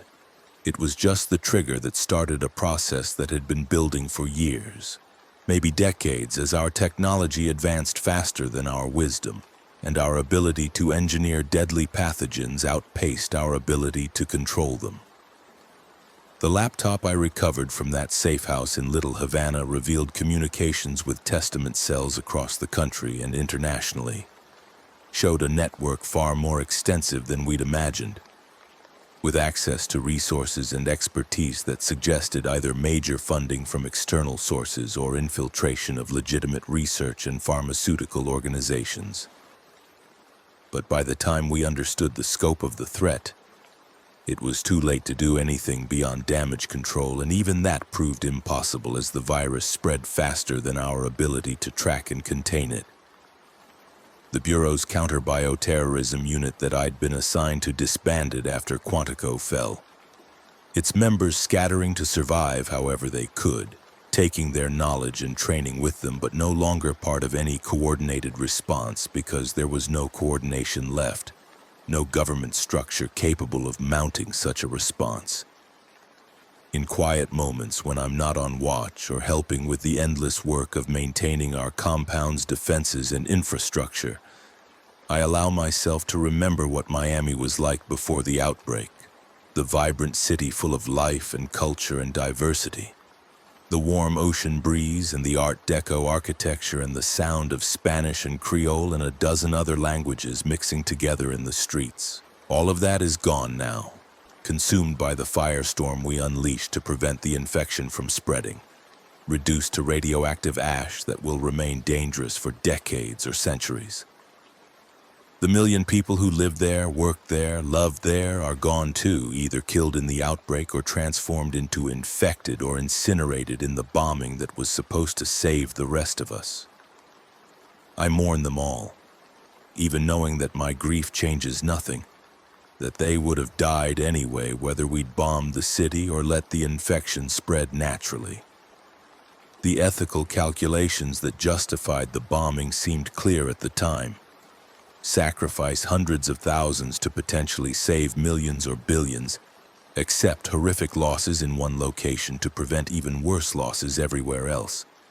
But the virus spread anyway, slower perhaps than it would have without the bombing, but ultimately just as comprehensively, rendering our calculations moot and our sacrifices meaningless except as objects, lessons in the futility of trying to stop a pandemic through military force alone.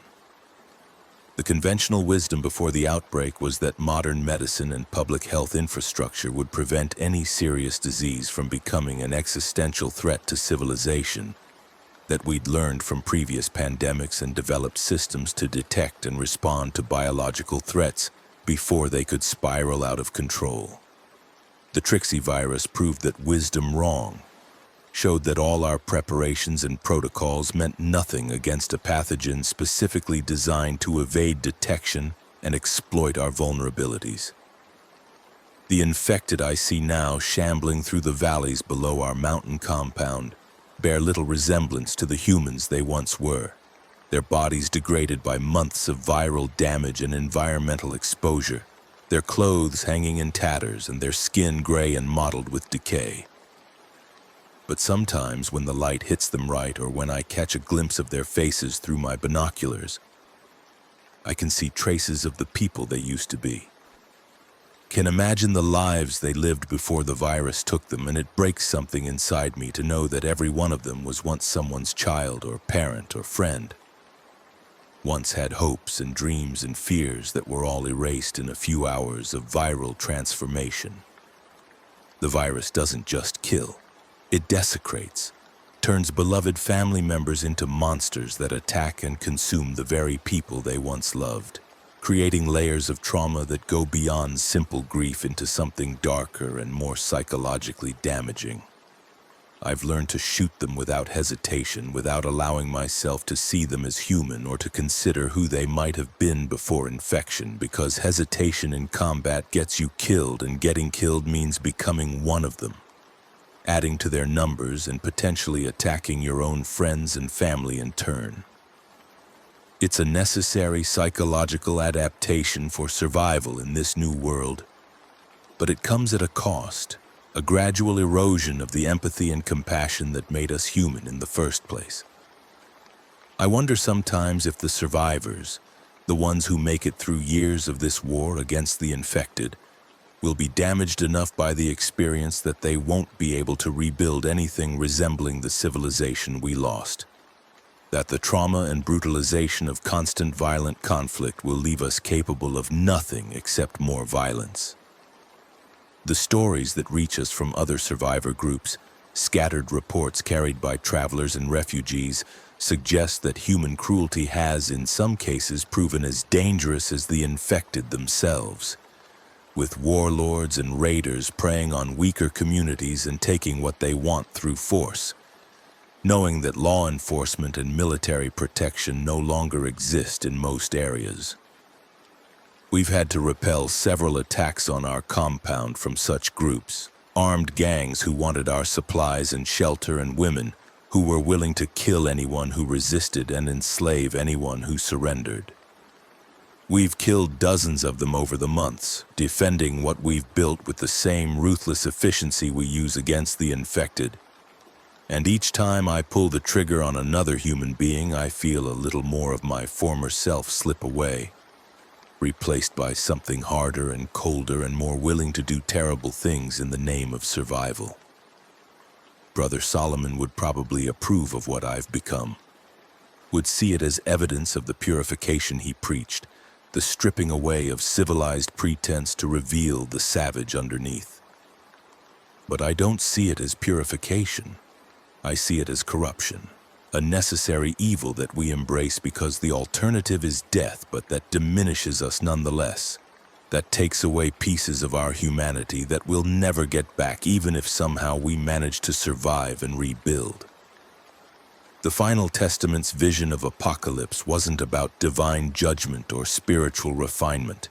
It was about destruction for its own sake, about tearing down the world out of spite and resentment and a perverse desire to prove that humanity wasn't worthy of the civilization it had built. They succeeded beyond their wildest dreams, unleashed a plague that will echo through history, assuming there's anyone left to record history, and all they had to sacrifice was their own lives and the lives of millions of innocent people who never asked to be part of their twisted vision. I executed Solomon with cold precision, drove my blade into his throat, and watched him bleed out on the floor of his laboratory while the world exploded around us. And I felt nothing in that moment except grim satisfaction that at least this one architect of the apocalypse wouldn't survive to see his vision realized. But killing him didn't stop the virus, didn't prevent the outbreak, didn't save Miami or the millions who died in the weeks and months that followed. It was just revenge, personal and ultimately meaningless in the larger context of the catastrophe his organization had unleashed. If I could go back and change things, would I still kill him knowing that it accomplished nothing? Yes, I think I would, because some evils deserve to be punished regardless of whether the punishment serves any practical purpose. because letting men like Solomon live to celebrate their atrocities feels like a betrayal of everyone who died because of them. The vials of Trixie Generation 2 that I recovered haunt me still. The knowledge that the virus was being refined and improved, that what we faced in Miami might not have been the worst version of the pathogen, but merely a prototype for something even more deadly. The fact that those vials were destroyed before they could be properly analyzed means we'll never know what modifications the final testament had made or what capabilities Generation 2 might have possessed. But sometimes I see infected behavior that suggests ongoing evolution. Adaptations that might be natural selection or might be evidence of additional engineered variants being released by testament cells we never found. The infected have become more resilient to cold weather, more capable of coordinated movement in large groups, and some reports suggest they're learning to use simple tools, though I remain skeptical of those claims without better evidence. We maintain contact with a handful of other survivor communities through a network of runners who travel between settlements carrying messages and trading goods, and the information they bring is universally grim. More towns falling to infection, more communities fragmenting as resources run low and tensions rise, more reports of cannibalism and slavery and atrocities that would have been unthinkable before the collapse.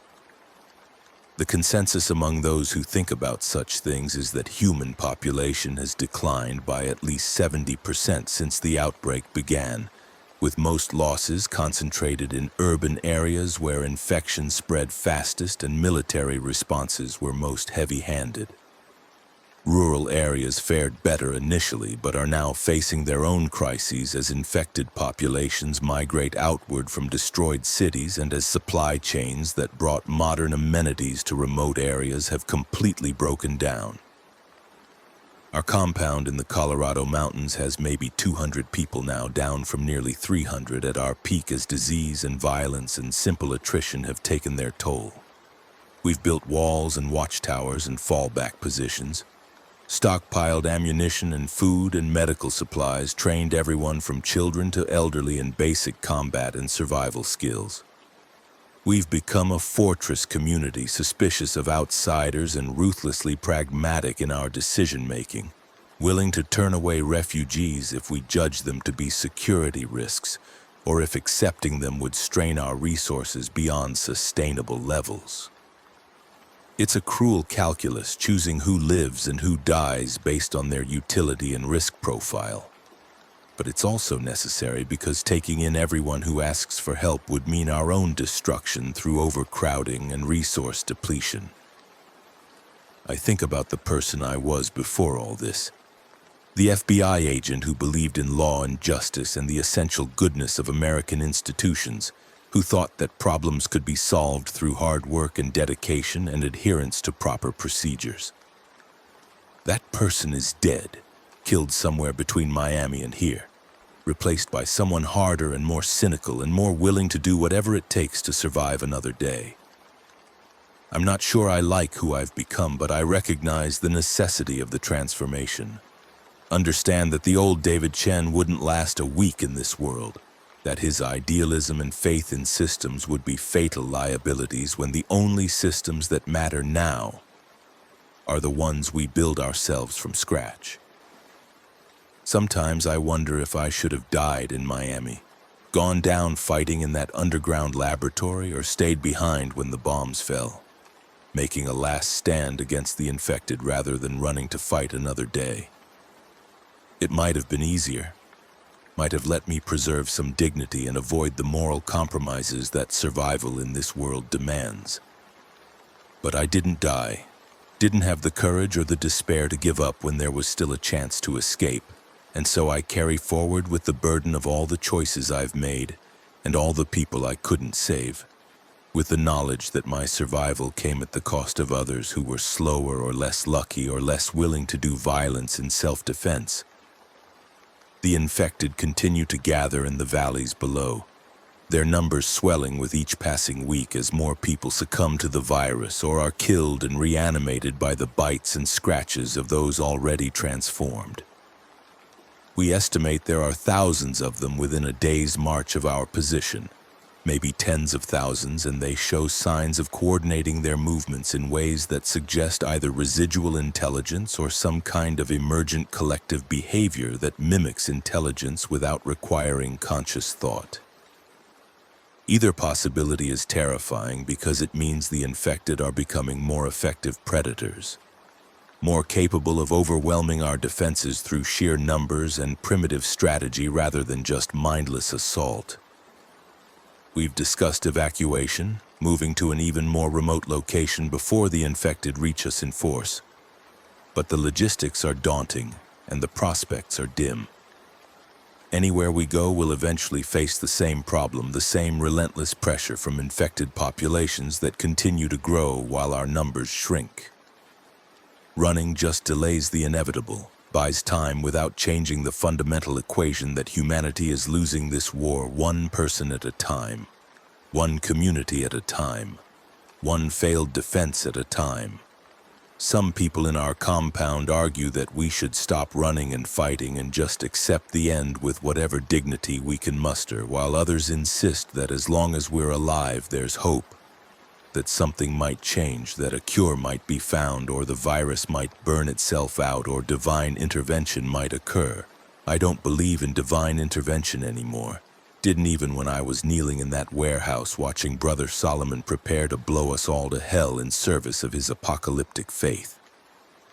If there's a God watching over humanity, he abandoned us when we created the Trixie virus, or perhaps our creation of such an abomination was itself evidence that we'd already abandoned him, rejected whatever divine grace might have protected us in favor of pursuing knowledge and power without wisdom or restraint. The virus didn't come from nowhere. We made it, we refined it, we stored it in vials with careful labels and security protocols that ultimately meant nothing because human greed and fanaticism will always find a way to weaponize anything that can be weaponized. The laptop I recovered contained emails and chat logs that revealed just how extensively the Final Testament had infiltrated legitimate research organizations, how they'd recruited scientists and technicians who were true believers or who could be blackmailed or bribed into providing access to secure facilities and classified research. Michael Rossi, the missing technician from Helix Dynamics, had been a believer. Convinced by Brother Solomon's preaching that the world needed to be cleansed and that the Trixie virus represented divine judgment manifested through human hands. His emails showed no reluctance or moral conflict about what he was doing. He believed he was serving a higher purpose, participating in God's plan to separate the righteous from the wicked, even though that separation would result in the deaths of millions and the collapse of civilization. I killed dozens of people during the Miami outbreak and the months that followed, shot them and stabbed them and burned them, and every single death was justified by any reasonable standard of self-defense or defense of others. But Rossi's death in that underground laboratory, crushed when the ceiling collapsed during the explosion, feels different somehow. Feels like maybe it was justice rather than just necessity. Punishment for his role in creating and releasing the virus that destroyed everything. I don't believe in an afterlife where souls face judgment for their earthly actions. But if I'm wrong, if there is some cosmic accounting waiting for us beyond death, I hope Rossi is suffering for what he helped unleash. Hope that whatever divine justice exists is harsh enough to match the magnitude of his crime.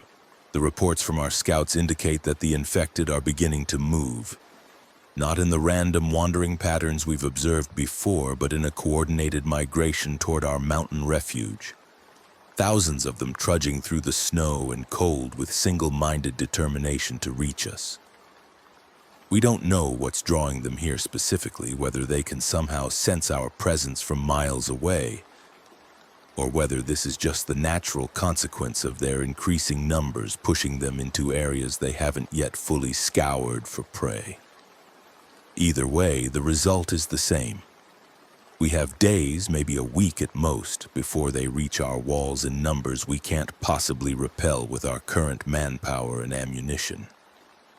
The council that governs our compound has called an emergency meeting to decide our response, and I already know what the outcome will be because there's really only one rational choice available to us. We evacuate while we still can, abandon everything we've built here and head deeper into the wilderness, hoping to find another defensible position before the infected catch up to us. It's a terrible choice, asking people to leave homes and gardens and security they've worked for months to establish. Asking them to trust that there's somewhere better waiting if we just keep moving, keep running, keep believing that survival is possible even as all the evidence suggests otherwise. But the alternative is death. Either quick through combat with overwhelming numbers of infected or slow through starvation when they surround us and cut off all possibility of resupply or foraging. I'll vote for evacuation when the council meets. We'll argue that we owe it to ourselves and to everyone who's died to keep fighting for as long as possible, that giving up now would dishonor their sacrifices and surrender to the darkness that Brother Solomon and his final testament tried to impose on the world. But I'll make that argument without conviction, without any real belief that it matters in the long run, because I've seen how this story ends, and it doesn't end well for humanity no matter how hard we fight or how many small victories we achieve along the way. The Trixie virus has won, not just in Miami but everywhere, and we're just characters playing out the final act of a tragedy that was written the moment that first vial was stolen from Helix Dynamics. The firestorm that consumed Miami was meant to be a firebreak, a catastrophic but necessary sacrifice that would prevent the virus from spreading beyond containment. And it failed spectacularly, accomplished nothing except the destruction of a great city and the deaths of hundreds of thousands who might have survived a few months longer if we'd chosen different tactics. I think about Webb and his careful bureaucratic calculations, his attempts to balance competing interests and make decisions that minimized political fallout while maximizing operational effectiveness. And I wonder if he's still alive somewhere, still trying to manage an unmanageable situation with procedures and protocols that were designed for a world that no longer exists. Probably not. Men like Webb don't do well in the post-collapse environment because they're too invested in systems and hierarchies that have ceased to function, too unable to adapt to circumstances that require improvisation and ruthlessness over careful planning and coordination. Torres was better suited for this world, with her tactical mindset and willingness to make hard calls without excessive deliberation, but I have no idea what happened to her after Quantico fell. We lost contact with most of the people we knew during the evacuation and the chaotic months that followed, and the few reconnections that have happened through chance meetings with refugees suggest that the survival rate among federal agents and military personnel is not significantly better than that of civilians. Training and equipment help certainly, but the virus doesn't care about your skill set or your experience. All it cares about is whether you're human and therefore potential food for the infected or potential host for replication and spread. I write these words knowing they will probably be the last thing I ever write, that there's no guarantee anyone will find them or care about them if they do. But needing to record something, to leave some accounting of what happened here and why, to memorialize the people we lost and the civilization we failed to preserve.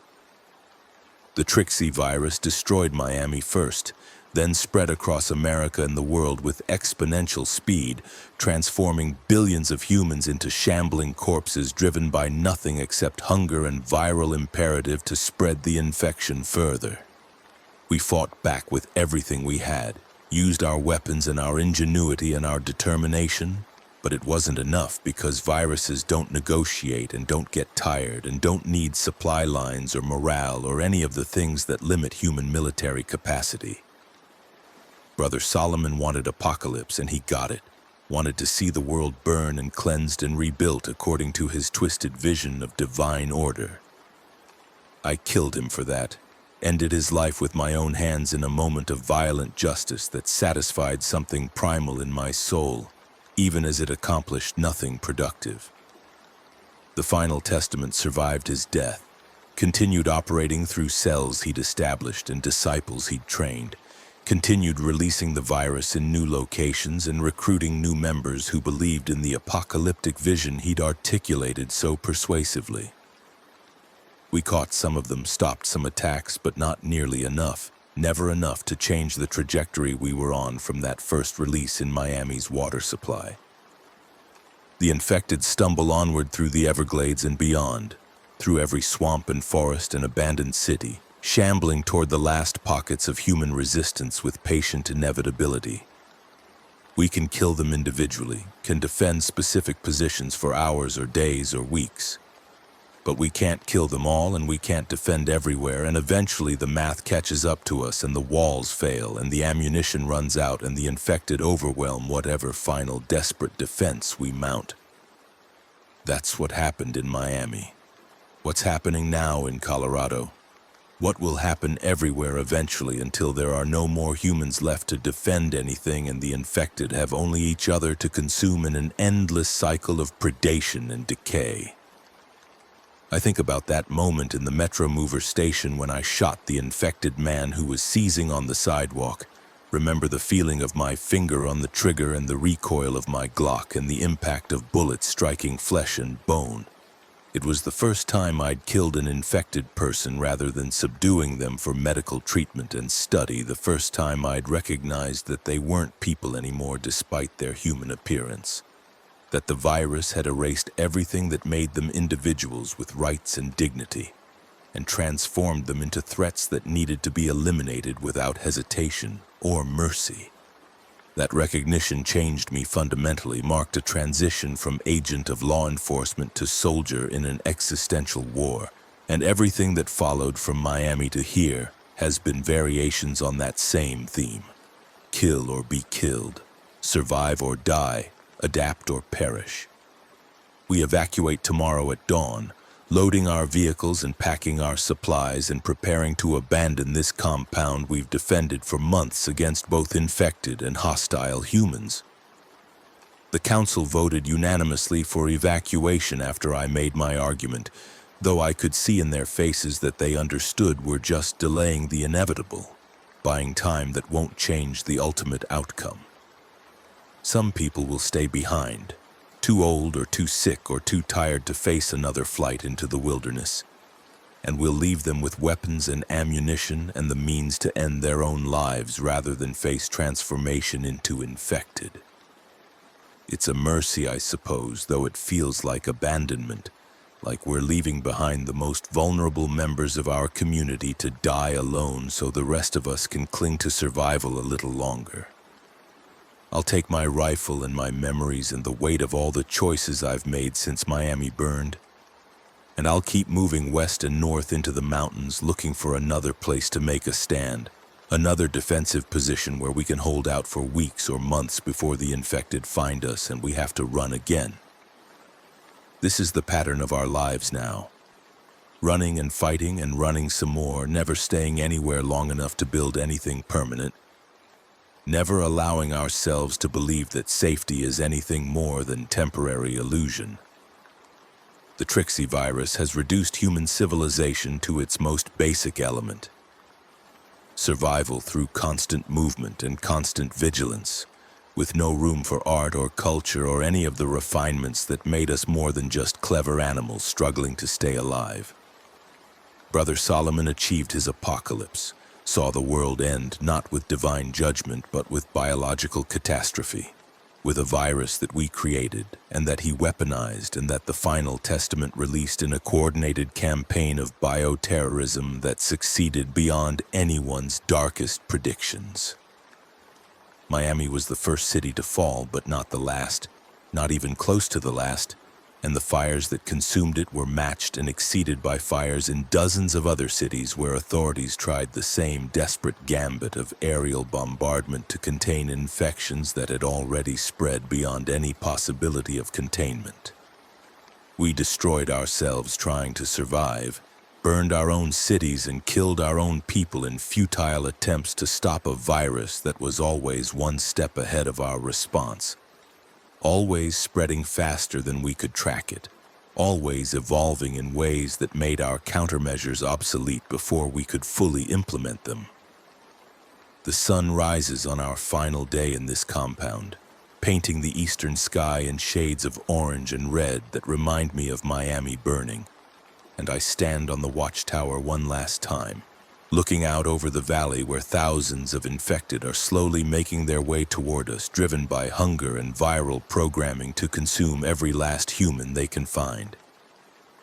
They move with terrible patience, these creatures that were once people like me, once had names and families and hopes for the future, now reduced to shambling corpses animated only by the tricksy virus coursing through their dead flesh. I raise my rifle and sight on one of them, a woman in the tattered remains of a business suit, and I remember the infected woman at the Hialeah Mall who kept coming despite multiple gunshot wounds, kept moving until headshots finally put her down permanently.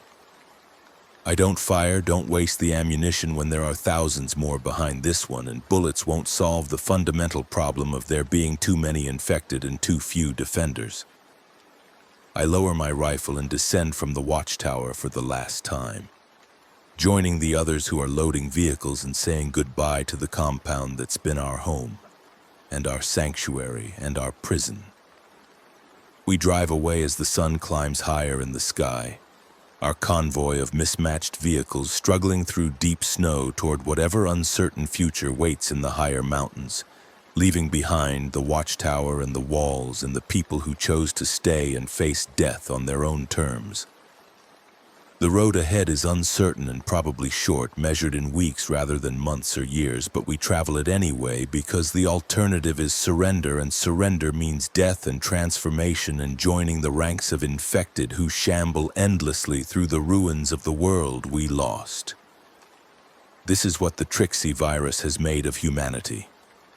Refugees in our own world, constantly fleeing from an enemy we can't defeat, clinging to life through violence and sacrifice and an increasingly desperate hope that somehow things will change, that the virus will burn itself out, or that a cure will emerge from some hidden laboratory where scientists have been working in secret all along. But I know the truth, learned it in Miami when I watched the city burn and saw the infected keep coming despite the flames and the heat and the overwhelming military response.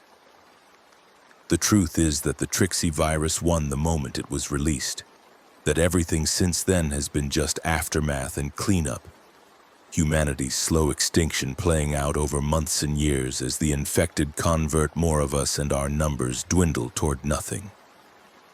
The truth is that Brother Solomon was right, that this is the apocalypse he preached, the end of the world not as divine judgment, but as logical consequence of our own arrogance and our belief that we could play God with biology without facing consequences. I killed him, but his vision survived, continues to spread like the virus itself across what remains of human civilization, infecting minds with despair and hopelessness even as the virus infects bodies with death and hunger. The final testament achieved its goal of purification, stripped away everything unnecessary and comfortable and civilized, leaving only the raw core of human existence. Survival or death, predator or prey, infected or not infected.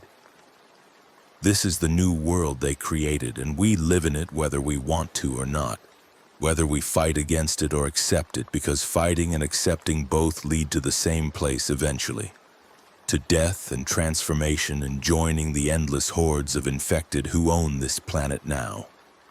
We drive through the snow toward destinations we haven't chosen yet, toward temporary refuges that will eventually fall like all the others before them, toward a future that grows darker and more constrained with every mile we travel away from the ruins of our past.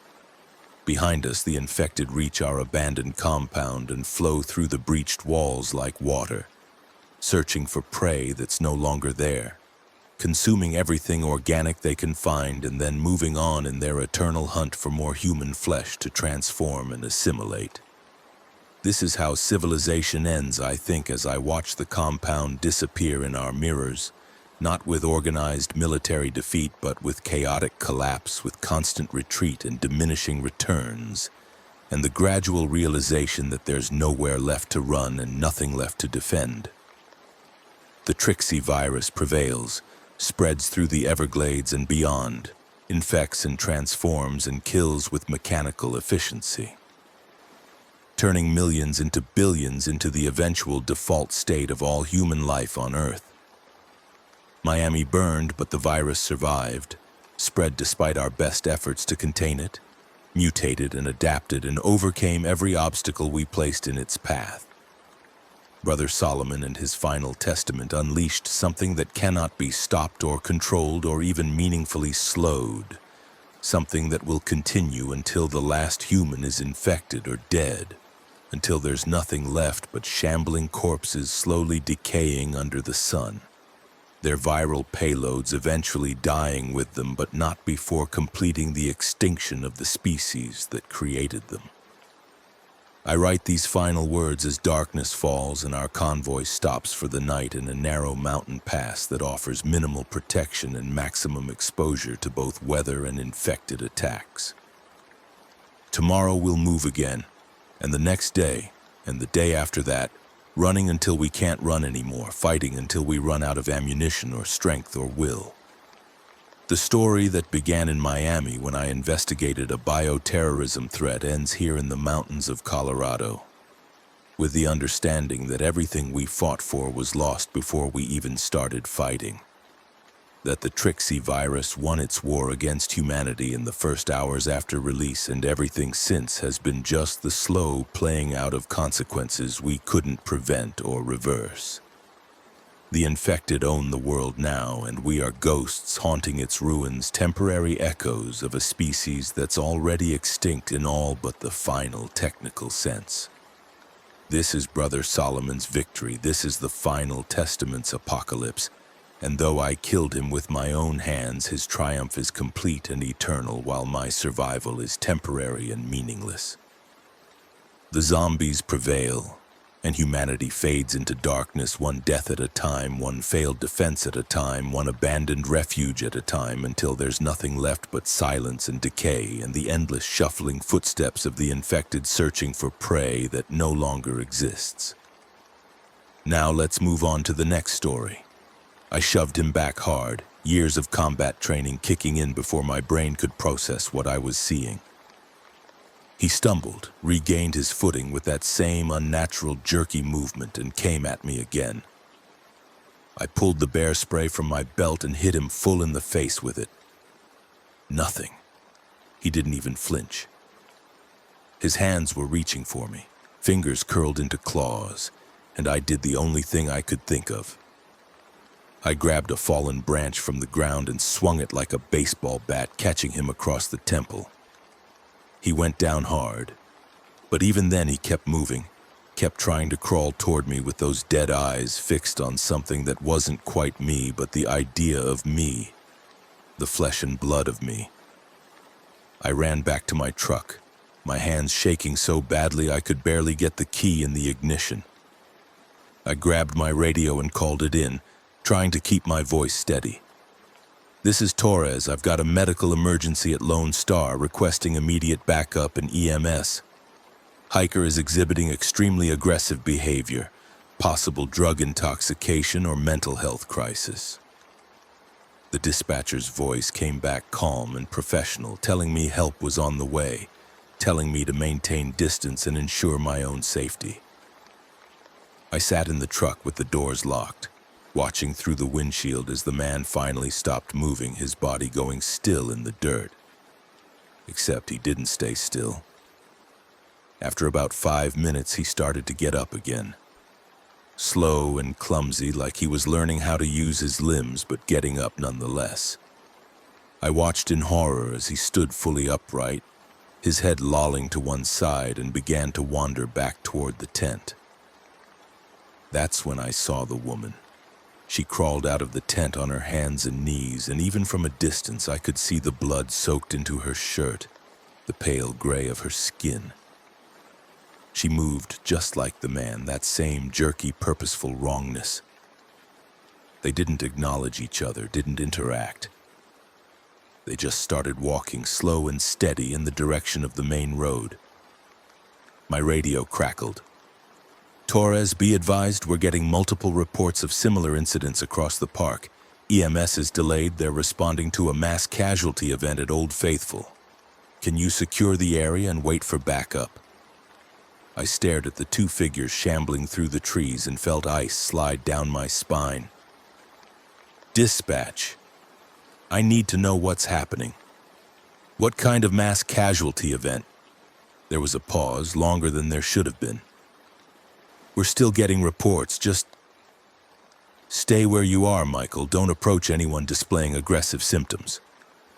I didn't stay where I was. I couldn't. Every instinct I had was screaming that something catastrophic was unfolding, and sitting in a truck in the backcountry wasn't going to help anyone. I started the engine and headed back toward the main roads, trying to raise other rangers on the radio. Most didn't respond. The ones who did sounded panicked, their voices overlapping with reports of attacks, of crowds at Old Faithful turning violent, of tourists fleeing in their cars and causing accidents on the narrow park roads. By the time I reached the junction near Madison, I could see the smoke. Black columns rising into that perfect blue sky, spreading like ink in water. Traffic was at a standstill, cars abandoned in the middle of the road, doors hanging open. I got out of my truck and immediately heard the screaming. Not one voice, but many coming from the direction of the Madison campground. I grabbed my service pistol from the glove box, checked that it was loaded, and started moving toward the sound. The campground was a nightmare. Bodies everywhere, some moving and some not, and it took my brain a few crucial seconds to understand what I was seeing. The ones that were moving, the ones that were attacking, they all had that same look. The milky eyes, the jerky movements, the complete absence of anything I recognized as human awareness. They were tearing into the people who were still normal, still screaming and trying to fight back or run away. A man in a park ranger uniform, someone I didn't recognize, was on the ground being swarmed by 3 of them. They were eating him, actually eating him, pulling chunks of flesh away with their teeth while he shrieked. I raised my pistol, aimed at the closest one, and my hand wouldn't stop shaking. I'd killed people before in Fallujah in situations where it was me or them. But this felt different. These had been people, were people. Maybe still were people somewhere under whatever was happening to them. The ranger stopped screaming. One of the things that had been eating him looked up, saw me, and started to stand. I fired. The shot took it in the shoulder, spinning it around but not dropping it. I fired again, center mass, and it stumbled but kept coming. Third shot to the head, and it finally went down and stayed down. The other 2 were focused on their meal, didn't even seem to notice the gunshots. I had maybe 10 seconds before they turned their attention to me. I ran, not away from the campground, but through it, looking for anyone who was still alive and uninfected.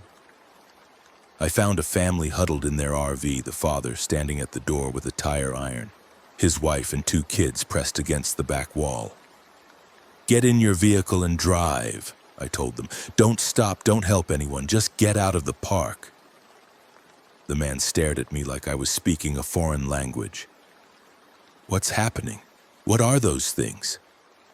"I don't know," I said, and it was the truth. "But you need to go now." I helped them get moving, watched their RV lumber out onto the road, weaving around the abandoned cars. Behind me, I heard more screaming, more of that horrible, wet, tearing sound. I keyed my radio again. "Any ranger, any law enforcement, this is Torres. The campground at Madison is compromised. We have multiple casualties and multiple hostiles. I repeat, multiple hostiles. They're not responding to voice commands. They're not responding to pain compliance. Headshots seem to be the only thing that stops them." The radio crackled with overlapping voices, people talking over each other, sirens in the background. Through the chaos, I caught fragments. "Old Faithful parking lot is completely overrun. We've lost contact with the north entrance station. Something about a bioweapon. Someone said something about a bioweapon. Bioweapon. The word hung in my mind as I moved through the campground, checking tents and RVs for survivors. I found a few, got them moving toward their vehicles, tried not to look too closely at the ones I couldn't save. A little girl, maybe 8 years old, with blood on her Hannah Montana t-shirt and those milky eyes. An elderly man in a wheelchair, slumped forward, then suddenly lurching upright and reaching for me with gnarled hands. Each one I put down felt like a piece of my soul being carved away, but I kept moving, kept shooting, because what else could I do? I made it back to my truck as the sun started to sink toward the horizon, painting the smoke-filled sky in shades of orange and red. My gun was empty, my hands were covered in blood, and I'd saved maybe 15 people out of the hundreds who must have been at Madison when it all went to hell. I sat behind the wheel and tried to think. The park was huge, over 2 million acres, and if this was happening at multiple locations simultaneously, then the normal response protocols were useless.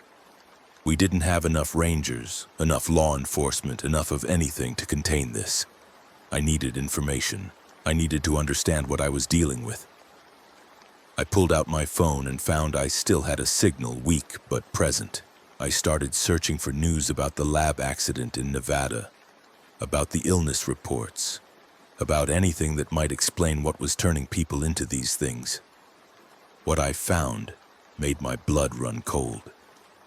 3 days ago, according to leaked reports that were already being scrubbed from mainstream sites, there had been a catastrophic containment breach at a military research facility designated as Site R7, located in the restricted zone near Area 51.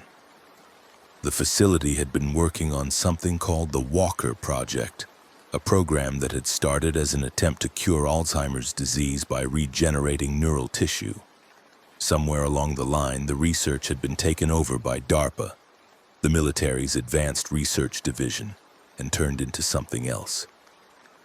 They'd created a virus, a modified version of rabies combined with a synthetic prion, designed to keep soldiers functioning even with catastrophic injuries, to override pain and fear and keep them fighting. It was supposed to be controlled, reversible, a way to create the perfect soldier. It wasn't any of those things. The virus had gotten out, infected several researchers, and by the time anyone realized what was happening, it had spread beyond the facility. The infected didn't die and come back.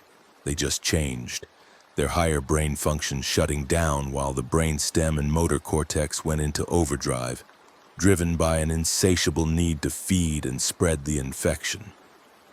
The military had tried to contain it, had set up quarantine zones, but someone had taken samples. Someone had weaponized it. That's where the Sons of Liberty came in. I'd heard of them before, everyone in law enforcement had. They were a militia group, anti-government extremists who believed the federal system was tyrannical and needed to be overthrown. They'd been connected to various bombings and shootings over the years, always managing to stay just barely underground, just barely out of reach. Their leader was a man named John Blackwood, a former CIA operative who'd gone rogue after some Black Ops mission in Syria went sideways. He'd been preaching revolution for years, talking about how the government had created weapons it couldn't control, how the people needed to rise up and take back their freedom. Apparently, he'd decided to prove his point by stealing the Walker virus and releasing it in one of America's most iconic national parks.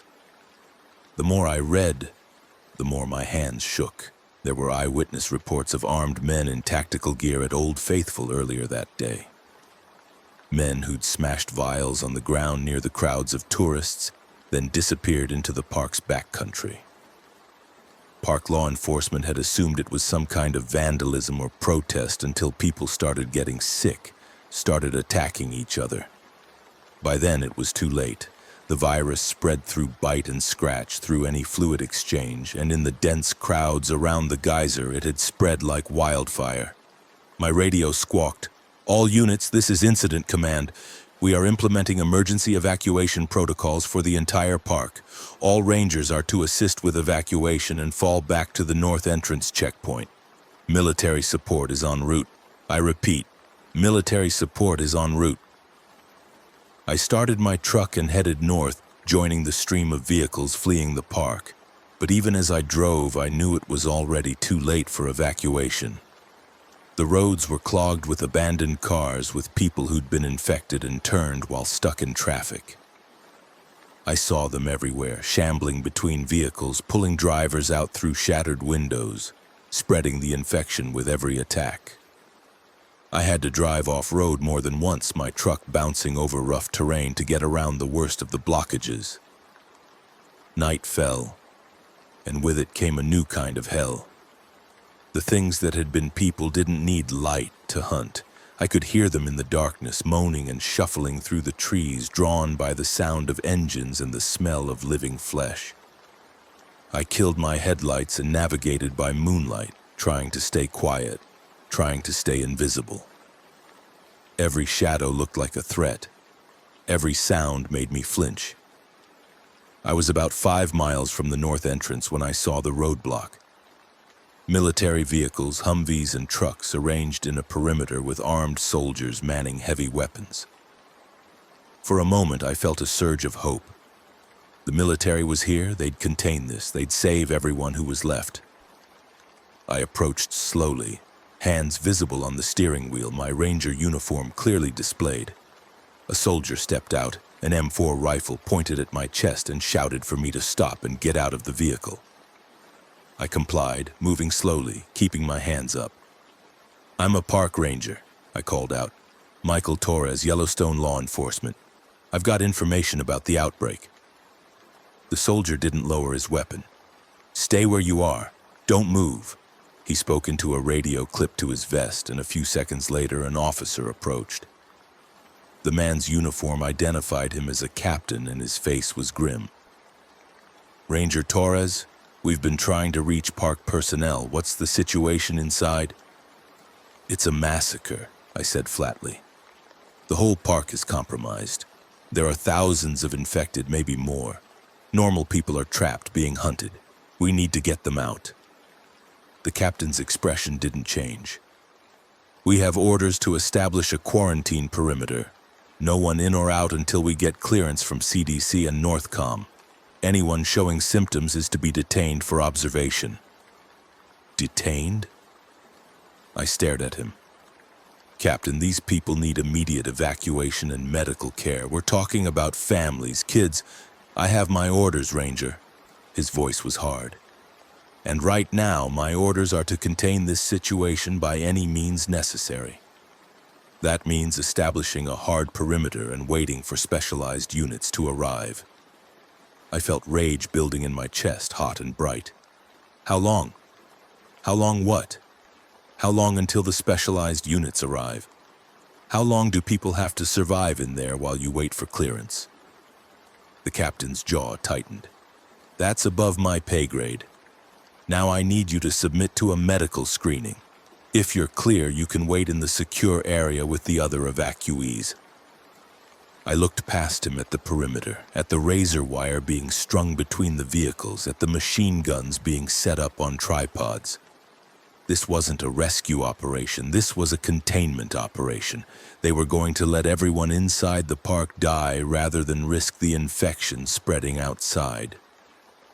I thought about the families I'd helped at Madison, about the little girl with the Hannah Montana shirt, about all the people still trapped in there who deserved better than this. "No," I said. The captain blinked. "Excuse me?" I said no. "I'm going back in. There are people in there who need help, and I'm not going to abandon them because you're scared of your orders." The soldier with the M4 took a step forward, and I saw his finger move closer to the trigger. The captain held up a hand. "Ranger Torres, if you attempt to breach this perimeter, I will have you detained. If you're infected, I will have you shot. Those are my orders." I met his eyes and saw no flexibility there, no humanity, just a soldier following orders because that's what soldiers do. I'd been that soldier once. I knew how easy it was to turn people into problems to be solved rather than lives to be saved. "Then you better shoot me," I said. and I turned and walked back to my truck. I heard shouting behind me, heard the captain ordering me to stop, but I kept walking. I got in my truck, started the engine, and drove straight at the perimeter. Soldiers scattered, and I heard shots being fired, but they were aiming for my tires, not for me. The truck lurched as the tires blew out, but I had enough momentum to crash through the razor wire and back onto the park road. I drove on the rims for maybe a quarter mile before the truck finally died, steam hissing from a ruptured radiator. I grabbed my pack, my empty pistol, and everything else I could carry, and I started walking back into Yellowstone. Behind me, I could hear more gunfire, but it wasn't aimed at me. The infected had heard the commotion and were attacking the perimeter. The soldiers would hold, probably, but for how long? And what would they do when they realized the infection was spreading faster than they could contain it? I didn't look back. I had work to do. The next 72 hours were a blur of survival and horror. I scavenged what I could from abandoned campsites and vehicles, found more ammunition for my pistol, found a hunting rifle with a scope in someone's RV. I moved through the park like a ghost, avoiding the main roads where the infected congregated in swarms, sticking to the backcountry trails I knew better than anyone. I found other survivors, small groups hiding in cabins or campers or up in trees, terrified and desperate. Some I helped get to safer locations, some I found too late. The virus was spreading with terrifying efficiency. Anyone who was bitten or scratched turned within hours, sometimes faster. I watched it happen to a man I'd pulled out of an overturned car. He'd seemed fine, just a scratch on his arm, insisted he was okay. 2 hours later, he was trying to eat his wife while I held her back and put a bullet through his head. She thanked me, then asked me to shoot her too. I didn't. I should have. She turned 6 hours later and I had to shoot her anyway. I started to understand the infection's progression. First came the fever, spiking so high that people became delirious. Then the aggression, a sudden violent rage that made them attack anything that moved. Then the change, their eyes going milky, their movements becoming jerky and inhuman, their higher cognition shutting down completely. What was left wasn't a person anymore. It was a thing driven by nothing but hunger and the viral imperative to spread, and they didn't stop. That was the worst part. I shot one in the chest, watched it go down, and then watched it get back up and keep coming. The virus kept their bodies functioning long past the point where they should have died from their injuries. Only destroying the brain stopped them permanently, and even that sometimes took multiple shots. On the 4th day, I met Sarah Chen again.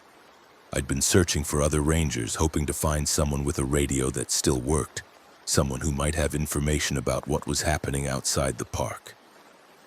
I found her holed up in the Lake Yellowstone Hotel, barricaded in one of the upper floor rooms with 3 other people.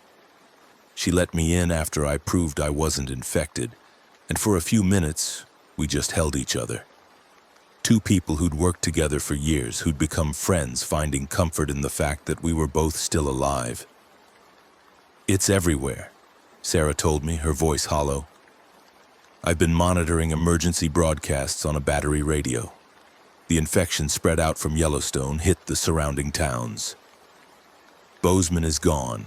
West Yellowstone is gone. Jackson Hole is gone. The military is trying to establish containment zones, but every time they think they have it controlled, it breaks out somewhere new." "How?" I asked. "How is it spreading that fast?" She pulled out a laptop, showed me footage that someone had uploaded before the internet went dark in the area. It showed men in tactical gear, faces covered, moving through towns and cities, breaking vials of something in crowded areas, then disappearing before anyone could stop them. The Sons of Liberty. They weren't just responsible for Yellowstone. They were spreading the virus deliberately, systematically across the entire region. "They're trying to collapse the government," one of the other survivors said. He was a middle-aged man named David, a tourist from California who'd been a software engineer before the world ended. "It's a coordinated attack. release the virus in multiple locations, overwhelm the response capabilities, force martial law, and a breakdown of civil order. Then they step in with their own solution, their own version of order. That's insane, I said. That's revolution, Sarah replied quietly. At least that's what they think it is. I thought about John Blackwood, about what I'd read about him. A true believer, a man who'd seen the worst of what governments could do and decided the only solution was to burn it all down. He'd weaponized a virus designed to save lives and turned it into a tool for mass murder. And he was out there somewhere, probably watching his plan unfold, probably pleased with the chaos. I felt something harden inside me, a purpose, clear and cold. If the government couldn't stop this, if the military couldn't stop this, then maybe one person could. One person who knew the park, who knew how to survive in the wilderness, who had nothing left to lose. I'm going to find him, I said. Sarah looked at me like I'd lost my mind. Find who? Blackwood. He's still in the park, has to be.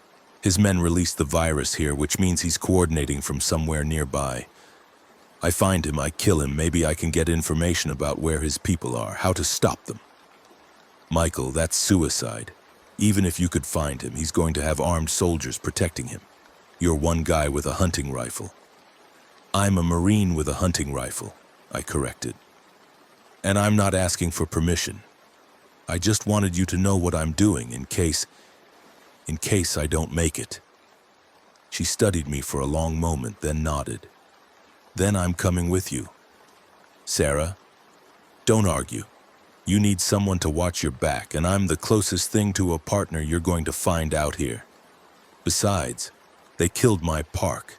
They killed my rangers. They killed people I cared about. I want them to pay for that just as much as you do. We argued for another 10 minutes, but I knew I'd already lost. Sarah was stubborn, always had been, and when she made up her mind about something, there was no changing it.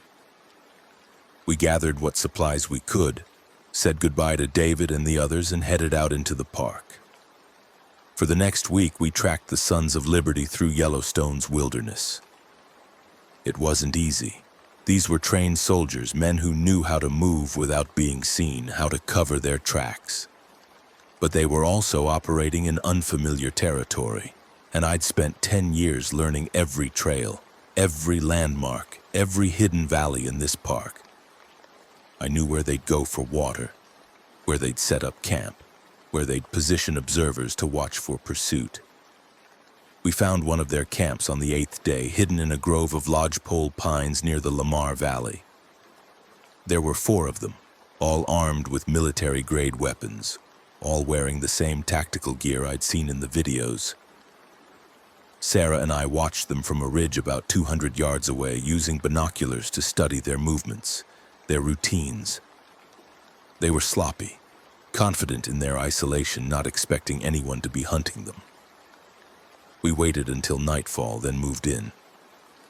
I took the first guard with my knife, sliding it between his ribs before he could make a sound. Sarah took the second with a rock to the back of the head, brutal and efficient. The other 2 were asleep in their tents. We zip-tied them, gagged them, and dragged them out into the clearing. I'm not proud of what happened next. I'm not proud of a lot of things I did during those weeks, but this might be the worst.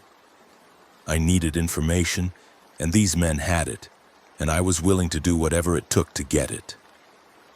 I questioned them, and when they didn't answer, I hurt them. I hurt them until they talked, until they told me everything they knew about Blackwood's location, about the plan, about the remaining vials of the virus they had stashed in various locations throughout the park. Blackwood was operating from a bunker complex near Yellowstone Lake, an old Cold War installation that had been decommissioned decades ago but was still structurally sound. He had maybe 20 men with him, all loyalists, all true believers in his cause. They were planning to wait out the chaos, then emerge once the government had collapsed and position themselves as the leaders of whatever came next. They had supplies, weapons, and enough vials of the virus to keep the infection spreading for months if they needed to. When the men had told me everything they could, I shot them both in the head. Sarah didn't say anything, didn't judge me. She'd seen what these people had done, what they'd unleashed. Justice didn't seem like too strong a word for what they deserved. We burned the camp and headed for Yellowstone Lake. The bunker was exactly where the militiamen had said it would be, built into a hillside and camouflaged with decades of overgrowth. There were guards posted, 3 that we could see, probably more inside. We circled the perimeter, looking for weaknesses, looking for a way in that wouldn't get us killed immediately. That's when we found the thermal features. Yellowstone sits on a supervolcano, and the entire park is riddled with geothermal activity. Hot springs, fumaroles, geysers, all of them connected to the massive magma chamber underground. The bunker had been built near one of the smaller thermal areas, a cluster of boiling pools and steam vents that most tourists never saw. I had an idea, risky and probably stupid, but it was the only plan I could come up with. We waited until the middle of the night, then created a distraction. Sarah fired shots into the air from one side of the bunker while I approached from the other, using the steam from the thermal features as cover. The guards responded to Sarah's position, leaving the back entrance less defended. I slipped inside, moving through corridors that smelled of mold and concrete, my rifle up and ready. I found the first group of militia in what looked like an old command center, huddled around maps and laptops. I killed 3 before they could react, the suppressed rifle coughing quietly in the enclosed space. The 4th got his weapon up, got off a shot that missed my head by inches before I put him down. Alarms started blaring, and I knew my element of surprise was gone. The next 15 minutes were pure chaos. Militia members poured out of side rooms firing wildly, and I moved through the bunker like I was back in Fallujah, clearing rooms, checking corners, staying mobile. I took a round in the shoulder that burned like fire, another that grazed my ribs, but adrenaline kept me moving, kept me fighting. I heard Sarah's rifle from somewhere above, heard men screaming, heard explosions that sounded like grenades, and then I found him. John Blackwood was in the deepest part of the bunker, a reinforced room that had probably been designed to survive a nuclear blast. He was alone, standing behind a desk, a pistol in his hand but not raised. He looked almost exactly like his photos, mid-50s, graying hair, cold eyes that had seen too much and felt too little. He smiled when he saw me, like we were old friends meeting for coffee. "Ranger Torres," he said, "I've been hearing about you. The man who won't quit, who won't accept that his world is over. I respect that, even if it's futile. You killed thousands of people," I said, my rifle trained on his chest. "You're going to pay for that." "I freed thousands of people," he corrected. "Freed them from a government that sees them as resources to be exploited, from a system that's corrupt to its core. The virus is just a catalyst. Once the old order collapses, we can build something better, something pure." "You're insane. I'm a patriot." He set the pistol down on the desk, spread his hands. "The men who founded this country understood that sometimes you have to water the tree of liberty with blood. I'm just following their example. By turning people into monsters, by destroying everything, by giving people a chance to start over, the infection will run its course eventually. The survivors will be stronger, harder, ready to build a new world without the parasites and politicians. It's evolution, Ranger. Survival of the fittest." I wanted to shoot him right there, wanted to put a bullet through his smug face and be done with it. But I needed to know one thing first. "Where are the other vials? Your men told me you have more, hidden in the park. Where are they?" Blackwood's smile widened. "You think I'm going to tell you that? You think you can stop this?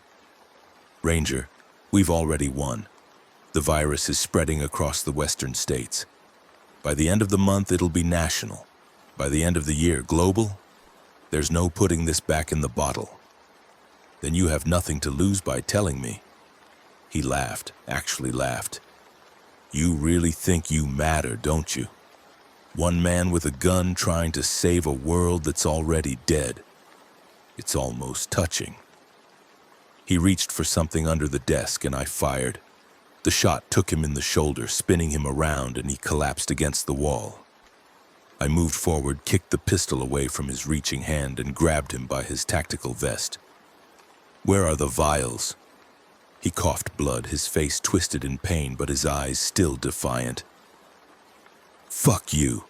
I dragged him out of the bunker through corridors now thick with smoke from fires Sarah had set past the bodies of his men. He fought weakly, but I was stronger, fueled by rage and purpose. Sarah met me at the exit, her face smeared with soot and blood, her eyes wide when she saw Blackwood. Is that him? That's him. What are you going to do? What he deserves.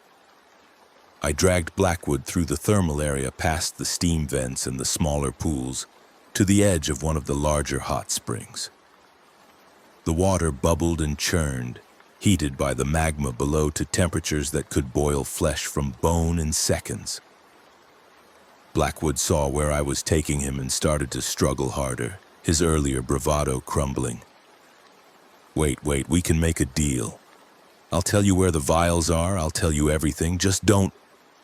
I didn't let him finish. I shoved him toward the edge of the pool, watched him windmill his arms trying to keep his balance, and then I kicked him hard in the chest. He fell backward into the boiling water with a splash that sent steam hissing into the air. His screams lasted maybe 5 seconds before the heat destroyed his vocal cords, and then there was just the sound of churning water and the smell of cooking meat. I stood there and watched until he stopped moving, until his body sank beneath the surface and I felt nothing. No satisfaction, no remorse, just a cold emptiness where my humanity used to be. Sarah put a hand on my shoulder. We should go. If there are more of them. There aren't. We got them all. I turned away from the spring, from Blackwood's final resting place, and started walking. We need to find those vials, destroy them before someone else gets the same idea. We spent the next 3 days tracking down every location Blackwood's men had mentioned, finding hidden caches of the virus in caves and abandoned ranger stations and hollowed-out trees. We burned them all, made sure every last vial was destroyed, and for a brief moment I let myself hope that maybe we'd actually stopped it, that maybe we'd saved something. Then we heard the jets. They came in low and fast, military aircraft heading toward the park from the east and west. Sarah and I watched from a ridge as they passed overhead, and she grabbed my arm hard enough to hurt. Michael, those are bombers. They're going to... The sky lit up. I don't know if it was a nuclear weapon or just a massive conventional bomb. But the explosion was unlike anything I'd ever seen. A pillar of fire rose into the sky from somewhere near Old Faithful, the shockwave rolling across the landscape like a physical thing, flattening trees and sending up clouds of dust and debris. The ground shook beneath our feet, and I heard a sound like the earth itself screaming. The supervolcano. All that energy, all that heat from the bomb, it had triggered Yellowstone's magma chamber. I felt the ground lurch, saw cracks opening up in the rock around us, saw geysers erupting spontaneously as the pressure changed. Sarah was yelling something, but I couldn't hear her over the roar. I grabbed her hand and ran, not toward anything, just away, trying to put distance between us and the caldera that was about to explode. We didn't make it far. The eruption, when it came, was apocalyptic. The ground simply opened up, and a column of ash and superheated gas shot into the sky, spreading like an umbrella of death. I felt the heat even from miles away, felt my skin starting to burn, and I knew with absolute certainty that I was about to die. Sarah was still holding my hand, and I could see in her eyes that she knew it too. We'd survived the virus, survived the militia, survived everything the last 2 weeks had thrown at us, and now we were going to be killed by the very land we'd tried to protect. The pyroclastic flow hit us like a wall of fire, and the world went white and then black and then nothing. I woke up 3 days later in what was left of a bunker we'd found and crawled into at the last second. Our bodies burned and broken, but somehow still alive. Sarah didn't wake up. I tried CPR, tried everything I could think of, but she was gone, killed by smoke inhalation or internal injuries or just the sheer trauma of what had happened. I held her body and cried, the first tears I'd shed since this whole nightmare began, and I cried until I had nothing left. When I finally emerged from the bunker, I found a world transformed. Yellowstone was gone, buried under layers of ash and lava. The forest burned to nothing, the geothermal features either destroyed or erupting uncontrollably. The sky was dark even at midday, choked with ash that fell like snow and made every breath a struggle. I could see the glow of lava flows in the distance, could hear the rumble of ongoing eruptions, and I knew that this was just the beginning. The military's bomb had been meant to sterilize the infection, to burn it out of existence. Instead, it had created a catastrophe that would make the virus look like a minor inconvenience. The ash cloud was already spreading east, carried by the prevailing winds, and every report I could pick up on my dying radio talked about the same thing. The virus was still spreading, now aided by the ash, by the chaos of the eruption, by the complete breakdown of infrastructure and order. I started walking east, away from the caldera, through a landscape that looked like the surface of an alien planet. I passed through towns that had been buried in ash, saw bodies everywhere, some killed by the eruption and some killed by the virus and some killed by other survivors fighting over what few resources remained. The infected were still out there, shambling through the ash-choked darkness, their dead eyes somehow managing to find living prey. I avoided them when I could, killed them when I couldn't, and kept moving. Weeks became months. I made it out of the immediate blast zone, found other survivors, tried to help where I could. But everywhere I went, the story was the same. The virus was winning. The government had collapsed. The military had fragmented into warlords and fiefdoms. The ash from Yellowstone had caused crop failures across the Midwest, leading to famine, leading to more chaos, more violence, more death. The infected kept spreading, kept growing in numbers until they outnumbered the living in most places.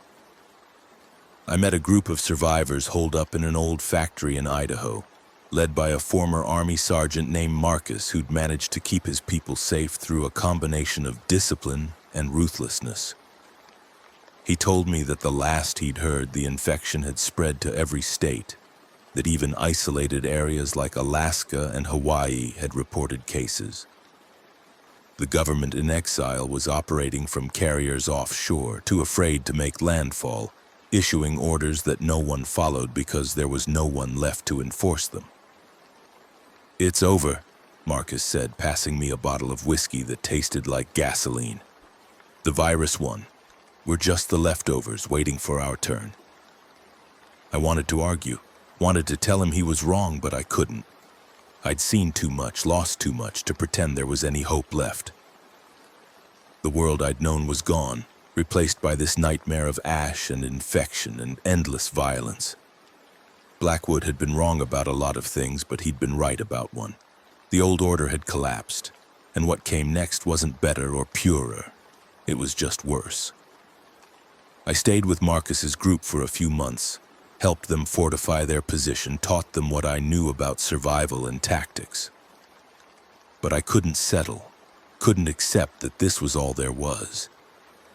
I kept thinking about Sarah, about all the people I'd failed to save, about the park I'd loved that was now a tomb buried under volcanic ash. I kept thinking about the vials we'd destroyed, wondering if it had mattered at all, if our small victory had changed anything. It hadn't. One night I packed my gear and left while Marcus and the others slept. I headed west, back toward Yellowstone, because if I was going to die, I wanted to die where it all started. The journey took weeks through a landscape that looked increasingly like hell the closer I got to the exclusion zone. The ash was so thick in places that I had to wear a respirator just to breathe, and the infected were everywhere, drawn to the still warm lava flows and the pockets of survivors who'd refused to evacuate. I made it to what had been the north entrance of the park, found the military perimeter abandoned, the razor wire rusted and sagging. I walked through into the dead zone and kept walking until I reached the caldera. It was still active, still erupting sporadically, the sky above it perpetually dark with ash and smoke. I stood at the edge and looked down into the pit of churning lava.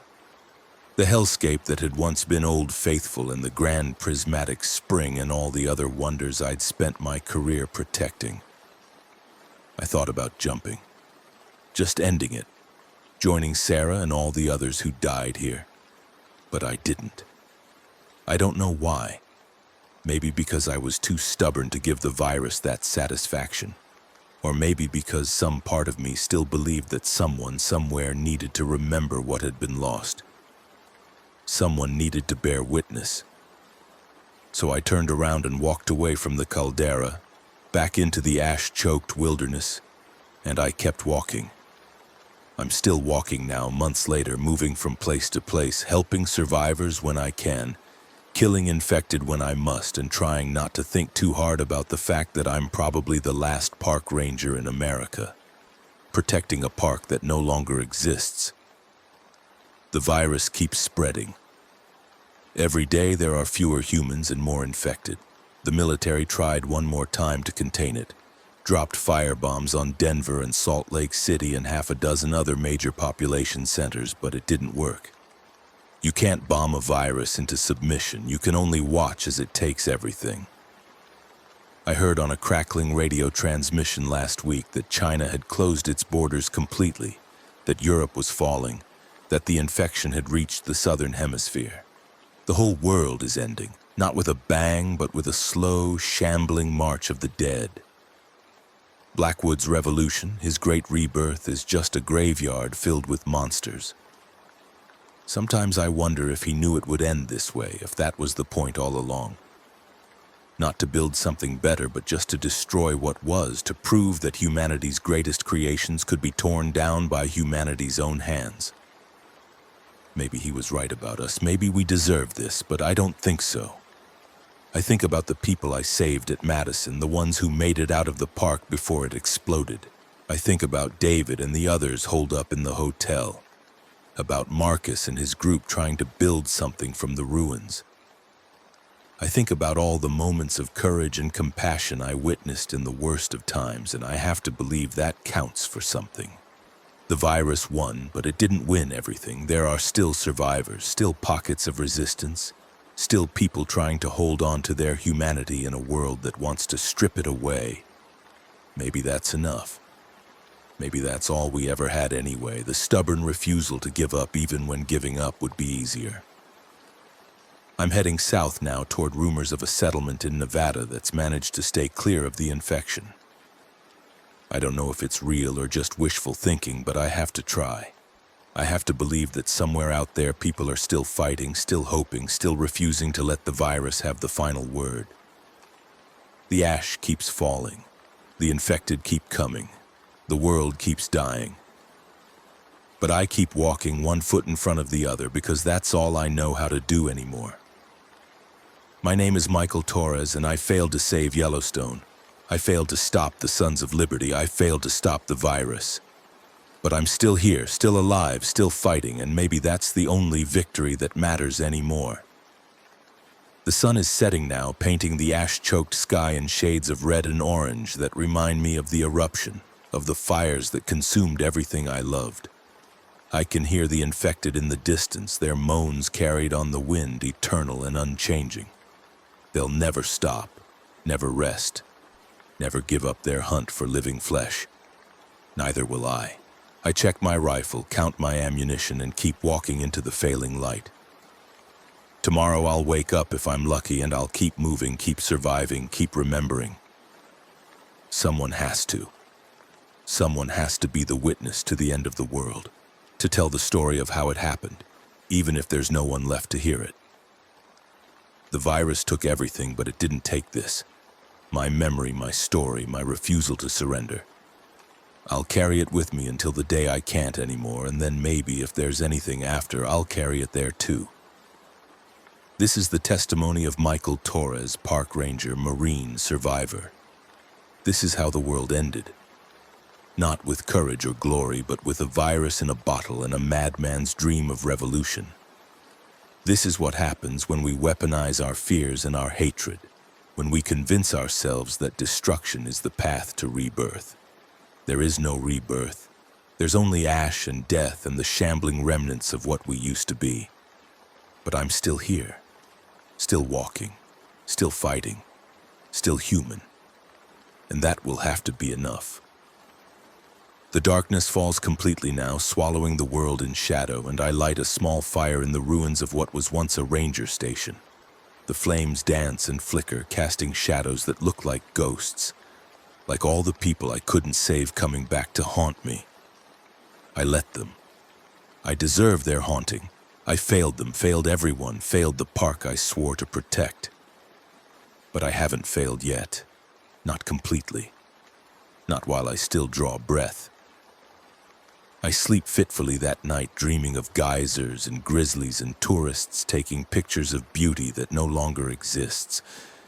I dream of Sarah, her smile as we shared coffee in the ranger station, her determination as we hunted blackwood through the wilderness. I dream of the bunker, of the heat, of her hand in mine as the world ended around us. When I wake, the sun is trying to break through the ash clouds, creating a sickly yellow light that makes everything look diseased. I pack my gear, check the perimeter for infected, and start walking again. South, always south, toward the rumor of hope, toward the possibility that somewhere, somehow, humanity might survive this. The miles pass beneath my feet, each one indistinguishable from the last. Ash-covered wasteland, burned forests, abandoned vehicles, bodies in various states of decay. Sometimes the bodies are still really dead. Sometimes they twitch and groan and try to grab me as I pass. I've gotten good at telling the difference, at knowing which ones to avoid and which ones to put down for mercy. I find a small group of survivors on the third day, huddled in a Walmart that's been converted into a fortress. They're suspicious at first, weapons trained on me, but I'm unarmed and clearly not infected, so they let me approach. The leader is a woman in her 40s named Cassandra, a former cop with hard eyes and a harder attitude. She agrees to trade supplies for information about the route south, about which areas are too infested to pass through, about where the military checkpoints used to be before they were overrun. We talk late into the night, sharing stories of survival and loss, and I learn that the Nevada settlement is real, or at least was real as of 2 weeks ago. It's in the mountains, defensible, with natural water sources and enough arable land to potentially grow food once the ash clears. If it clears. The scientists on the emergency broadcast before the infrastructure completely collapsed were saying it could take years, decades even, for the atmospheric ash to settle. Cassandra asks me about Yellowstone, about what really happened, and I tell her everything. About Blackwood, about the Sons of Liberty, about the virus and the bombs and the eruption that destroyed the western United States. She listens without interrupting, and when I finish, she's quiet for a long time. We heard rumors, she finally says. Stories about a terrorist group releasing a bioweapon, about the government nuking its own territory to stop it. We didn't want to believe it. Easier to think it was just a natural disaster, a pandemic that got out of control.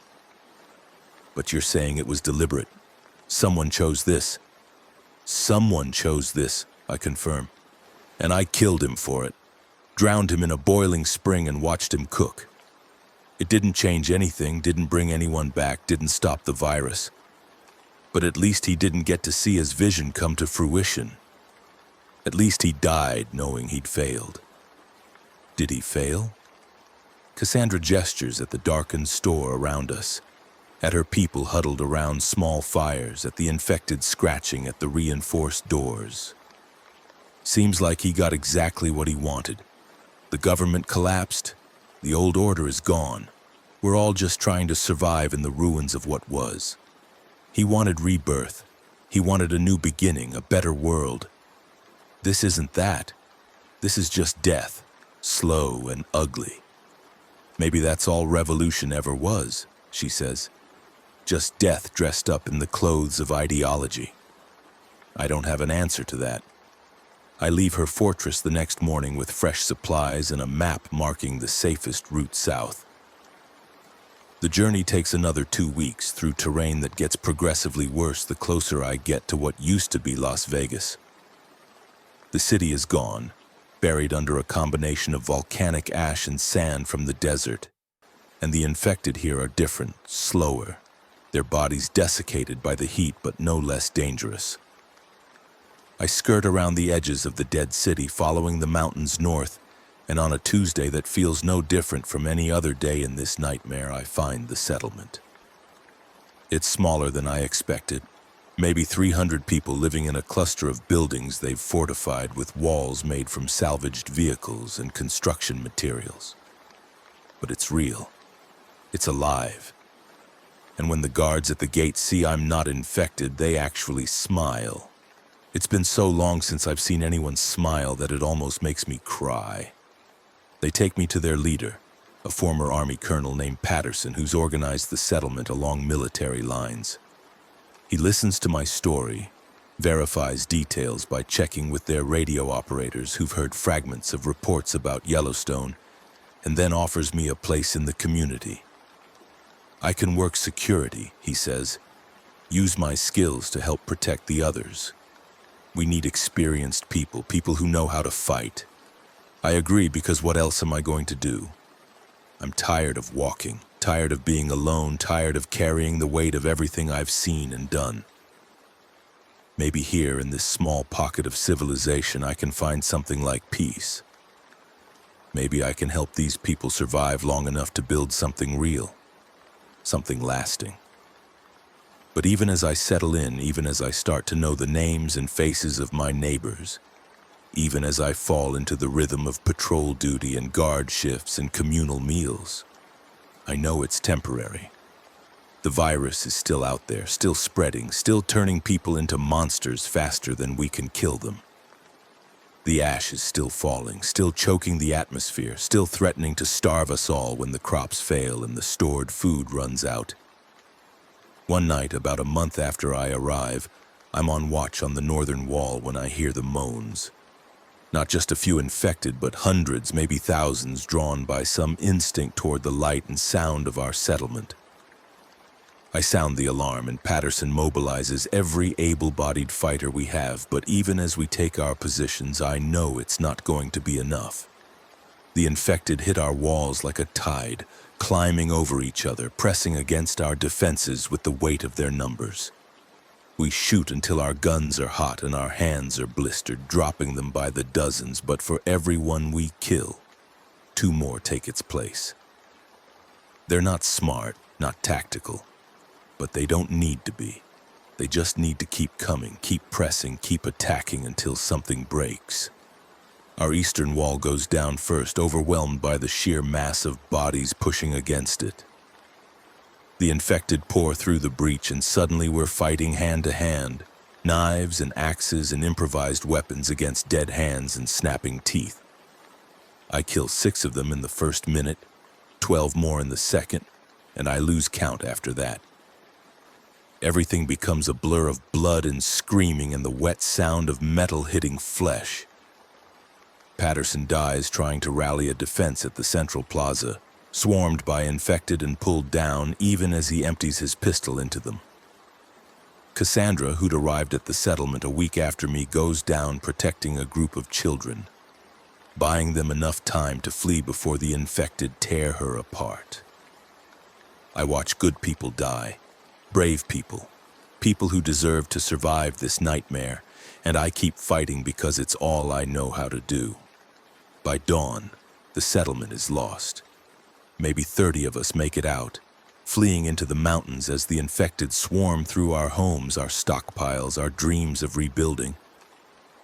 I lead the survivors higher into the peaks to places where the infected can't easily follow. And we huddle in caves and abandoned mining shacks trying to figure out what comes next. There is no next. That's what I realize as I look at the faces around me, at the exhaustion and despair and the slowly dawning understanding that we can't keep doing this. Can't keep running, can't keep fighting a losing battle against an enemy that never sleeps, never stops, never gives up. The virus won when Blackwood released it, and everything since then has just been us refusing to accept that truth. One by one, the survivors drift away. Some head east toward rumors of other settlements. Some head west toward the coast and dreams of islands that might still be clear. Some just walk off into the wilderness and never come back, choosing to end it on their own terms rather than wait for the infected to take them. I stay in the mountains alone again, watching the settlement burn in the valley below. The infected will strip it clean, take everything we built, everything we hoped for, and turn it into just another graveyard. Then they'll move on, following some viral imperative I don't understand, searching for more living flesh to consume and convert. The radio in my pack crackles with a final broadcast, the last gasp of what used to be government authority. The president, speaking from a carrier somewhere in the Atlantic, announces that all remaining federal personnel are being evacuated to offshore platforms and ships. The mainland is being abandoned. Any survivors should make their way to the coasts for possible rescue. But there are no guarantees, no promises, no hope offered. Just the acknowledgement that America as a nation no longer exists. I turn off the radio and sit in the dark, watching the stars through the thinning ash clouds. They're still there, unchanged by everything that's happened, and I find some small comfort in that. Whatever humanity does or doesn't do, whatever monsters we create or unleash, the universe continues on, indifferent to our suffering. I think about all the people I've lost. My fellow rangers, the tourists I tried to save, Sarah holding my hand as the world ended, Marcus and his fortress factory, Cassandra dying to protect children she didn't even know, Patterson trying to maintain order even as everything fell apart. I think about the hundreds of others whose names I never learned, whose faces blur together in my memory, united only by the fact that they are all dead now, all part of the virus's endless march. And I think about Blackwood burning in that hot spring, his revolution complete in ways he never intended. He wanted to tear down the old order, wanted to prove that government and civilization were fragile things that could be destroyed by a determined few. He succeeded beyond his wildest dreams. The nation is gone, the government is gone, civilization is gone. All that's left are scattered survivors and the infected competing for resources in a dying world. Was it worth it? Did he die satisfied, knowing what he'd accomplished? Or did he die terrified, finally understanding that destruction is easier than creation? That tearing down takes no skill while building up requires everything? I'll never know. All I know is that his legacy is ash and death and the moaning of the infected echoing through empty streets. I survive another 6 months in the mountains, scavenging what I can, avoiding the infected, slowly starving as my supplies run out and the game animals disappear, either killed by the ash or fled to clearer areas. I get sick. Some kind of respiratory infection from breathing the ash, and I don't have antibiotics, don't have medicine, don't have anything except my stubborn refusal to die quietly. But even stubbornness has its limits. I can feel my body failing, my strength draining away, my will to continue eroding like stone underwater. I make my way back down from the mountains one final time toward what used to be Yellowstone, toward the caldera that destroyed everything I loved. The exclusion zone is even more hellish than before. The ongoing volcanic activity creating a landscape that looks like it belongs on another planet. Lava flows snake through the valleys, the air shimmers with heat, and the ash is so thick that I can barely see 10 feet in any direction. The infected are here too, shambling through the heat and the poison, too simple to understand that they're in a place that will eventually kill even them. I make it to the edge of the caldera after 3 days of hard travel, my lungs burning with every breath, my body racked with fever. I stand where I stood months ago, looking down into the churning pit of molten rock, and I feel a strange sense of peace. This is where it ends, where I end, in the heart of the disaster that took everything. I think about jumping again, about letting the lava take me like it took the park, but I still can't do it. Even now, even dying, even knowing there's no hope and no future, some part of me refuses to give in. It's stubborn and stupid and pointless, but it's who I am. It's who I've always been. So instead, I sit down on a rock at the edge of the caldera, pull out my rifle and wait. For what, I don't know. For the infected to find me, for the sickness to finish me, for the volcano to erupt again and take me with it. For anything that will end this endless nightmare of survival.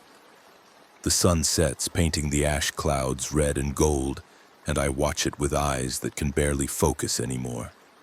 Somewhere out there, people are still fighting, still trying to survive, still hoping that somehow, some way, humanity will claw its way back from the edge. I hope they're right. I hope they find a cure, find a way to defeat the virus, find a way to rebuild something worth living for. But I won't be there to see it. My war is over. I fought, I survived, I witnessed the end of the world, and now I'm done. Let someone else carry the torch. Let someone else be the witness. I've done my part. The infected find me just after full dark, drawn by my smell or my heat, or just the random chance of their wandering. I raise my rifle, put the barrel under my chin, and for the first time since this all started, I feel ready. Ready to stop fighting, stop running, stop carrying the weight of all I've lost. But I don't pull the trigger. Because even now, even at the end, even with death shambling toward me from all directions, I can't give up. I can't let them win. I turn the rifle back toward the infected, start firing, dropping them one by one as they close in. My shots are steady despite the fever, accurate despite the failing light, because this is what I know, this is what I am. A killer, a survivor, a witness to the end. The rifle clicks empty and I draw my pistol. That clicks empty too, and I pull out my knife. The infected are close now, close enough that I can see the decay on their faces, can smell the rot of them, can hear the wet sound of their breathing. I stand up, knife in hand, and I face them the way I've faced everything else in this nightmare, with determination, with defiance, with the absolute refusal to go gentle into that good night. They take me down eventually, too many of them, not enough of me. I feel their teeth sink into my shoulder, my arm, my leg. I feel the virus entering my bloodstream, starting its work, beginning the transformation that will turn me into one of them. But even as I fall, even as the darkness closes in, I'm still fighting, still swinging my knife, still making them pay for every inch of ground. My last coherent thought, before the fever takes my mind and the virus takes my humanity, is of Yellowstone in spring. The meadows full of wildflowers, the elk herds grazing peacefully, the geysers erupting in perfect rhythm with the earth's heartbeat. The park as it was before Blackwood, before the virus, before the end of everything. That's what I choose to remember. Not the ash and the death and the failure, but the beauty that was worth protecting, worth dying for. The beauty that no virus can touch, that exists now only in the memories of those who witnessed it, who loved it, who tried to save it. I am Michael Torres, Park Ranger, Marine, witness to the end of the world, and this is where my story ends. In fire and ash and the shambling hunger of the infected. The virus won. The zombies prevailed. The world died. But I was here. I saw it all. I fought until I couldn't fight anymore. And maybe somehow that matters. Maybe that's enough. The darkness takes me and I let it, finally at peace.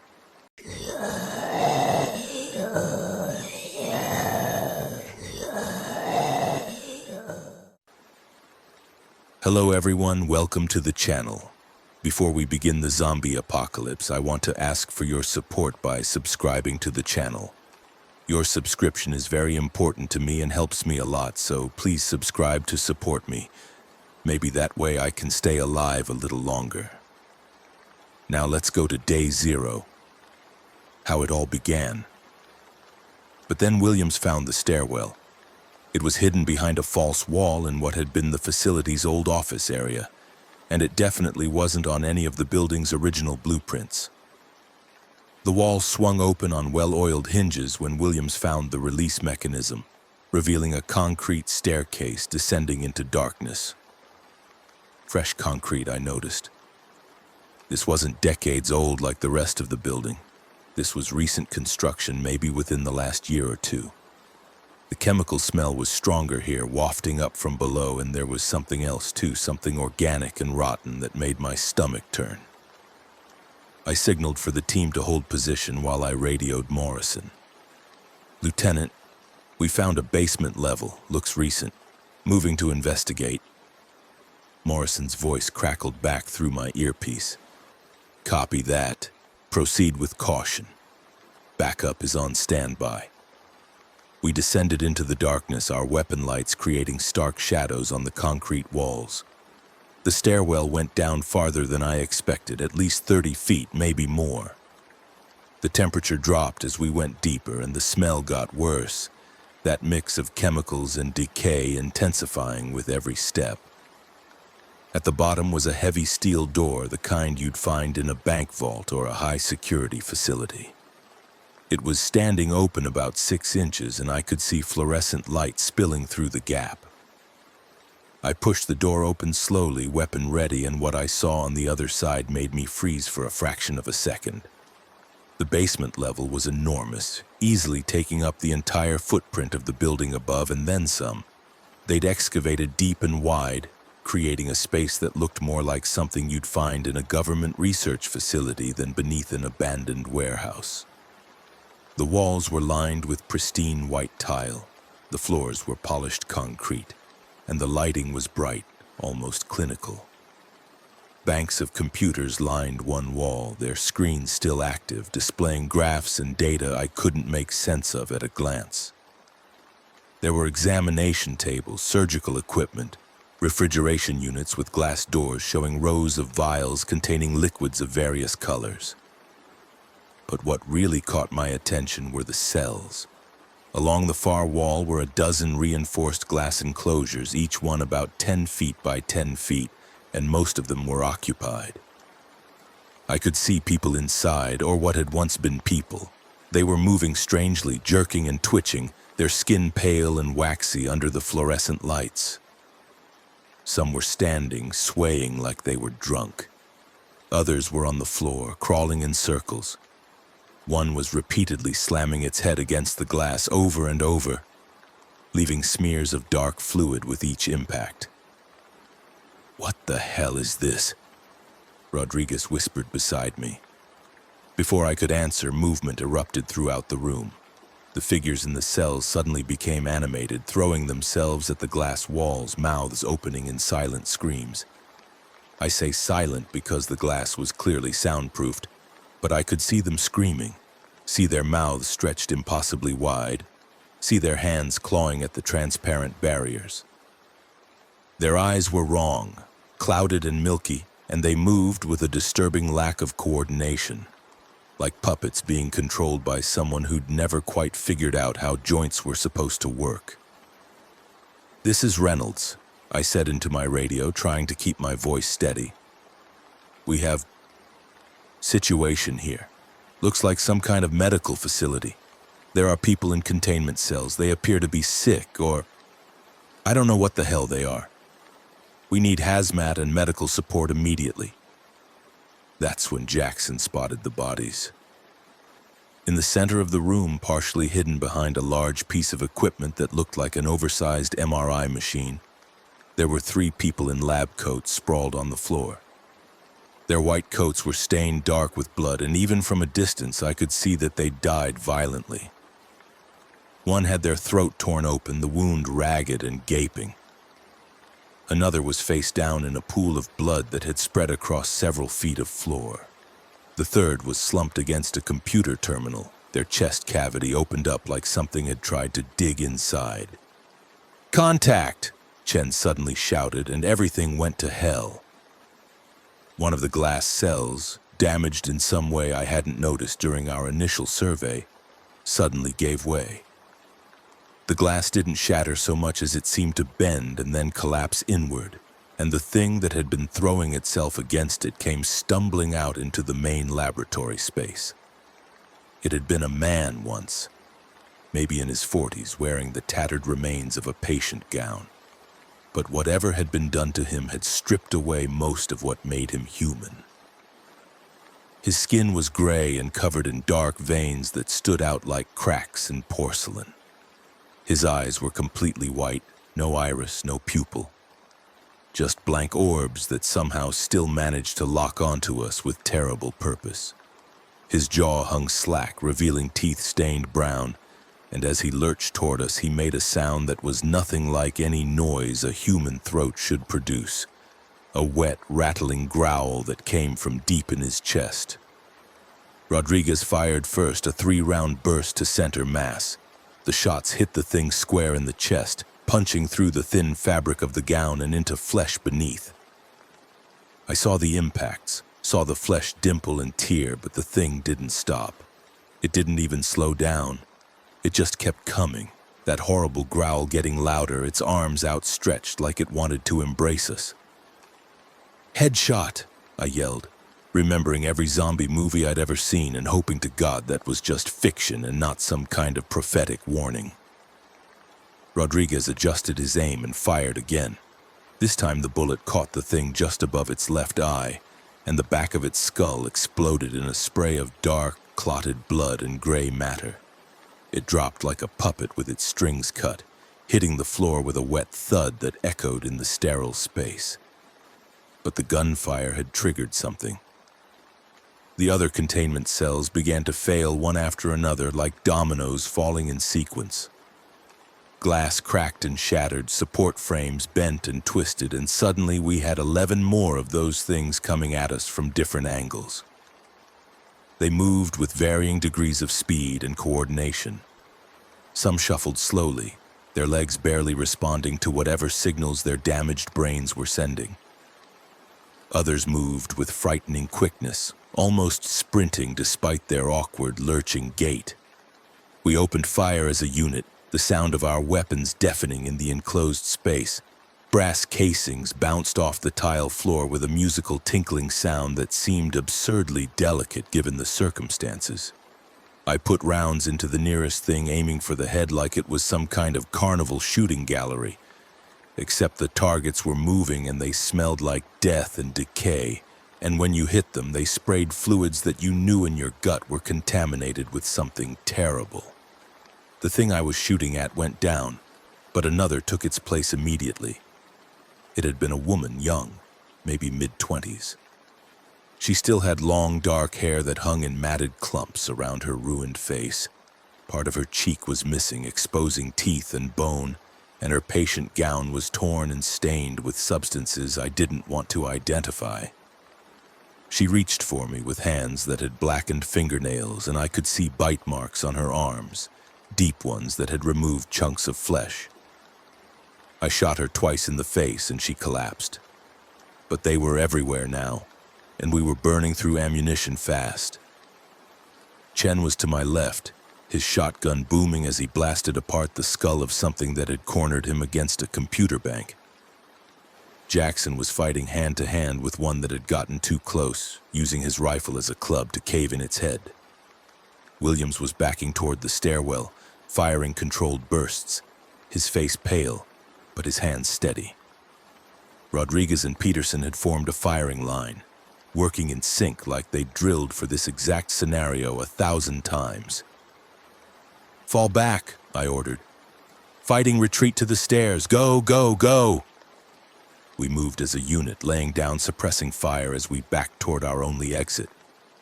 The things kept coming, crawling over their fallen, slipping in pools of blood and brain matter. More were emerging from other parts of the laboratory, drawn by the sound of gunfire or maybe by some other sense we didn't understand. I saw them coming from behind equipment, from side rooms I hadn't noticed before, from vents in the ceiling where they must have crawled through the building's ductwork. We reached the stairwell and started up, Chen and I covering the rear while the others climbed. One of the things grabbed Chen's leg and he screamed, more in shock than pain, kicking at its head until I put a bullet through its skull. The grip released and Chen scrambled up the stairs, limping slightly. We'd made it maybe halfway up when I heard Peterson shout from above, "Contact up top! We've got more coming down!" I looked up and saw them. A half-dozen of those things descending from the ground floor, their feet slapping against the concrete steps. We were caught in a vertical crossfire, trapped on the stairwell with infected closing in from both directions. The space was narrow, maybe 4 feet wide, and there was nowhere to go but up or down, both of which were now blocked by things that wanted to tear us apart. "Breach the wall," I shouted at Chen. "Get us a new exit." Chen understood immediately. He pulled a breaching charge from his vest and slapped it against the concrete wall of the stairwell, setting the timer for 3 seconds. We all pressed against the opposite wall, covering our heads as the charge detonated with a concussive blast that made my ears ring even through my hearing protection.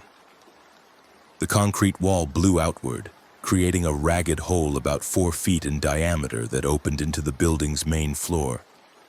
We piled through the breach, tumbling into what had been the warehouse's storage area. The things from above had been close enough that 2 of them fell through the hole with us, landing in a tangle of limbs. Rodriguez and Jackson dispatched them quickly, bullets punching through skulls with wet cracks. We could hear more of them coming, both from the stairwell and from other parts of the building. The gunfire had apparently attracted every infected thing in the facility, and there were more than we'd initially thought, far more. "How many are there?" Williams gasped, reloading his weapon with shaking hands. "Too many," I said. "We need to get out of this building now." We ran for the loading dock, our boots pounding on the concrete floor. Behind us, I could hear the infected following, their shuffling, scraping footsteps and those horrible growling sounds they made. We burst through the loading dock door into bright October sunlight that seemed obscenely cheerful given what we'd just experienced. The patrol units were still there, the officers looking up in surprise as we came charging out. "Get back to your vehicles," I yelled at them.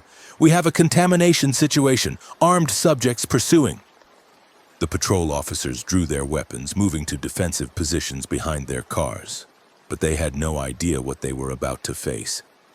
The first infected emerged from the loading dock maybe 10 seconds after we did, and I saw the officers' faces change from professional alertness to outright horror. These were cops who dealt with violent criminals, with people high on PCP and bath salts, with domestic violence calls that turned into life or death struggles. But nothing in their training had prepared them for this. The infected thing had been a middle-aged man, balding, wearing the remains of business-casual clothes, khakis and a button-down shirt that was now shredded and soaked with dark stains. His abdomen had been opened up, intestines hanging out in gray-pink loops that swung as he moved. Despite this injury that should have been immediately fatal, he was moving, walking with that characteristic lurching gait, his white eyes fixed on the nearest patrol officer. The officer fired, his service pistol cracking out shots that hit the thing in the chest, the shoulder, the neck. None of them stopped it. It kept coming until another officer, thinking faster, put a round through its forehead. The thing dropped, but more were emerging from the warehouse now, a steady stream of infected, and I realized with growing horror that there must have been dozens more in the facility that we hadn't seen, hidden in rooms we hadn't cleared, waiting in the darkness. "Everybody fall back," I ordered. "Get to the vehicles and get out of here." We ran for our SWAT van, which was parked about 50 yards away. The patrol officers were retreating too, firing at the growing crowd of infected spilling from the warehouse.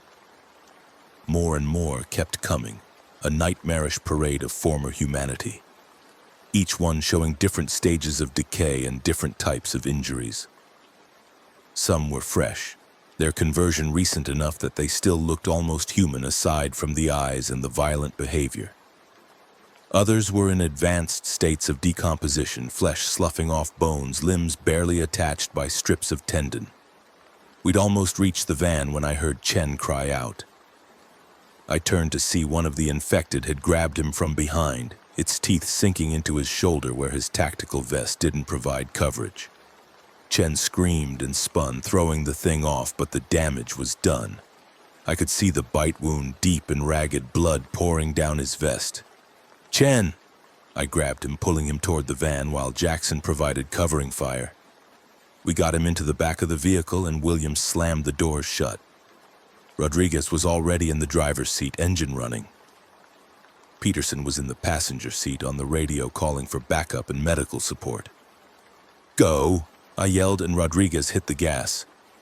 The van lurched forward, tires squealing. I looked out the back window and saw the infected swarming the area we'd just vacated, overwhelming the patrol units. I saw one officer go down under 3 of the things, saw them tearing at him while he screamed. I saw another officer try to run, but an infected in a tattered dress caught her, pulling her down. The screams were terrible, high and desperate, and then they were cut off abruptly, replaced by wet tearing sounds and growls. Inside the van, Chen was propped against the wall, his hand pressed to his shoulder. Blood was seeping between his fingers and his face was pale. "How bad is it?" he asked, and I could hear the fear in his voice. I pulled his hand away and looked at the wound. It was deep, very deep. The thing had gotten through his uniform shirt and into the muscle, and I could see the puncture marks from individual teeth. "You're going to be okay," I lied, because what else could I say? "We'll get you to a hospital." But even as I said it, I was remembering how those things had been in containment cells, how the dead scientists had been torn apart, how there had been all that medical equipment and those vials in refrigeration. This wasn't random violence. This was something designed, something created deliberately. And if it was infectious, if it spread through bites like every zombie movie suggested.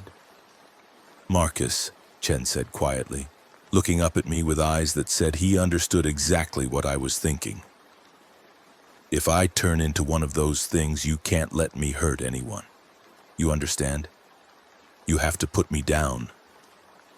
"You're not going to turn into anything," I said, but my voice lacked conviction.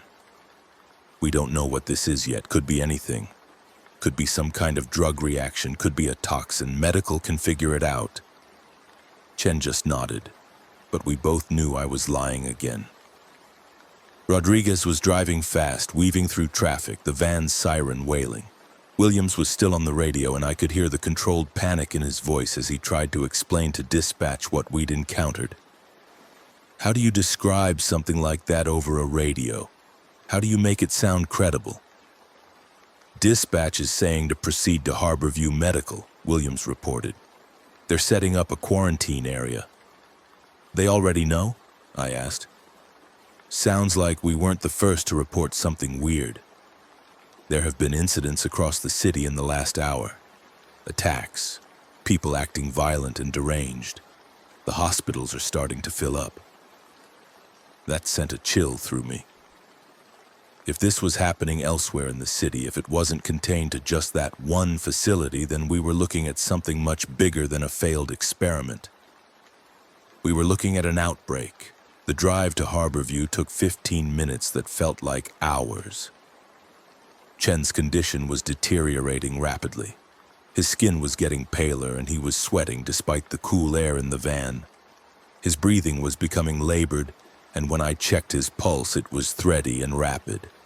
The wound itself looked worse too, the edges turning dark, and there were black lines spreading from it under his skin, like some kind of infection racing through his bloodstream.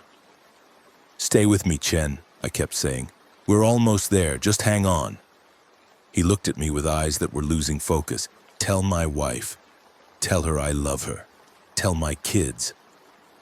"You're going to tell them yourself," I insisted. "You hear me? You're going to be fine." We pulled up to Harborview's emergency entrance, and it was chaos. The ambulance bay was packed with emergency vehicles, their lights flashing in a strobing display of red and blue. People were everywhere. EMTs rushing gurneys, police officers trying to control crowds, hospital security attempting to maintain some kind of order. I could hear screaming from inside the building, and through the glass doors I could see people running, see doctors and nurses working on patients in the hallways because there were no rooms available. We got Chen out of the van and onto a gurney that a pair of EMTs rushed over. They took one look at his shoulder wound and the black veins spreading from it, and I saw their expressions change. They knew something or suspected something that they weren't sharing. "What is it?" I demanded. "What's wrong with him?" "Sir, you need to step back," one of the EMTs said. "We've been seeing this condition all morning. We need to get him into isolation immediately." They wheeled Chen away fast, and I tried to follow, but a police officer I recognized from the precinct grabbed my arm. "Marcus, you can't go in there. The whole hospital is under quarantine protocols. Whatever this thing is, it's spreading fast, and they can't risk more exposure." "That's my team member," I shouted. "I'm not leaving him." "You don't have a choice. Look around, man. Look at what's happening." I did look, and what I saw made my blood run cold. People were attacking each other right there in the parking lot. A woman in a blood-stained hospital gown was on top of a security guard, biting at his face while he screamed and tried to throw her off. An old man who'd probably been waiting for treatment was shambling toward a group of people with that same lurching gait I'd seen in the warehouse, his arms outstretched, his mouth working like he was trying to chew. A nurse came running out of the hospital doors, and she was crying, her scrubs covered in blood that clearly wasn't hers. "They're everywhere," she was sobbing. "They're inside. They're killing everyone. We can't stop them." Gunfire erupted from inside the hospital. Through the glass doors, I could see muzzle flashes, could see people running in all directions. The hospital's security was firing at something or multiple somethings, and from the sound of it, they weren't having much success. "We need to get out of here," Rodriguez said, and he was right. The hospital was lost. Whatever we'd found in that warehouse was already out of control, spreading through the city's medical system like wildfire. And Chen was in there somewhere, either getting treatment that wouldn't work or already transforming into one of those things. We got back in the van and Rodriguez started driving, but this time there was no destination. Where do you go when the hospitals are compromised? Where do you go when the city's starting to tear itself apart? We drove north away from downtown, and every block we passed showed more signs of the spreading chaos. A car accident at an intersection with no emergency response, just damaged vehicles and injured people trying to crawl away while infected things pursued them. A convenience store with its windows broken, people inside fighting over supplies while something that had been human stalked the aisles. A school bus stopped in the middle of the road, its doors open, children's backpacks scattered on the street, and no sign of the kids or driver except dark stains on the pavement. My phone started ringing. It was Morrison. I answered, and his voice was tight with stress. "Reynolds, where are you?" "Heading north on Aurora," I reported. "Lieutenant, the hospital's gone. It's completely overrun, and Chen was bitten. I don't know if he's going to make it." "Listen to me carefully," Morrison said. "Whatever this is, it's not just happening in Seattle. We're getting reports from Tacoma, Everett, Bellevue. The whole metropolitan area is affected. The governor's activated the National Guard and the CDC is en route, but that's going to take hours. In the meantime, we're on our own. What are our orders? I asked. Regroup at the precinct. We're consolidating our forces and trying to establish secure zones. But Marcus, it's bad. We've lost contact with at least a third of our units. The ones we can still reach are reporting the same thing you saw. People attacking each other, victims turning into attackers, and conventional methods aren't stopping them. Headshots seem to be the only thing that works consistently. Copy that, I said. We're en route to the precinct now. I hung up and looked at my team. Rodriguez was gripping the steering wheel so hard his knuckles were white. Jackson was staring out the window, his jaw clenched. Williams was monitoring the police radio, and what he was hearing was clearly horrifying. Peterson was the youngest, and she looked scared, really scared in a way I'd never seen from her before. We're going to get through this, I said, trying to project confidence I didn't feel. We're trained for crisis situations. We adapt, we overcome, we survive. That's what we do. Nobody responded. They were all professionals, all experienced law enforcement, and they could all see the same thing I could see. This wasn't a crisis we could adapt to. This was something beyond our training, beyond our experience, beyond anything any of us had prepared for. The drive to the precinct showed us the breakdown happening in real time. Traffic was gridlocked in some areas as people tried to flee, creating impassable jams.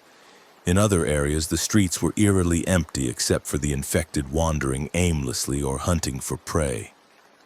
We saw a family barricaded in a second-story apartment, watching from their window as infected milled about on the street below. We saw a group of people trying to fight back against the infected using improvised weapons, baseball bats, and kitchen knives and tire irons. And it wasn't working. The infected could take tremendous amounts of damage to the body without slowing down, and every person who fell became another attacker within minutes. By the time we reached the precinct, it was early afternoon, and the sky had clouded over, casting the city in gray light that made everything look even more apocalyptic. The precinct building was a fortress, 3 stories of reinforced concrete with barred windows and heavy security doors. Squad cars were parked in defensive positions around the perimeter, and I could see officers on the roof, armed with rifles, keeping watch over the surrounding area. We pulled into the secure garage, and the heavy door rolled down behind us immediately. Inside, the scene was organized chaos. Officers were gearing up, loading weapons, checking equipment. There must have been 50 people in the garage alone, and I could see fear on every face, terror barely kept in check by professional discipline and the need to do something, anything, to fight back against the nightmare unfolding outside. Morrison met us as we climbed out of the van. He looked like he'd aged 10 years in the past few hours. His face lined with stress, his eyes bloodshot. Reynolds, glad you made it. We've been losing people left and right. How's your team? Chen was bitten at the warehouse, I reported. We left him at Harborview, but that place was already falling apart. I don't know if he... I couldn't finish the sentence. Morrison nodded grimly. We've been getting similar reports. The infection, or whatever it is, spreads through bites. Once you're bitten, you've got maybe an hour, maybe less, before you turn. And when you turn, there's no coming back. You become one of them. What the hell is this? I asked. What are we dealing with? Morrison pulled out a tablet and showed me a news feed. The headline read, Solanum virus outbreak, bioweapon attack suspected. The article was sparse on details, but confirmed what we'd been seeing. A rapidly spreading infection that turned people into violent, cannibalistic creatures that could only be stopped by destroying the brain. The Centers for Disease Control had issued a statement calling it a novel pathogenic organism and urging people to shelter in place. The feds are saying it originated from a private research facility, Morrison explained. Some tech billionaire named Adrian Cross was funding black market bioweapons research. The facility we raided this morning? That was one of his operations. He was trying to create some kind of mind-controlled workforce, if you can believe that. Wanted to eliminate the need for labor disputes by creating workers who couldn't think, couldn't refuse, just obeyed. But the virus mutated or got out of control or something, and it turned people into those things. Where's Cross now? I asked. Nobody knows. He dropped off the grid the moment the outbreak started, but there's evidence that this wasn't accidental. Intelligence suggests a terrorist group got access to the virus and released it at multiple points across the city simultaneously. Cross might have been complicit, or he might have been a victim himself. Either way, he's gone, and we're left cleaning up his mess. A terrible thought occurred to me. Lieutenant, if Cross was involved in creating this, if he has access to the source material, then he might be able to spread it further or create more of it, Morrison finished. Yeah, we thought of that too. There's a federal manhunt underway, but with the city falling apart, good luck organizing anything like a coordinated search. An alarm started blaring through the precinct, and Morrison's radio crackled to life. All units, we have a breach on the south perimeter. Multiple infected have broken through the barricade. All available personnel respond. We ran for the south side of the building, weapons ready.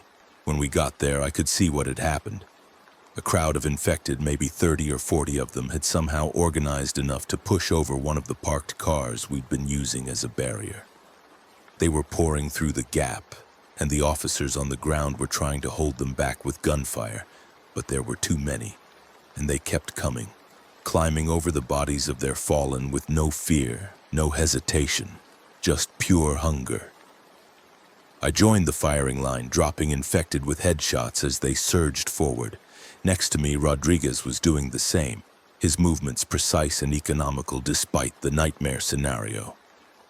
Jackson had found a shotgun somewhere and was blasting infected at close range, the heavy slugs pulverizing skulls and dropping the creatures like puppets with cut strings. Williams was coordinating with the officers on the roof, directing their fire to the densest clusters of infected. We held them. It took 20 minutes of sustained combat, burned through hundreds of rounds of ammunition, but we held the line. The pile of bodies at the breach point grew so high that it became its own barrier, and eventually the flow of infected tapered off and then stopped. We'd killed them all, or at least all the ones that had been in this particular group. Reload and resupply, Morrison ordered. This won't be the last time they try. We need to fortify our defenses better. I was reloading my weapon when I heard a commotion from inside the precinct building. Someone was screaming, and it wasn't the kind of scream you make when you're scared. It was the kind of scream you make when you're in agony. I ran back inside with my team following, and we found a scene of horror unfolding in the main bullpen. One of the officers, a guy named Patterson, who'd been part of the force for 20 years, was on the ground convulsing. His partner was kneeling beside him trying to help, but Patterson was changing right before our eyes. His skin was turning gray, his eyes clouding over, and black veins were spreading across his face like dark lightning. He'd been bitten, I realized, probably during the fight at the perimeter, and now the infection was taking him. "Get back!" I shouted at Patterson's partner. "Get away from him now!" But it was too late. Patterson's convulsions stopped suddenly, and then he moved with frightening speed, grabbing his partner and sinking his teeth into the man's throat. Blood sprayed across the office floor, and the partner's screams were cut off in a wet gurgle. Patterson, or the thing that had been Patterson, started feeding with horrible enthusiasm, tearing chunks of flesh from the dying man's neck. I shot Patterson in the head. It was one of the hardest shots I'd ever taken, killing a fellow officer, but there was nothing human left in those white eyes. Nothing recognizable in that snarling, blood-soaked face. The bullet punched through his skull and he collapsed onto his victim's body. The partner was still alive, barely, blood pumping from his torn throat. He looked up at me with desperate, pleading eyes, and I knew what he was asking. I knew what I had to do. I raised my weapon again, and this time the shot was mercy. His eyes went blank, and he was gone. The bullpen was silent except for the sound of my breathing and the distant wail of sirens from outside. Everyone was looking at me, at the two bodies on the floor, at the spreading pool of blood. We just lost two people in a matter of seconds, and it could happen again at any moment. Anyone could be infected, anyone could turn. From now on, Morrison said, his voice carrying to every corner of the room, anyone who's bitten gets quarantined immediately. We can't risk another incident like this. I know it's harsh, but we don't have a choice. This thing spreads too fast, and we can't let it get inside our defenses. Nobody argued. We all understood. This was triage on a scale none of us had imagined. We were already writing off anyone who got infected because there was no cure, no treatment, just a death sentence that came with the price of potentially taking others with you. The rest of the afternoon was spent fortifying our position. We pulled more vehicles into place, welded metal sheeting over vulnerable windows, set up firing positions on all sides of the building. The precinct became a fortress, and we became its defenders, holding back a tide of infected that seemed to grow larger with every passing hour. As the sun started to set, painting the Seattle skyline in shades of orange and red that looked disturbingly like fire, I found myself on the roof looking out over the city. Smoke was rising from dozens of fires, some caused by the chaos, others deliberately set by people trying to create barriers against the infected. I could hear gunfire echoing from all directions, could see the flash of muzzle blasts in the growing darkness. The streets below were filled with infected now, hundreds of them, maybe thousands, wandering aimlessly or gathering in clusters around buildings where survivors had barricaded themselves. My city was dying. The place I'd sworn to protect and serve was being torn apart from the inside, and there was nothing I could do to stop it. We were holding one building, protecting maybe 50 people, while millions died around us. It felt utterly inadequate, utterly futile. Rodriguez joined me on the roof, and we stood in silence for a while, just watching the city burn. "You think we're going to make it through this?" he finally asked. I wanted to lie, wanted to give him hope, but I was too tired for lies. I don't know. Even if we survive the infected, we're running low on supplies. Food, water, ammunition. We can probably hold out for a few days, maybe a week if we're lucky. But unless help comes, help's not coming, Rodriguez said flatly. You heard Morrison. The whole metropolitan area is affected.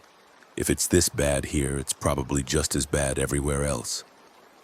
The National Guard, the military, the government. They're all fighting their own battles. We're on our own. He was right, and we both knew it. This wasn't a local crisis that could be managed with outside assistance. This was a regional disaster, maybe national, maybe even global. The Solanum virus, as the news was calling it, didn't respect borders or boundaries. It just spread and consumed and turned everything it touched into more of itself. Then we do what we can for as long as we can, I said. We protect the people inside this building. We make every bullet count. We survive one more day and then one more after that, until we can't anymore. Rodriguez nodded. One more day, he agreed. I can do that. We stayed on the roof until full darkness fell, and then Morrison called us down for a briefing. The main conference room was packed with everyone who could be spared from defensive positions. Morrison had set up a large map of the city on one wall, and it was covered in red marks indicating infected sightings, black marks for overrun areas, and green marks for confirmed survivor strongholds. There was far more red and black than green. All right, people, listen up, Morrison started. We've established contact with several other secure locations around the city. There's a group holed up in the Columbia Tower downtown, about 200 people. Another group at Northgate Mall, maybe 150. The University of Washington has fortified their campus, and they're holding out with around 300 people. There are smaller groups scattered throughout the residential areas. Altogether, we're estimating maybe 2,000 survivors in the Seattle area, and that number's dropping by the hour. 2,000 out of a metropolitan population of 4 million. The math was staggering, horrifying. We'd lost more than 99% of the city's population in less than a day. The federal government has declared a state of emergency and activated the military, Morrison continued. But they're overwhelmed. Every major city on the West Coast is reporting similar outbreaks. San Francisco, Los Angeles, Portland, all falling. The infection spread too fast, too aggressively. They're saying it was a coordinated attack, multiple terrorist cells releasing the virus simultaneously at critical infrastructure points. What about a cure? Someone asked. The CDC, they must be working on something. Morrison's expression darkened. According to their latest communication, which we received about an hour ago, there is no cure. The Solanum virus fundamentally rewrites human biology at a cellular level. Once you're infected, once you've turned, you can't be brought back. The person you were is gone. All that's left is the virus using your body as a vehicle for replication and spreading. The room erupted in shocked murmurs. No cure meant no hope of saving anyone who got infected. It meant every person we lost was lost forever, and the only way to stop them was to destroy them. The military is implementing a containment strategy, Morrison went on, raising his voice over the noise. They're creating safe zones in areas that haven't been heavily affected yet, evacuating whoever they can reach. But they're also implementing extreme measures in areas where the infection is out of control. What kind of extreme measures? I asked, though I had a sinking feeling I already knew. Morrison looked at me, and his eyes were full of a terrible knowledge. Tactical nuclear strikes. They're going to sterilize the most heavily infected urban centers, and Seattle is on that list. The room went dead silent. For a moment, I couldn't process what he'd said. It was too big, too catastrophic. They were going to drop a nuclear bomb on Seattle, on our city, on us. When? Rodriguez asked, his voice barely above a whisper. We don't have an exact time, Morrison said. But the military's timeline suggests within the next 48 to 72 hours. They want to allow time for evacuation of survivors, but once they determine that's no longer viable, they're going to proceed with the strike. So we have 3 days to get out, Jackson said. Where do we go? If they're bombing all the major cities, east, Morrison said, away from population centers. The military is establishing refugee camps in rural areas, places that are defendable and haven't seen significant infection rates. Our best bet is to load up everyone we can, take whatever supplies we have, and head for the mountains. It's going to be hard, and we're going to lose people along the way, but it's our only chance. I looked around the room at the faces of my colleagues, my friends. These were good people, brave people who dedicated their lives to protecting others. And now they were being told that the only way to survive was to run, to abandon the city they'd sworn to defend, to leave behind millions of infected and whatever survivors we couldn't reach. What about Adrian Cross? I asked. If he created this thing, if he has the resources to make more of it or spread it further, shouldn't we be going after him? Morrison pulled up a photo on the projection screen. It showed a man in his late 40s, handsome in that generic way tech billionaires often are, with perfectly styled hair and an expensive suit. His eyes had an intensity to them, an intelligence that was almost predatory. Adrian Cross, Morrison said. Founder and CEO of Cross Biotech, net worth estimated at $12 billion. He's been funding illegal research into biological engineering for at least the past 5 years, possibly longer. The facility you raided this morning was just one of several he operated. Intelligence suggests he was working with foreign actors, possibly state-sponsored terrorists, to weaponize the Solanum virus. Whether he intended for it to be released or if the terrorist went rogue, we don't know. What we do know is that Cross has disappeared. His last known location was a private compound in the Cascade Mountains, about 80 miles east of here. So he's probably already safely tucked away while the rest of us deal with his mess, Peterson said bitterly. That's the assumption, Morrison agreed. But here's the thing. Cross's compound is heavily fortified and stocked with supplies. If we could reach it, if we could secure it, it might be a viable long-term survival location. Better than trying to make it to some refugee camp where we'd be at the mercy of military rationing and whatever policies they decide to implement. You're talking about going after Cross, I said, understanding dawning. Not just for revenge, but for his resources. I'm talking about survival, Morrison said. And yes, if we happen to find Cross in the process and he happens to resist arrest, well, I don't think anyone's going to be too upset if he doesn't survive the encounter. This man is responsible for the deaths of millions. He deserves to answer for that. Murmurs of agreement rippled through the room. Everyone wanted someone to blame, someone to punish for this catastrophe. Cross was an easy target. Rich, powerful, arrogant enough to think he could play God with human lives. If we could reach him, if we could make him pay for what he'd done, maybe that would mean something. Maybe it would give us back some sense of control in a situation where we'd lost everything.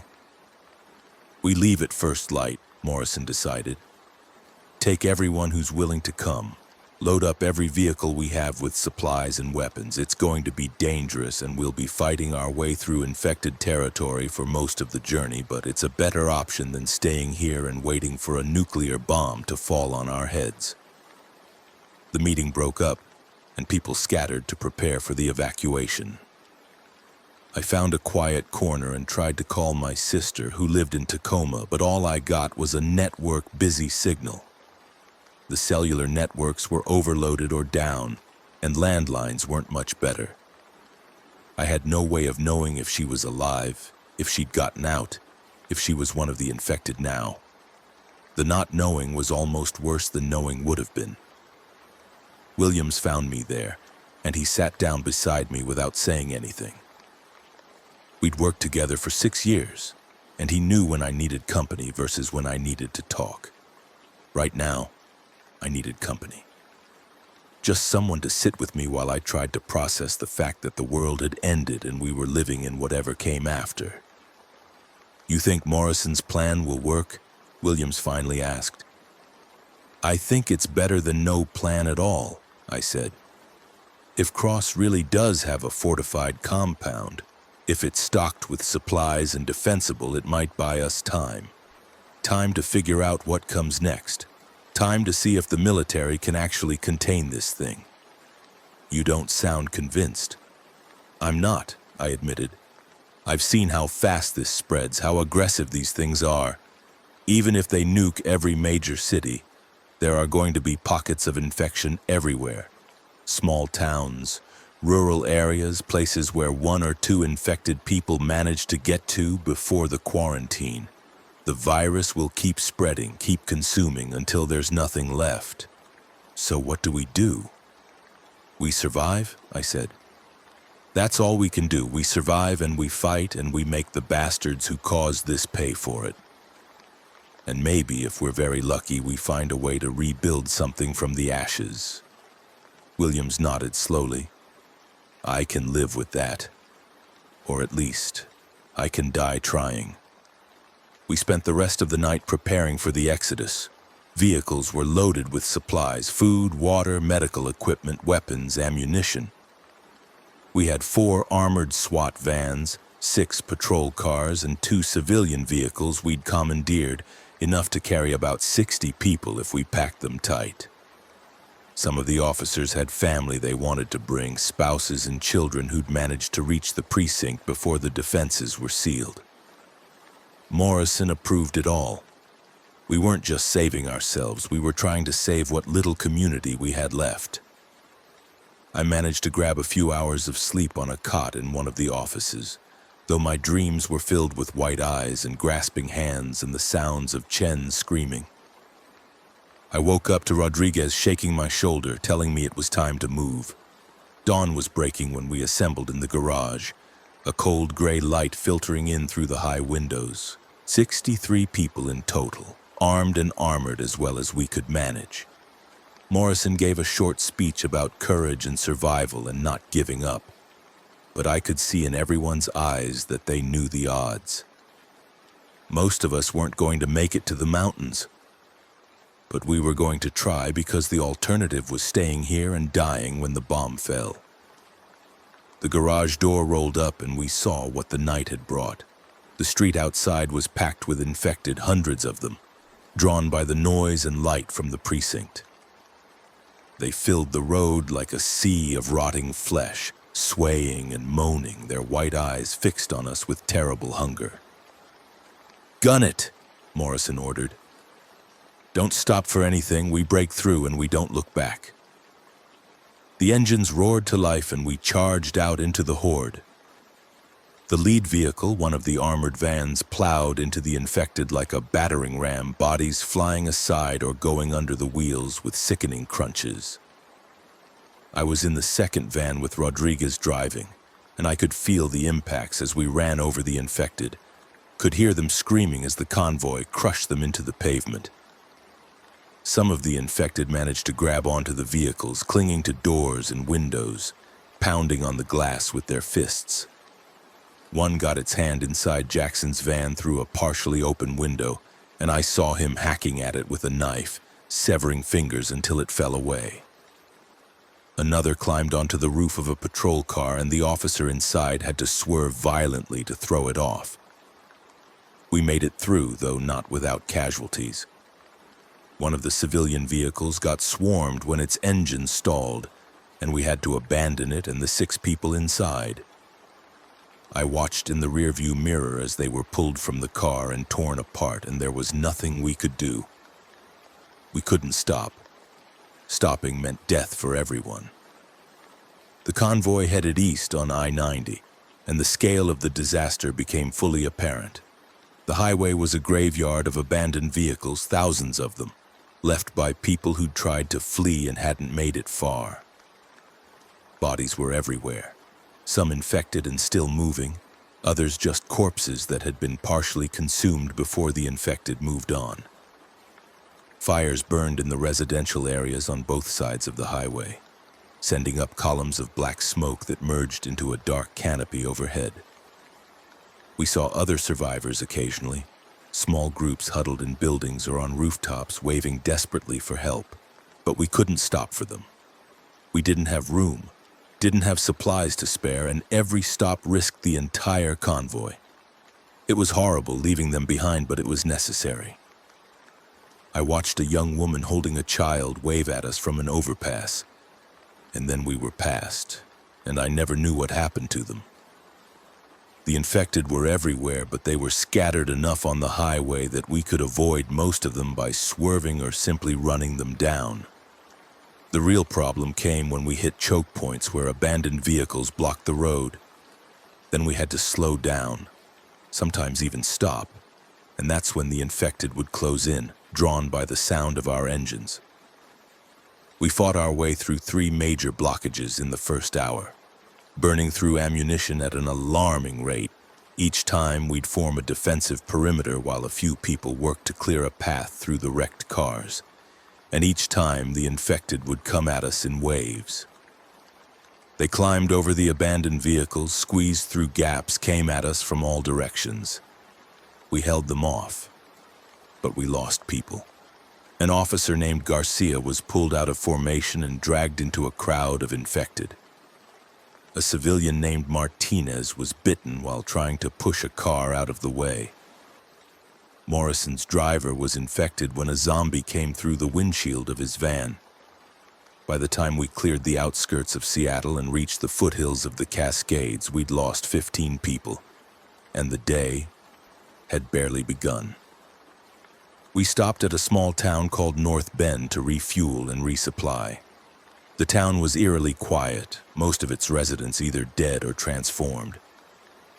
We found a gas station and used the still-functioning pumps to fill our vehicles while teams cleared the surrounding buildings for supplies. I led a team into a sporting goods store, and we loaded up on camping equipment, more ammunition, and cold weather gear. The Cascade Mountains were going to be freezing this time of year, and if we were going to survive out there, we needed to be prepared. While we were loading boxes into the vans, I heard Williams call out, "Marcus, you need to see this."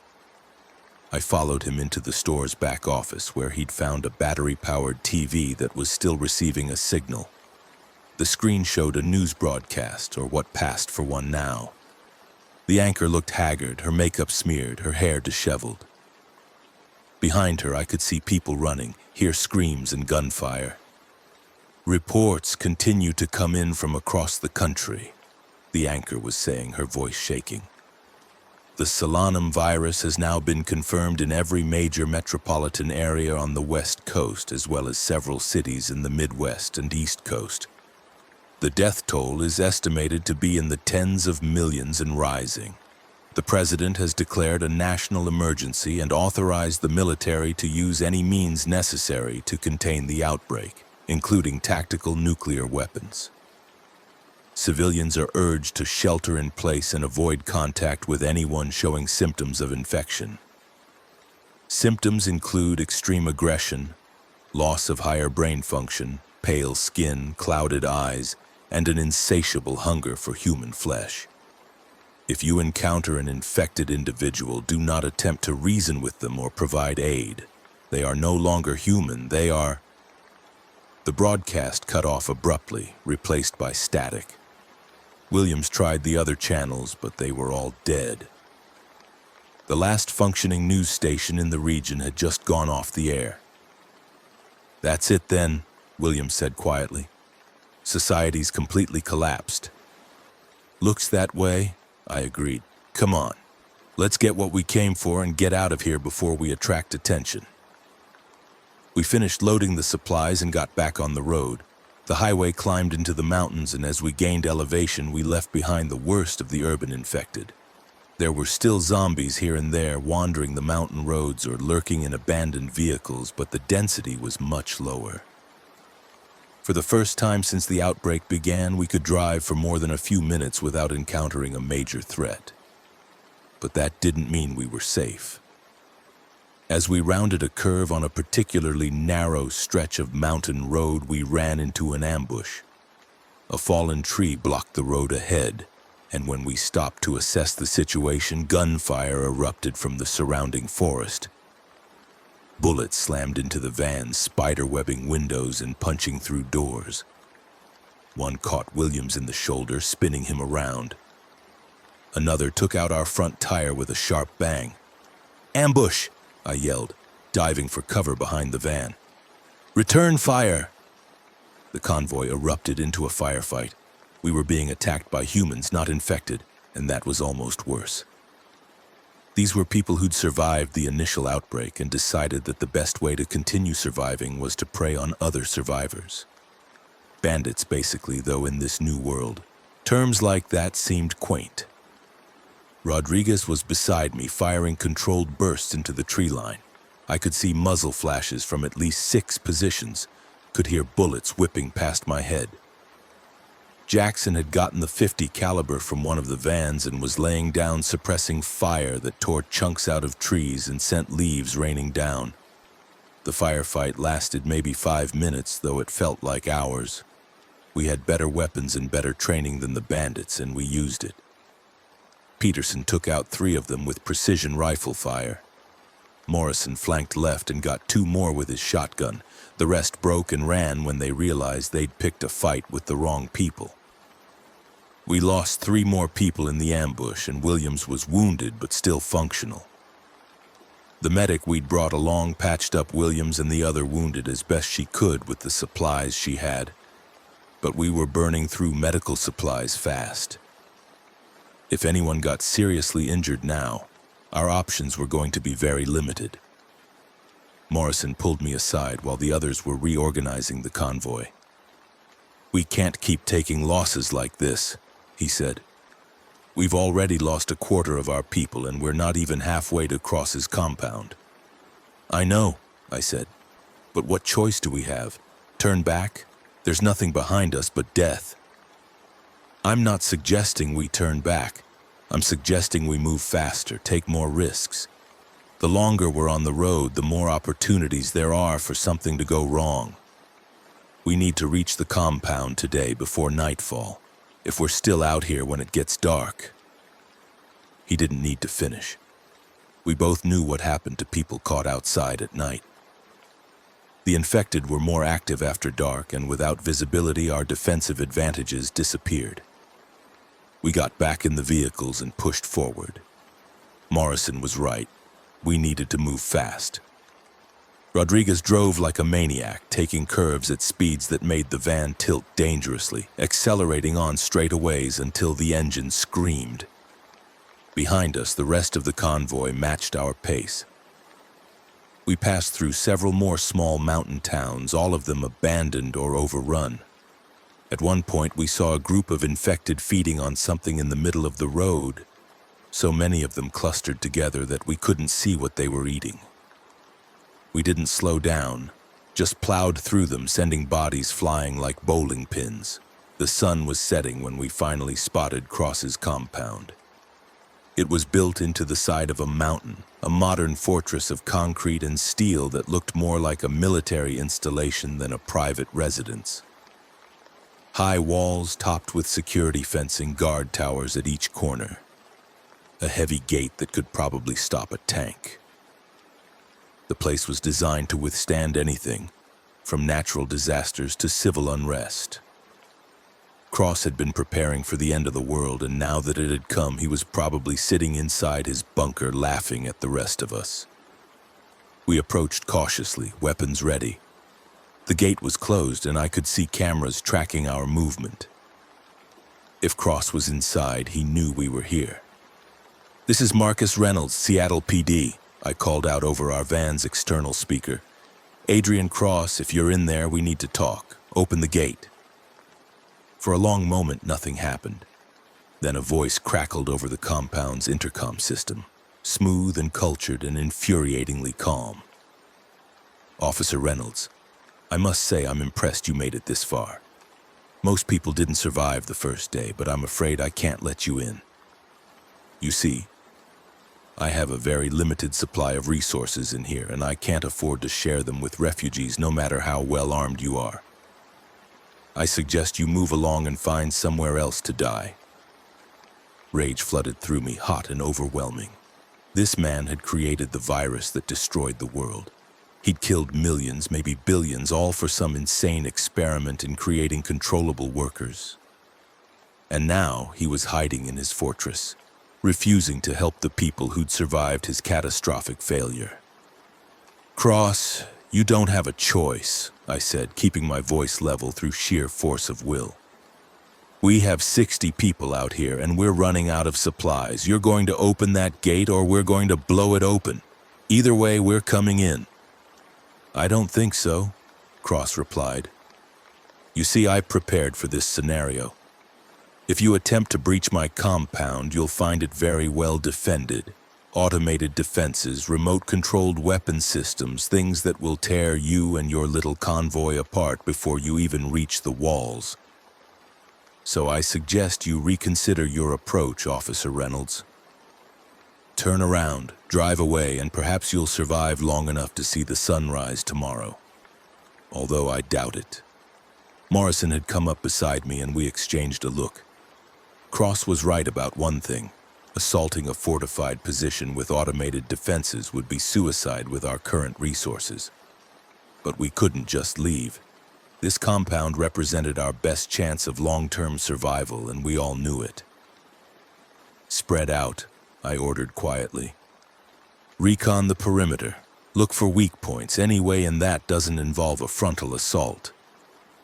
My team dispersed, moving around the compound's walls while staying out of direct line of sight from the guard towers. I saw Rodriguez examining the gate mechanism, Williams studying the security cameras, Jackson looking for blind spots in the coverage. If there was a way in, they'd find it. While they worked, I tried to buy time by keeping cross-talking. "You know the military's going to nuke Seattle, right? Your precious compound is only 80 miles from ground zero.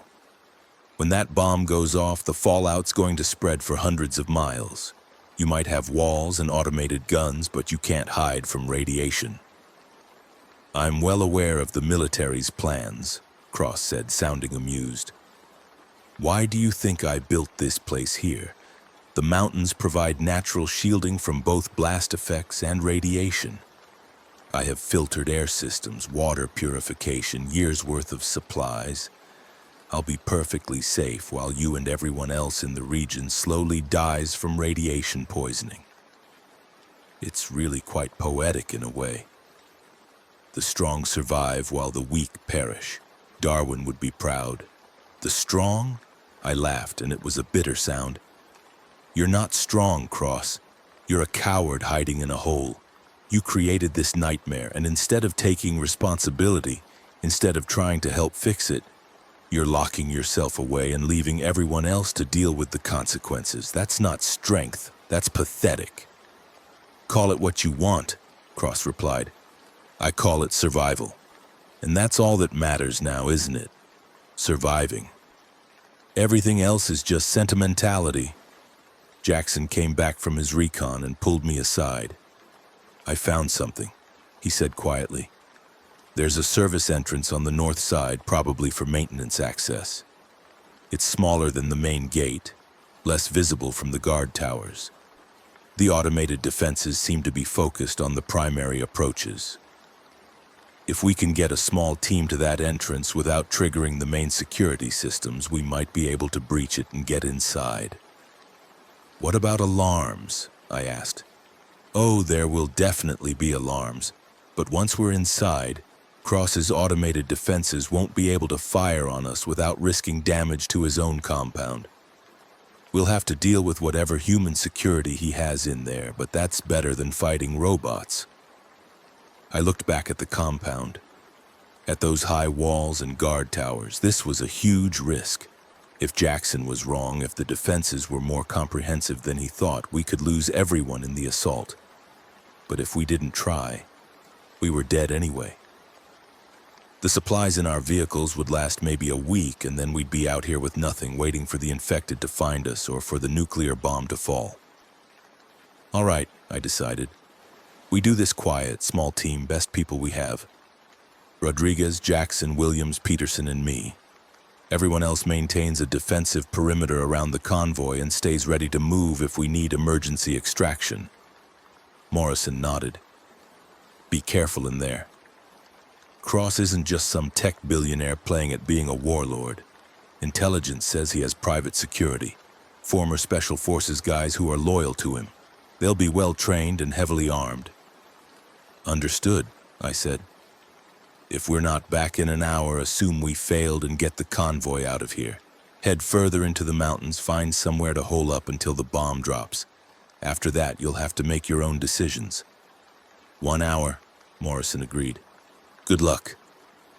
We geared up for the assault, checking weapons, loading fresh magazines, making sure our communications equipment was functioning. Night had fallen completely now, and that worked in our favor. We could use the darkness to approach the service entrance without being seen by the security cameras. The 5 of us moved out in tactical formation, staying low, using cover where we could find it. The compound was brightly lit, but there were shadows between the light pools, and we exploited them expertly. This was what we'd trained for, what we were good at. Moving unseen, striking from darkness. We reached the service entrance without incident. It was a reinforced steel door set into the compound's outer wall, marked with faded paint that read, "Maintenance access. Authorized personnel only." Jackson examined the lock while the rest of us maintained security. "Electronic lock, pretty sophisticated," Jackson whispered. "But Williams should be able to bypass it if you give him a few minutes." Williams moved up with his kit of tech tools and got to work. The rest of us formed a perimeter, watching for any signs that we'd been detected.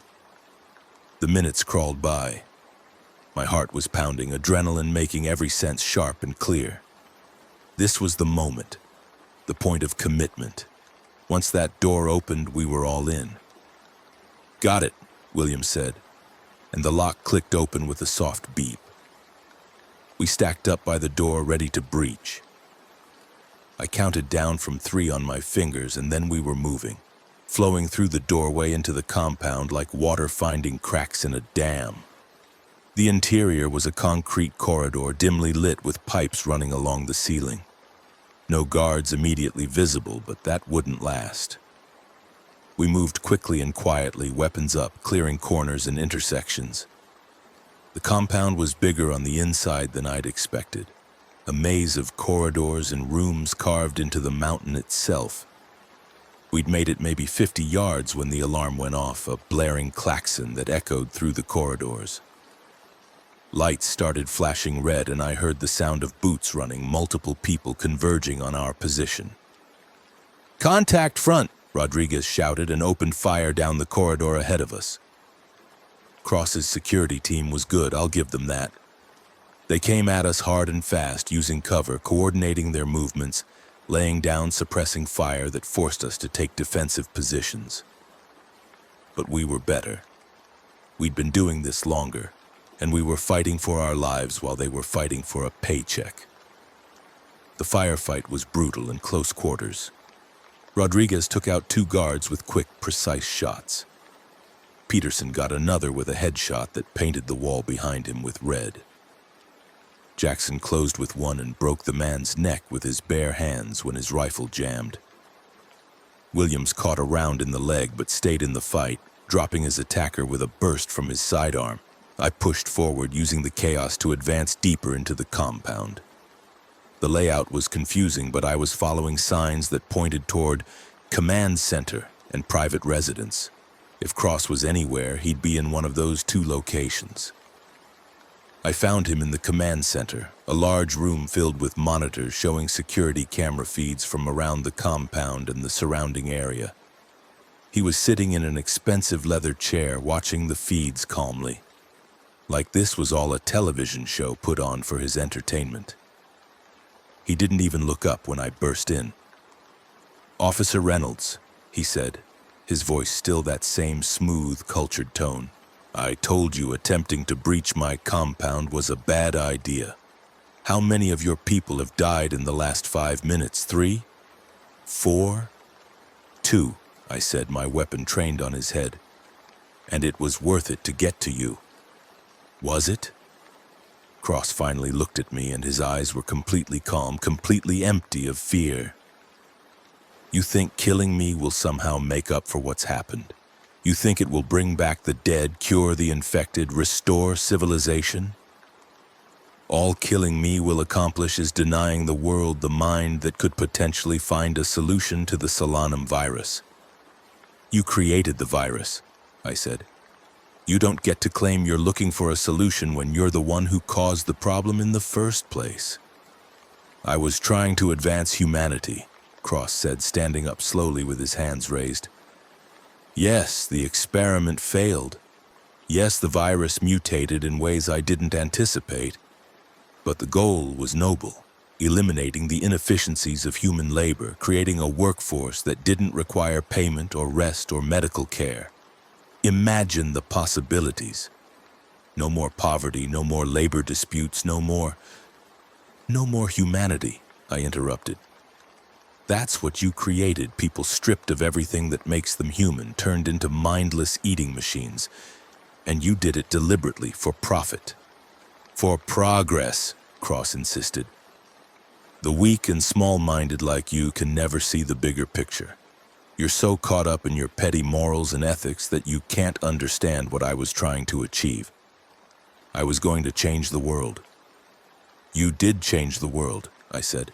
You ended it. I pulled the trigger. The bullet took Cross in the chest and he staggered back, hitting the bank of monitors behind him. But he didn't fall. He looked down at the blood spreading across his expensive shirt and laughed, actually laughed. "Bulletproof vest," he said, still smiling. "Did you really think I wouldn't take precautions?" He moved fast for a civilian, pulling a pistol from a hidden holster and getting off 2 shots before I could react. One missed, but the other caught me in the side, just below my vest.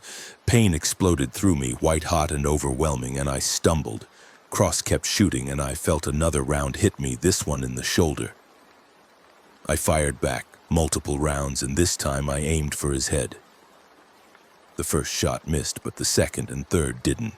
Cross's head snapped back, and he dropped to the floor like a puppet with cut strings, his gun clattering away across the polished floor. I stood there for a moment, breathing hard, blood running down my side. Cross was dead, sprawled in front of his monitors, but it felt hollow, empty. Killing him didn't bring back the dead or save the dying.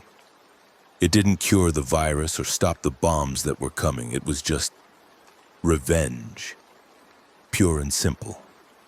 Rodriguez and the others found me there, standing over Cross's body. Rodriguez took one look at my wounds and immediately started applying pressure to the worst of them. "We need to get you medical attention," he said. "We need to secure this compound," I replied through gritted teeth. "Check for more guards, establish a perimeter, then get Morrison and the others inside. This place has supplies, defensible positions, everything we need to survive the coming storm." "Marcus, do it," I ordered. "I'll be fine." I wasn't fine, not even close, but there wasn't time to worry about that now. My team moved out to secure the compound while I limped over to the monitors, studying the security feeds. Cross had cameras everywhere, inside and outside the compound, and what I saw on those screens made my blood run cold. The area around the compound was filling with infected. Hundreds of them, maybe thousands, drawn by the sound of gunfire or maybe just by random chance. They were surrounding the compound, pressing against the walls, searching for a way in. Some were climbing on top of each other, forming grotesque pyramids of rotting flesh as they tried to reach the top of the walls. And on one of the screens showing a view to the west, toward Seattle, I could see the sky glowing with an unnatural light. For a moment, I didn't understand what I was seeing. Then I realized the military had started their tactical nuclear strikes. Seattle was being destroyed right now, erased from existence in fire and light. The shockwave hit about 30 seconds later, a deep rumble that shook the entire compound and sent dust raining down from the ceiling. The monitors flickered but stayed on, and I watched as the glow in the western sky intensified, becoming a false dawn that illuminated the night with horrible clarity. "My God," William said, having come back to check on me. "They actually did it. They nuked Seattle." "Yeah," I said, "they did." The city where I'd been born, where I'd grown up, where I'd spent my entire adult life protecting and serving was gone. Millions of infected destroyed in an instant, along with whatever survivors had been left behind. The Columbia Tower Group, the Northgate Mall survivors, the University of Washington holdouts, all of them turned to ash and vapor and radioactive dust. Dead because the virus had spread too fast and too far, because the military had decided that containment was impossible, and the only option was sterilization. Morrison got on the radio. "Reynolds, we're seeing the strikes on the horizon. What's your status?" "Compound is secure," I reported. "Cross is dead. We're holding position, but we've got a lot of infected surrounding us. We need to get everyone inside and seal up before they find a way in." "Copy that. Moving the convoy now." Over the next hour, we got all the survivors into the compound and secured the entrances. The place was well stocked, just like Cross had said. Food, water, medical supplies, weapons, everything we needed to survive for months, maybe even years. There was a fully equipped medical bay where our medic treated my wounds and the wounds of others who'd been injured in the fighting. I'd been lucky. The bullets had passed through without hitting anything vital, though I was going to be hurting for a while. As I lay in the medical bay, doped up on painkillers, I could hear the infected outside pounding on the walls, searching for a way to reach the food they could sense inside. The compound's security systems were keeping them at bay for now, automated turrets firing at any infected that got too close, but the ammunition in those systems was finite. Eventually, they'd run dry, and then we'd be relying on the walls alone. Rodriguez came to check on me. "How you feeling?" "Like I got shot twice," I said. "But I'll live. How's everyone else?" "Total count, 47 survivors. We lost 16 people getting here, plus the 3 who died in Cross's compound. But the ones who made it are settling in. Morrison's organizing watch rotations and inventory of supplies. We should be okay for a while." "And the infected?" Rodriguez's expression darkened. "Still out there. More coming every hour. It's like they can sense us even through all this concrete and steel. The automated defenses are holding, but you can hear them, constant gunfire. At this rate, we'll burn through all the ammo in the turrets in a day or two. Then we'll have to make do with manual defense," I said. "We've got walls, we've got high ground, we've got weapons. We can hold this place." "For how long?"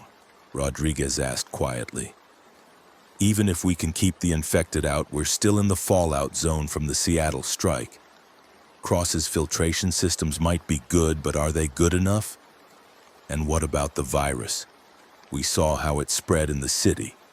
What if it's airborne now? What if we're all already infected and just don't know it yet?"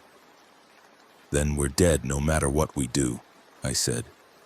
"So we might as well act like we have a chance.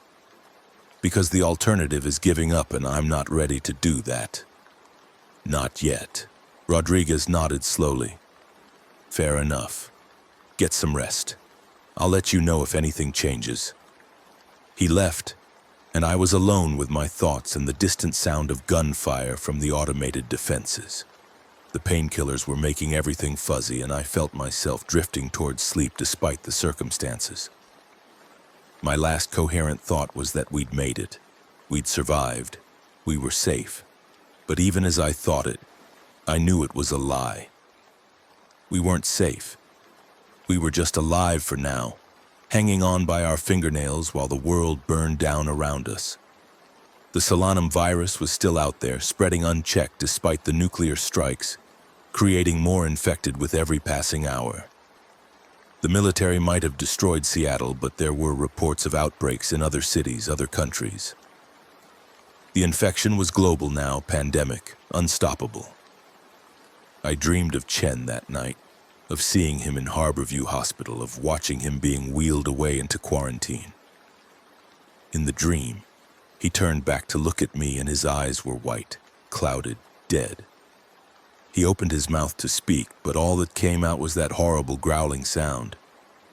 And then he was coming at me, and I was shooting him over and over, but he wouldn't die, wouldn't stop, just kept coming with his hands outstretched.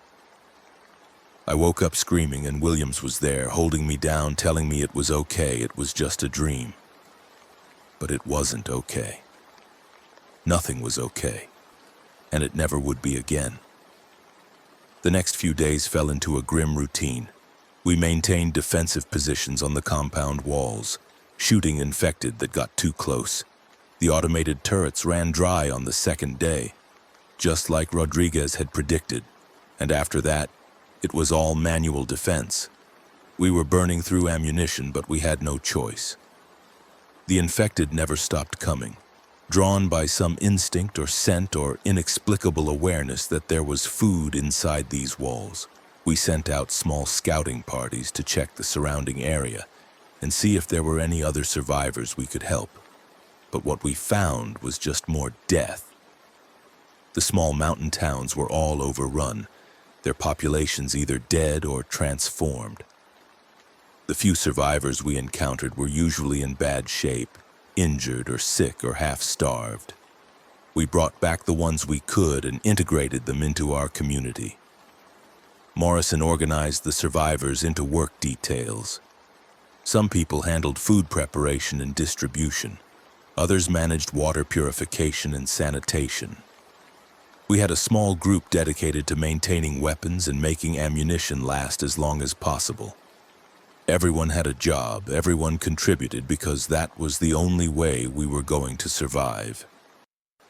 On the fourth day after the Seattle strike, we received a radio transmission from a military unit operating out of a base in eastern Washington. They were offering evacuation to any survivors who could reach them, transport to refugee camps being established in less affected areas. Morrison wanted to take them up on it, to load everyone into vehicles and make a run for the military base. But I argued against it. We have no idea what conditions are like in those refugee camps, I pointed out. We could be walking into a nightmare worse than what we have here. At least here, we control our own fate. We have supplies, defenses, a chance to build something that lasts. Marcus, we can't stay here forever, Morrison said.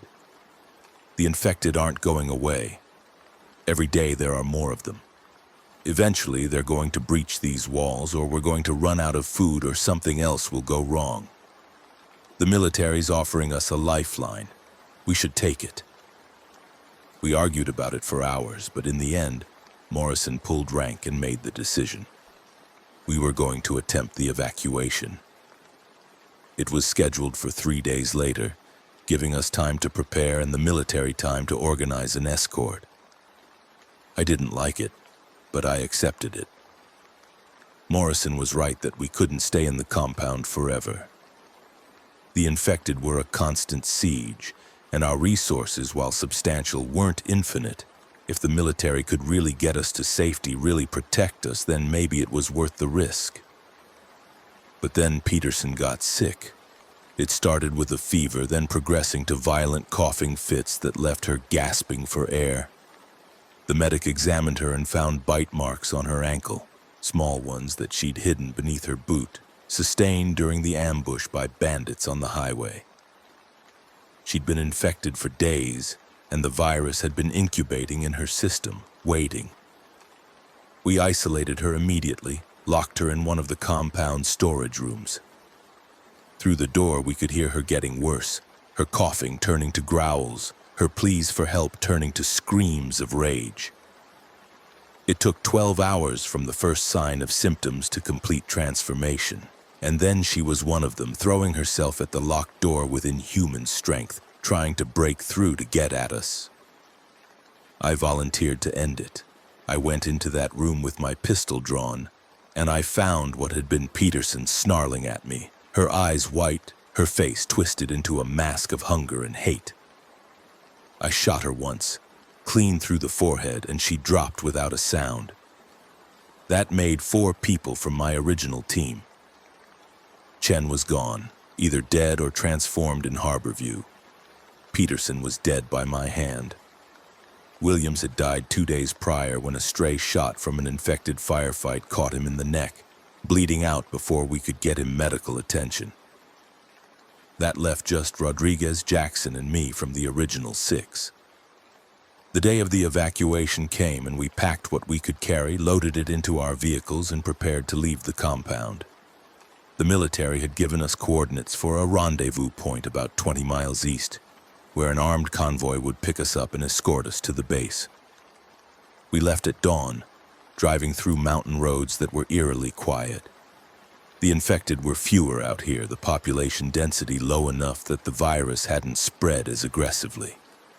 But they were still present, shambling figures that we saw occasionally in the distance or lurking near abandoned buildings. The rendezvous point was a highway rest stop, and when we arrived, the military convoy was already there. 3 armored personnel carriers and a pair of Humvees, all heavily armed. Soldiers in NBC suits were manning defensive positions, and they waved us in with efficient professional movements. A captain stepped forward to meet Morrison. "You're the Seattle survivors?" "That's right," Morrison confirmed. 42 people, mostly law enforcement and civilians. We were told you'd provide transport to the eastern camps. "That's the plan," the captain said. "But we need to screen everyone first. The virus can incubate for up to 48 hours before symptoms show, and we can't risk bringing infected individuals into the evacuation camps." "How do you screen for it?" I asked. The captain gestured to a medical tent that had been set up. "Blood test. Quick and dirty, but effective. Anyone who tests positive gets quarantined. Anyone who tests negative comes with us." The screening took 3 hours. One by one, every survivor gave blood, and the military medics ran it through some kind of rapid response test. Most people came back negative. But 6 people tested positive, including 2 children and their mother. They weren't showing symptoms yet, but the virus was in their blood, and that meant they were dead people walking. The mother begged, pleaded, said there had to be a mistake, that her children were fine. "Look at them, they're healthy." But the test didn't lie, and the captain was unmoved. The 6 positive cases were separated from the rest of us, put into a separate vehicle that would take them to a quarantine facility. "What happens to them there?" Morrison demanded. "They receive palliative care until they turn," the captain said bluntly. "Then they're euthanized humanely. I know it's hard, but it's the only way to prevent spread. We can't risk the virus getting into the camps." Morrison looked like he wanted to argue, but what was there to say? The captain was right. Bringing infected people into the camps would just spread the virus further, kill more people. It was harsh, brutal, but logical. The mother and her children were taken away, along with the other 3 positive cases. I watched their vehicle drive off toward some quarantine facility, and I wondered if humane euthanization was really what waited for them there, or if it was something worse. But I didn't say anything. I just got into one of the APCs with Rodriguez and Jackson and the others who'd tested negative.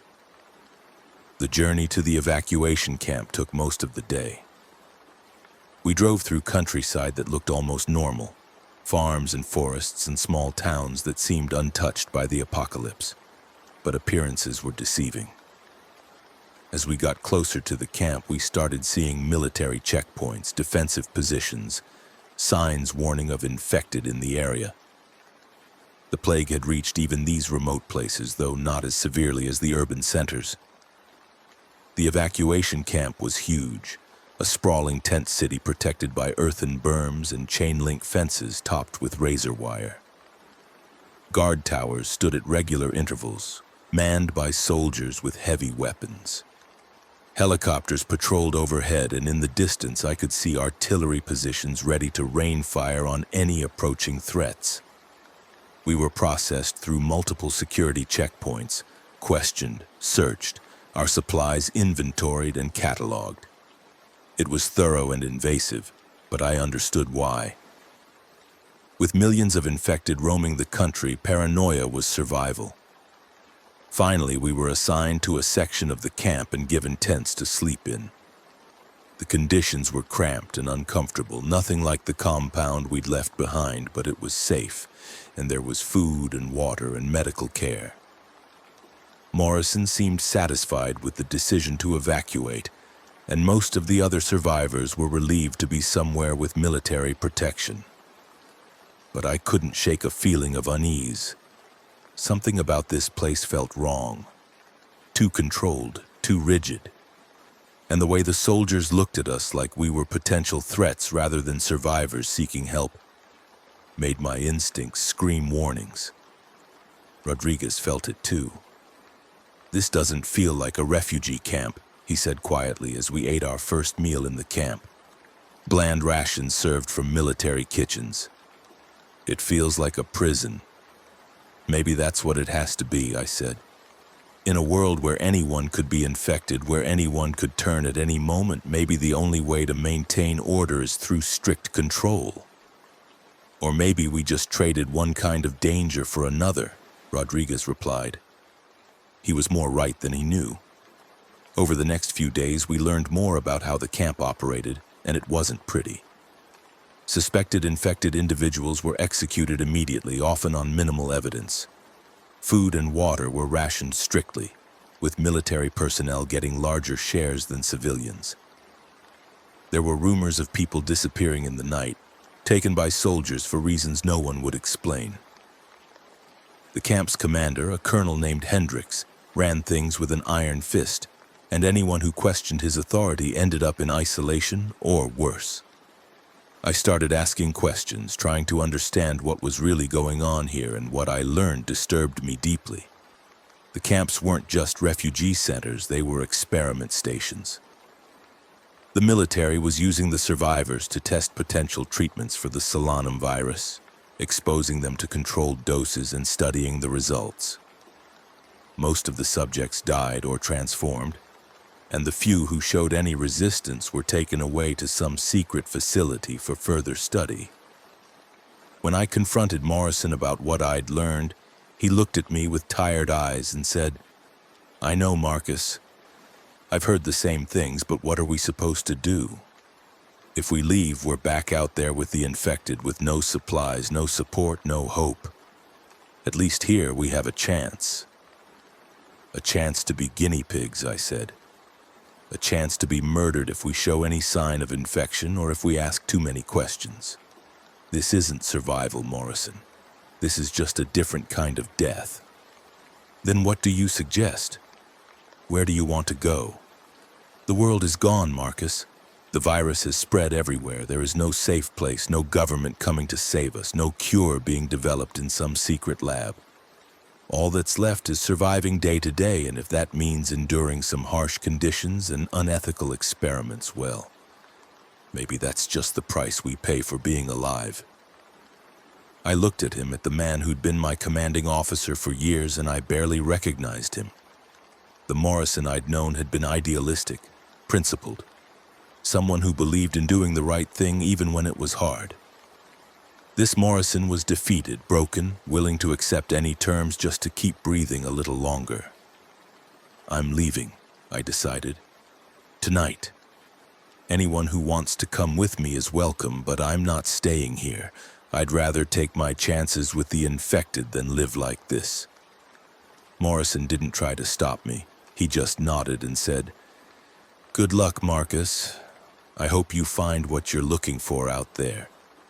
Rodriguez and Jackson both chose to come with me, along with a dozen other survivors from our original group who'd also been growing uncomfortable with the camp's conditions. We slipped out after midnight, using our law enforcement skills to evade the perimeter guards and get past the fence line without raising an alarm. Once we were clear of the camp, we stole a vehicle from a nearby checkpoint. Justified theft, I told myself, since we were running for our lives, and headed deeper into the mountains. We had no plan, no destination, just a need to get away from Hendricks and his nightmare camp. We drove for hours through darkness, using the vehicle's headlights to navigate winding mountain roads. The infected were sparse out here, but we encountered them occasionally, shambling figures that wandered into our headlight beams. We ran them down or swerved around them, conserving ammunition for when we'd really need it.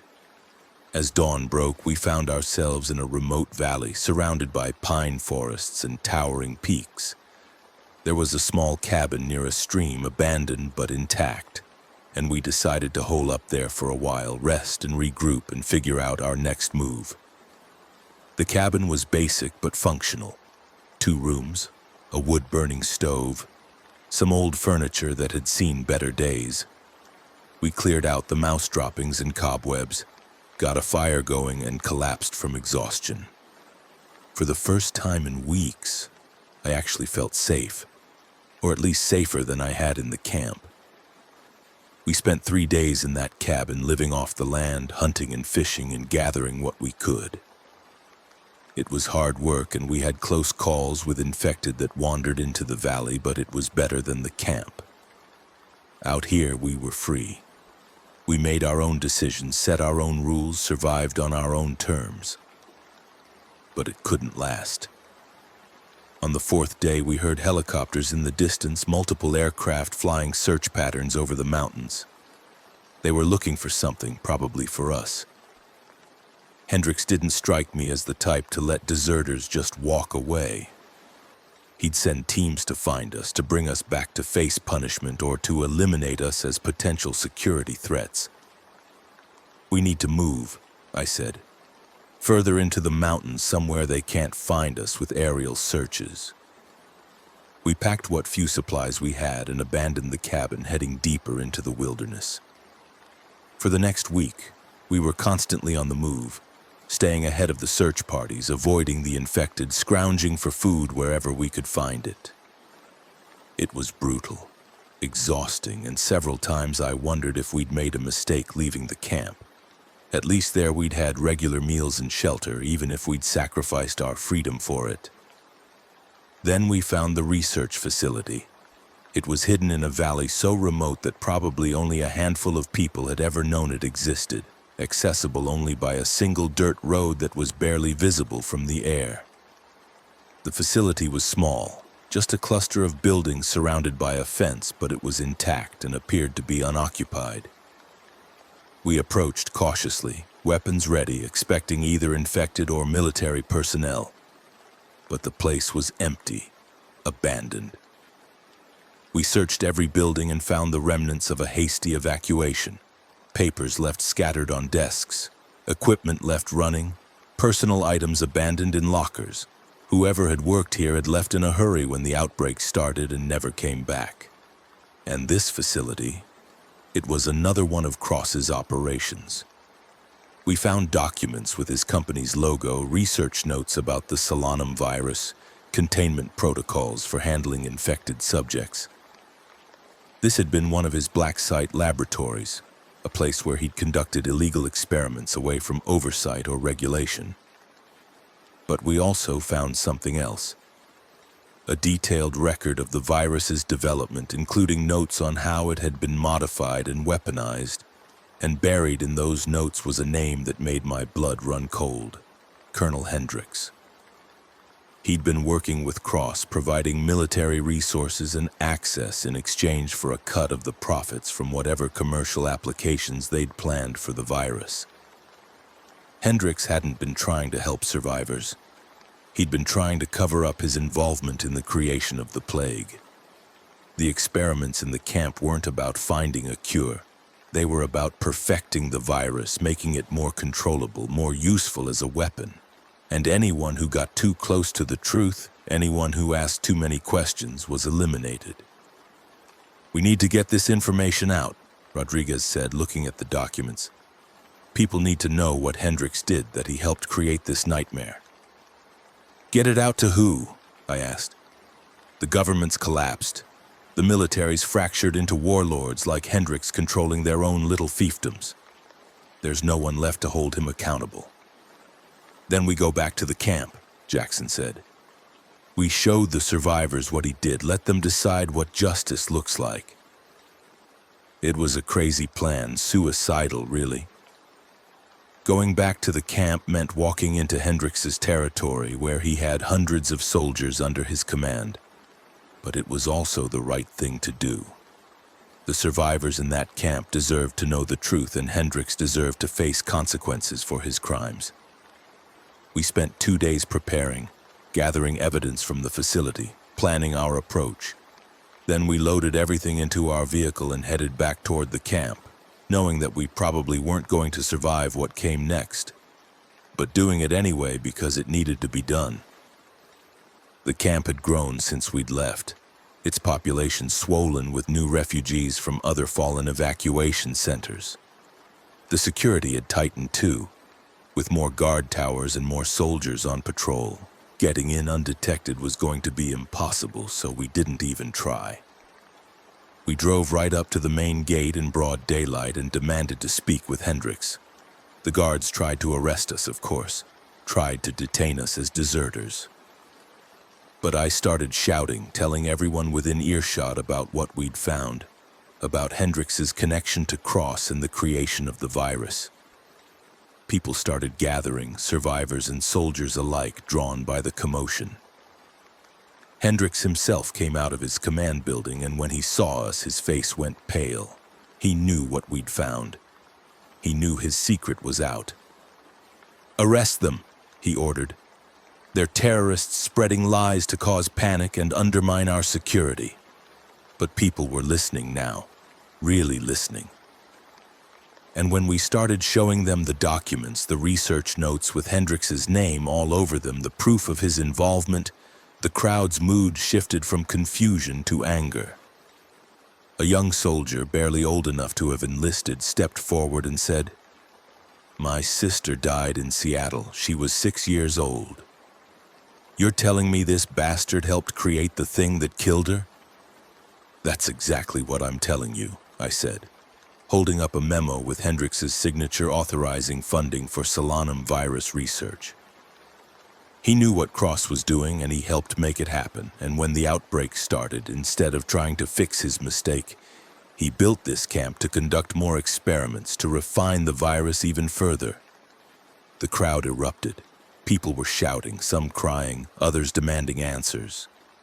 The soldiers looked uncertain, their weapons lowered, unsure whether to follow Hendrix's orders or join the revolt.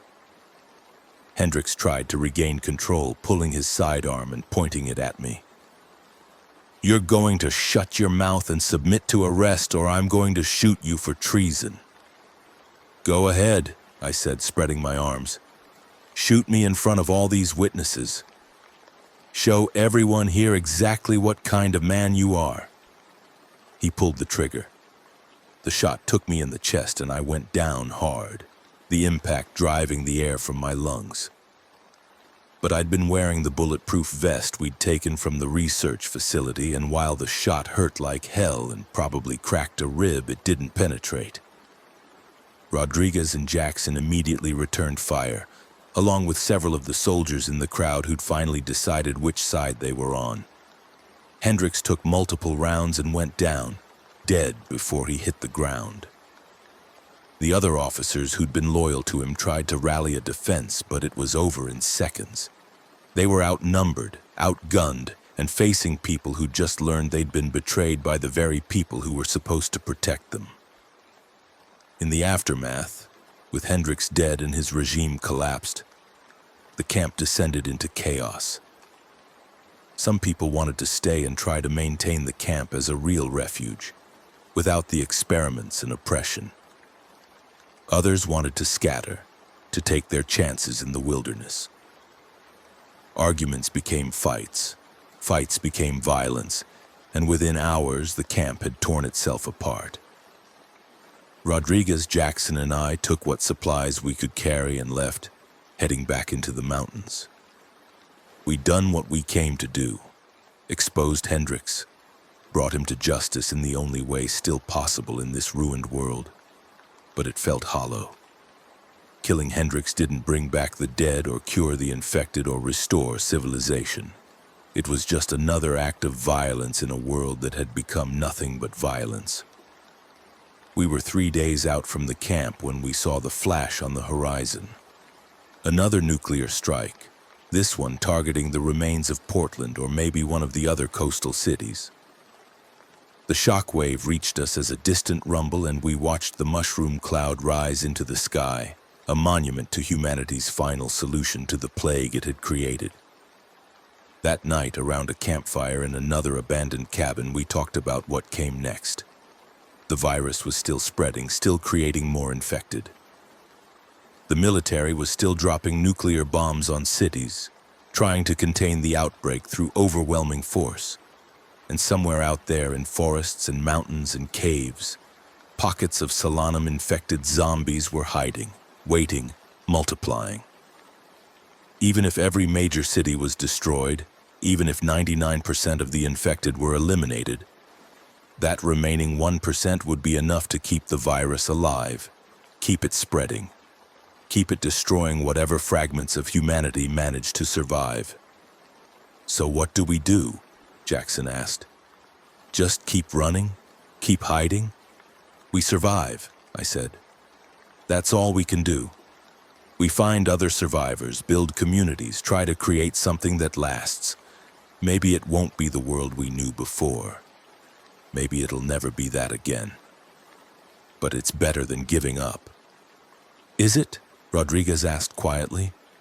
Sometimes I wonder if the people who died quickly, back in Seattle when everything first went to hell, if they weren't the lucky ones.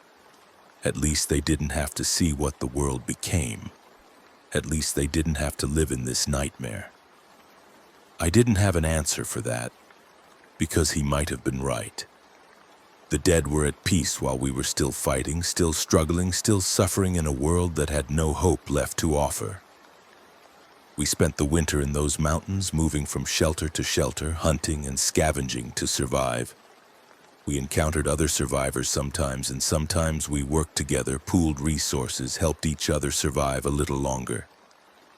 Other times we fought them, competing for scarce supplies or defending ourselves from bandits who decided that might made right in this new world. The infected were always there, never in huge numbers, but always present, always hunting. We'd see them wandering the forests, their frozen flesh making them sluggish in the cold but no less dangerous. We'd hear them at night, their calls echoing through the valleys. And we'd fight them when we had to, our ammunition dwindling with every encounter, our weapons wearing out from constant use. Spring came, and with it a brief period of hope. The thaw brought new growth, game animals returning to the forests, streams running with clean water. We found a valley that seemed relatively free of infected and settled there, building shelters, planting gardens, trying to create something permanent. But the infected found us eventually.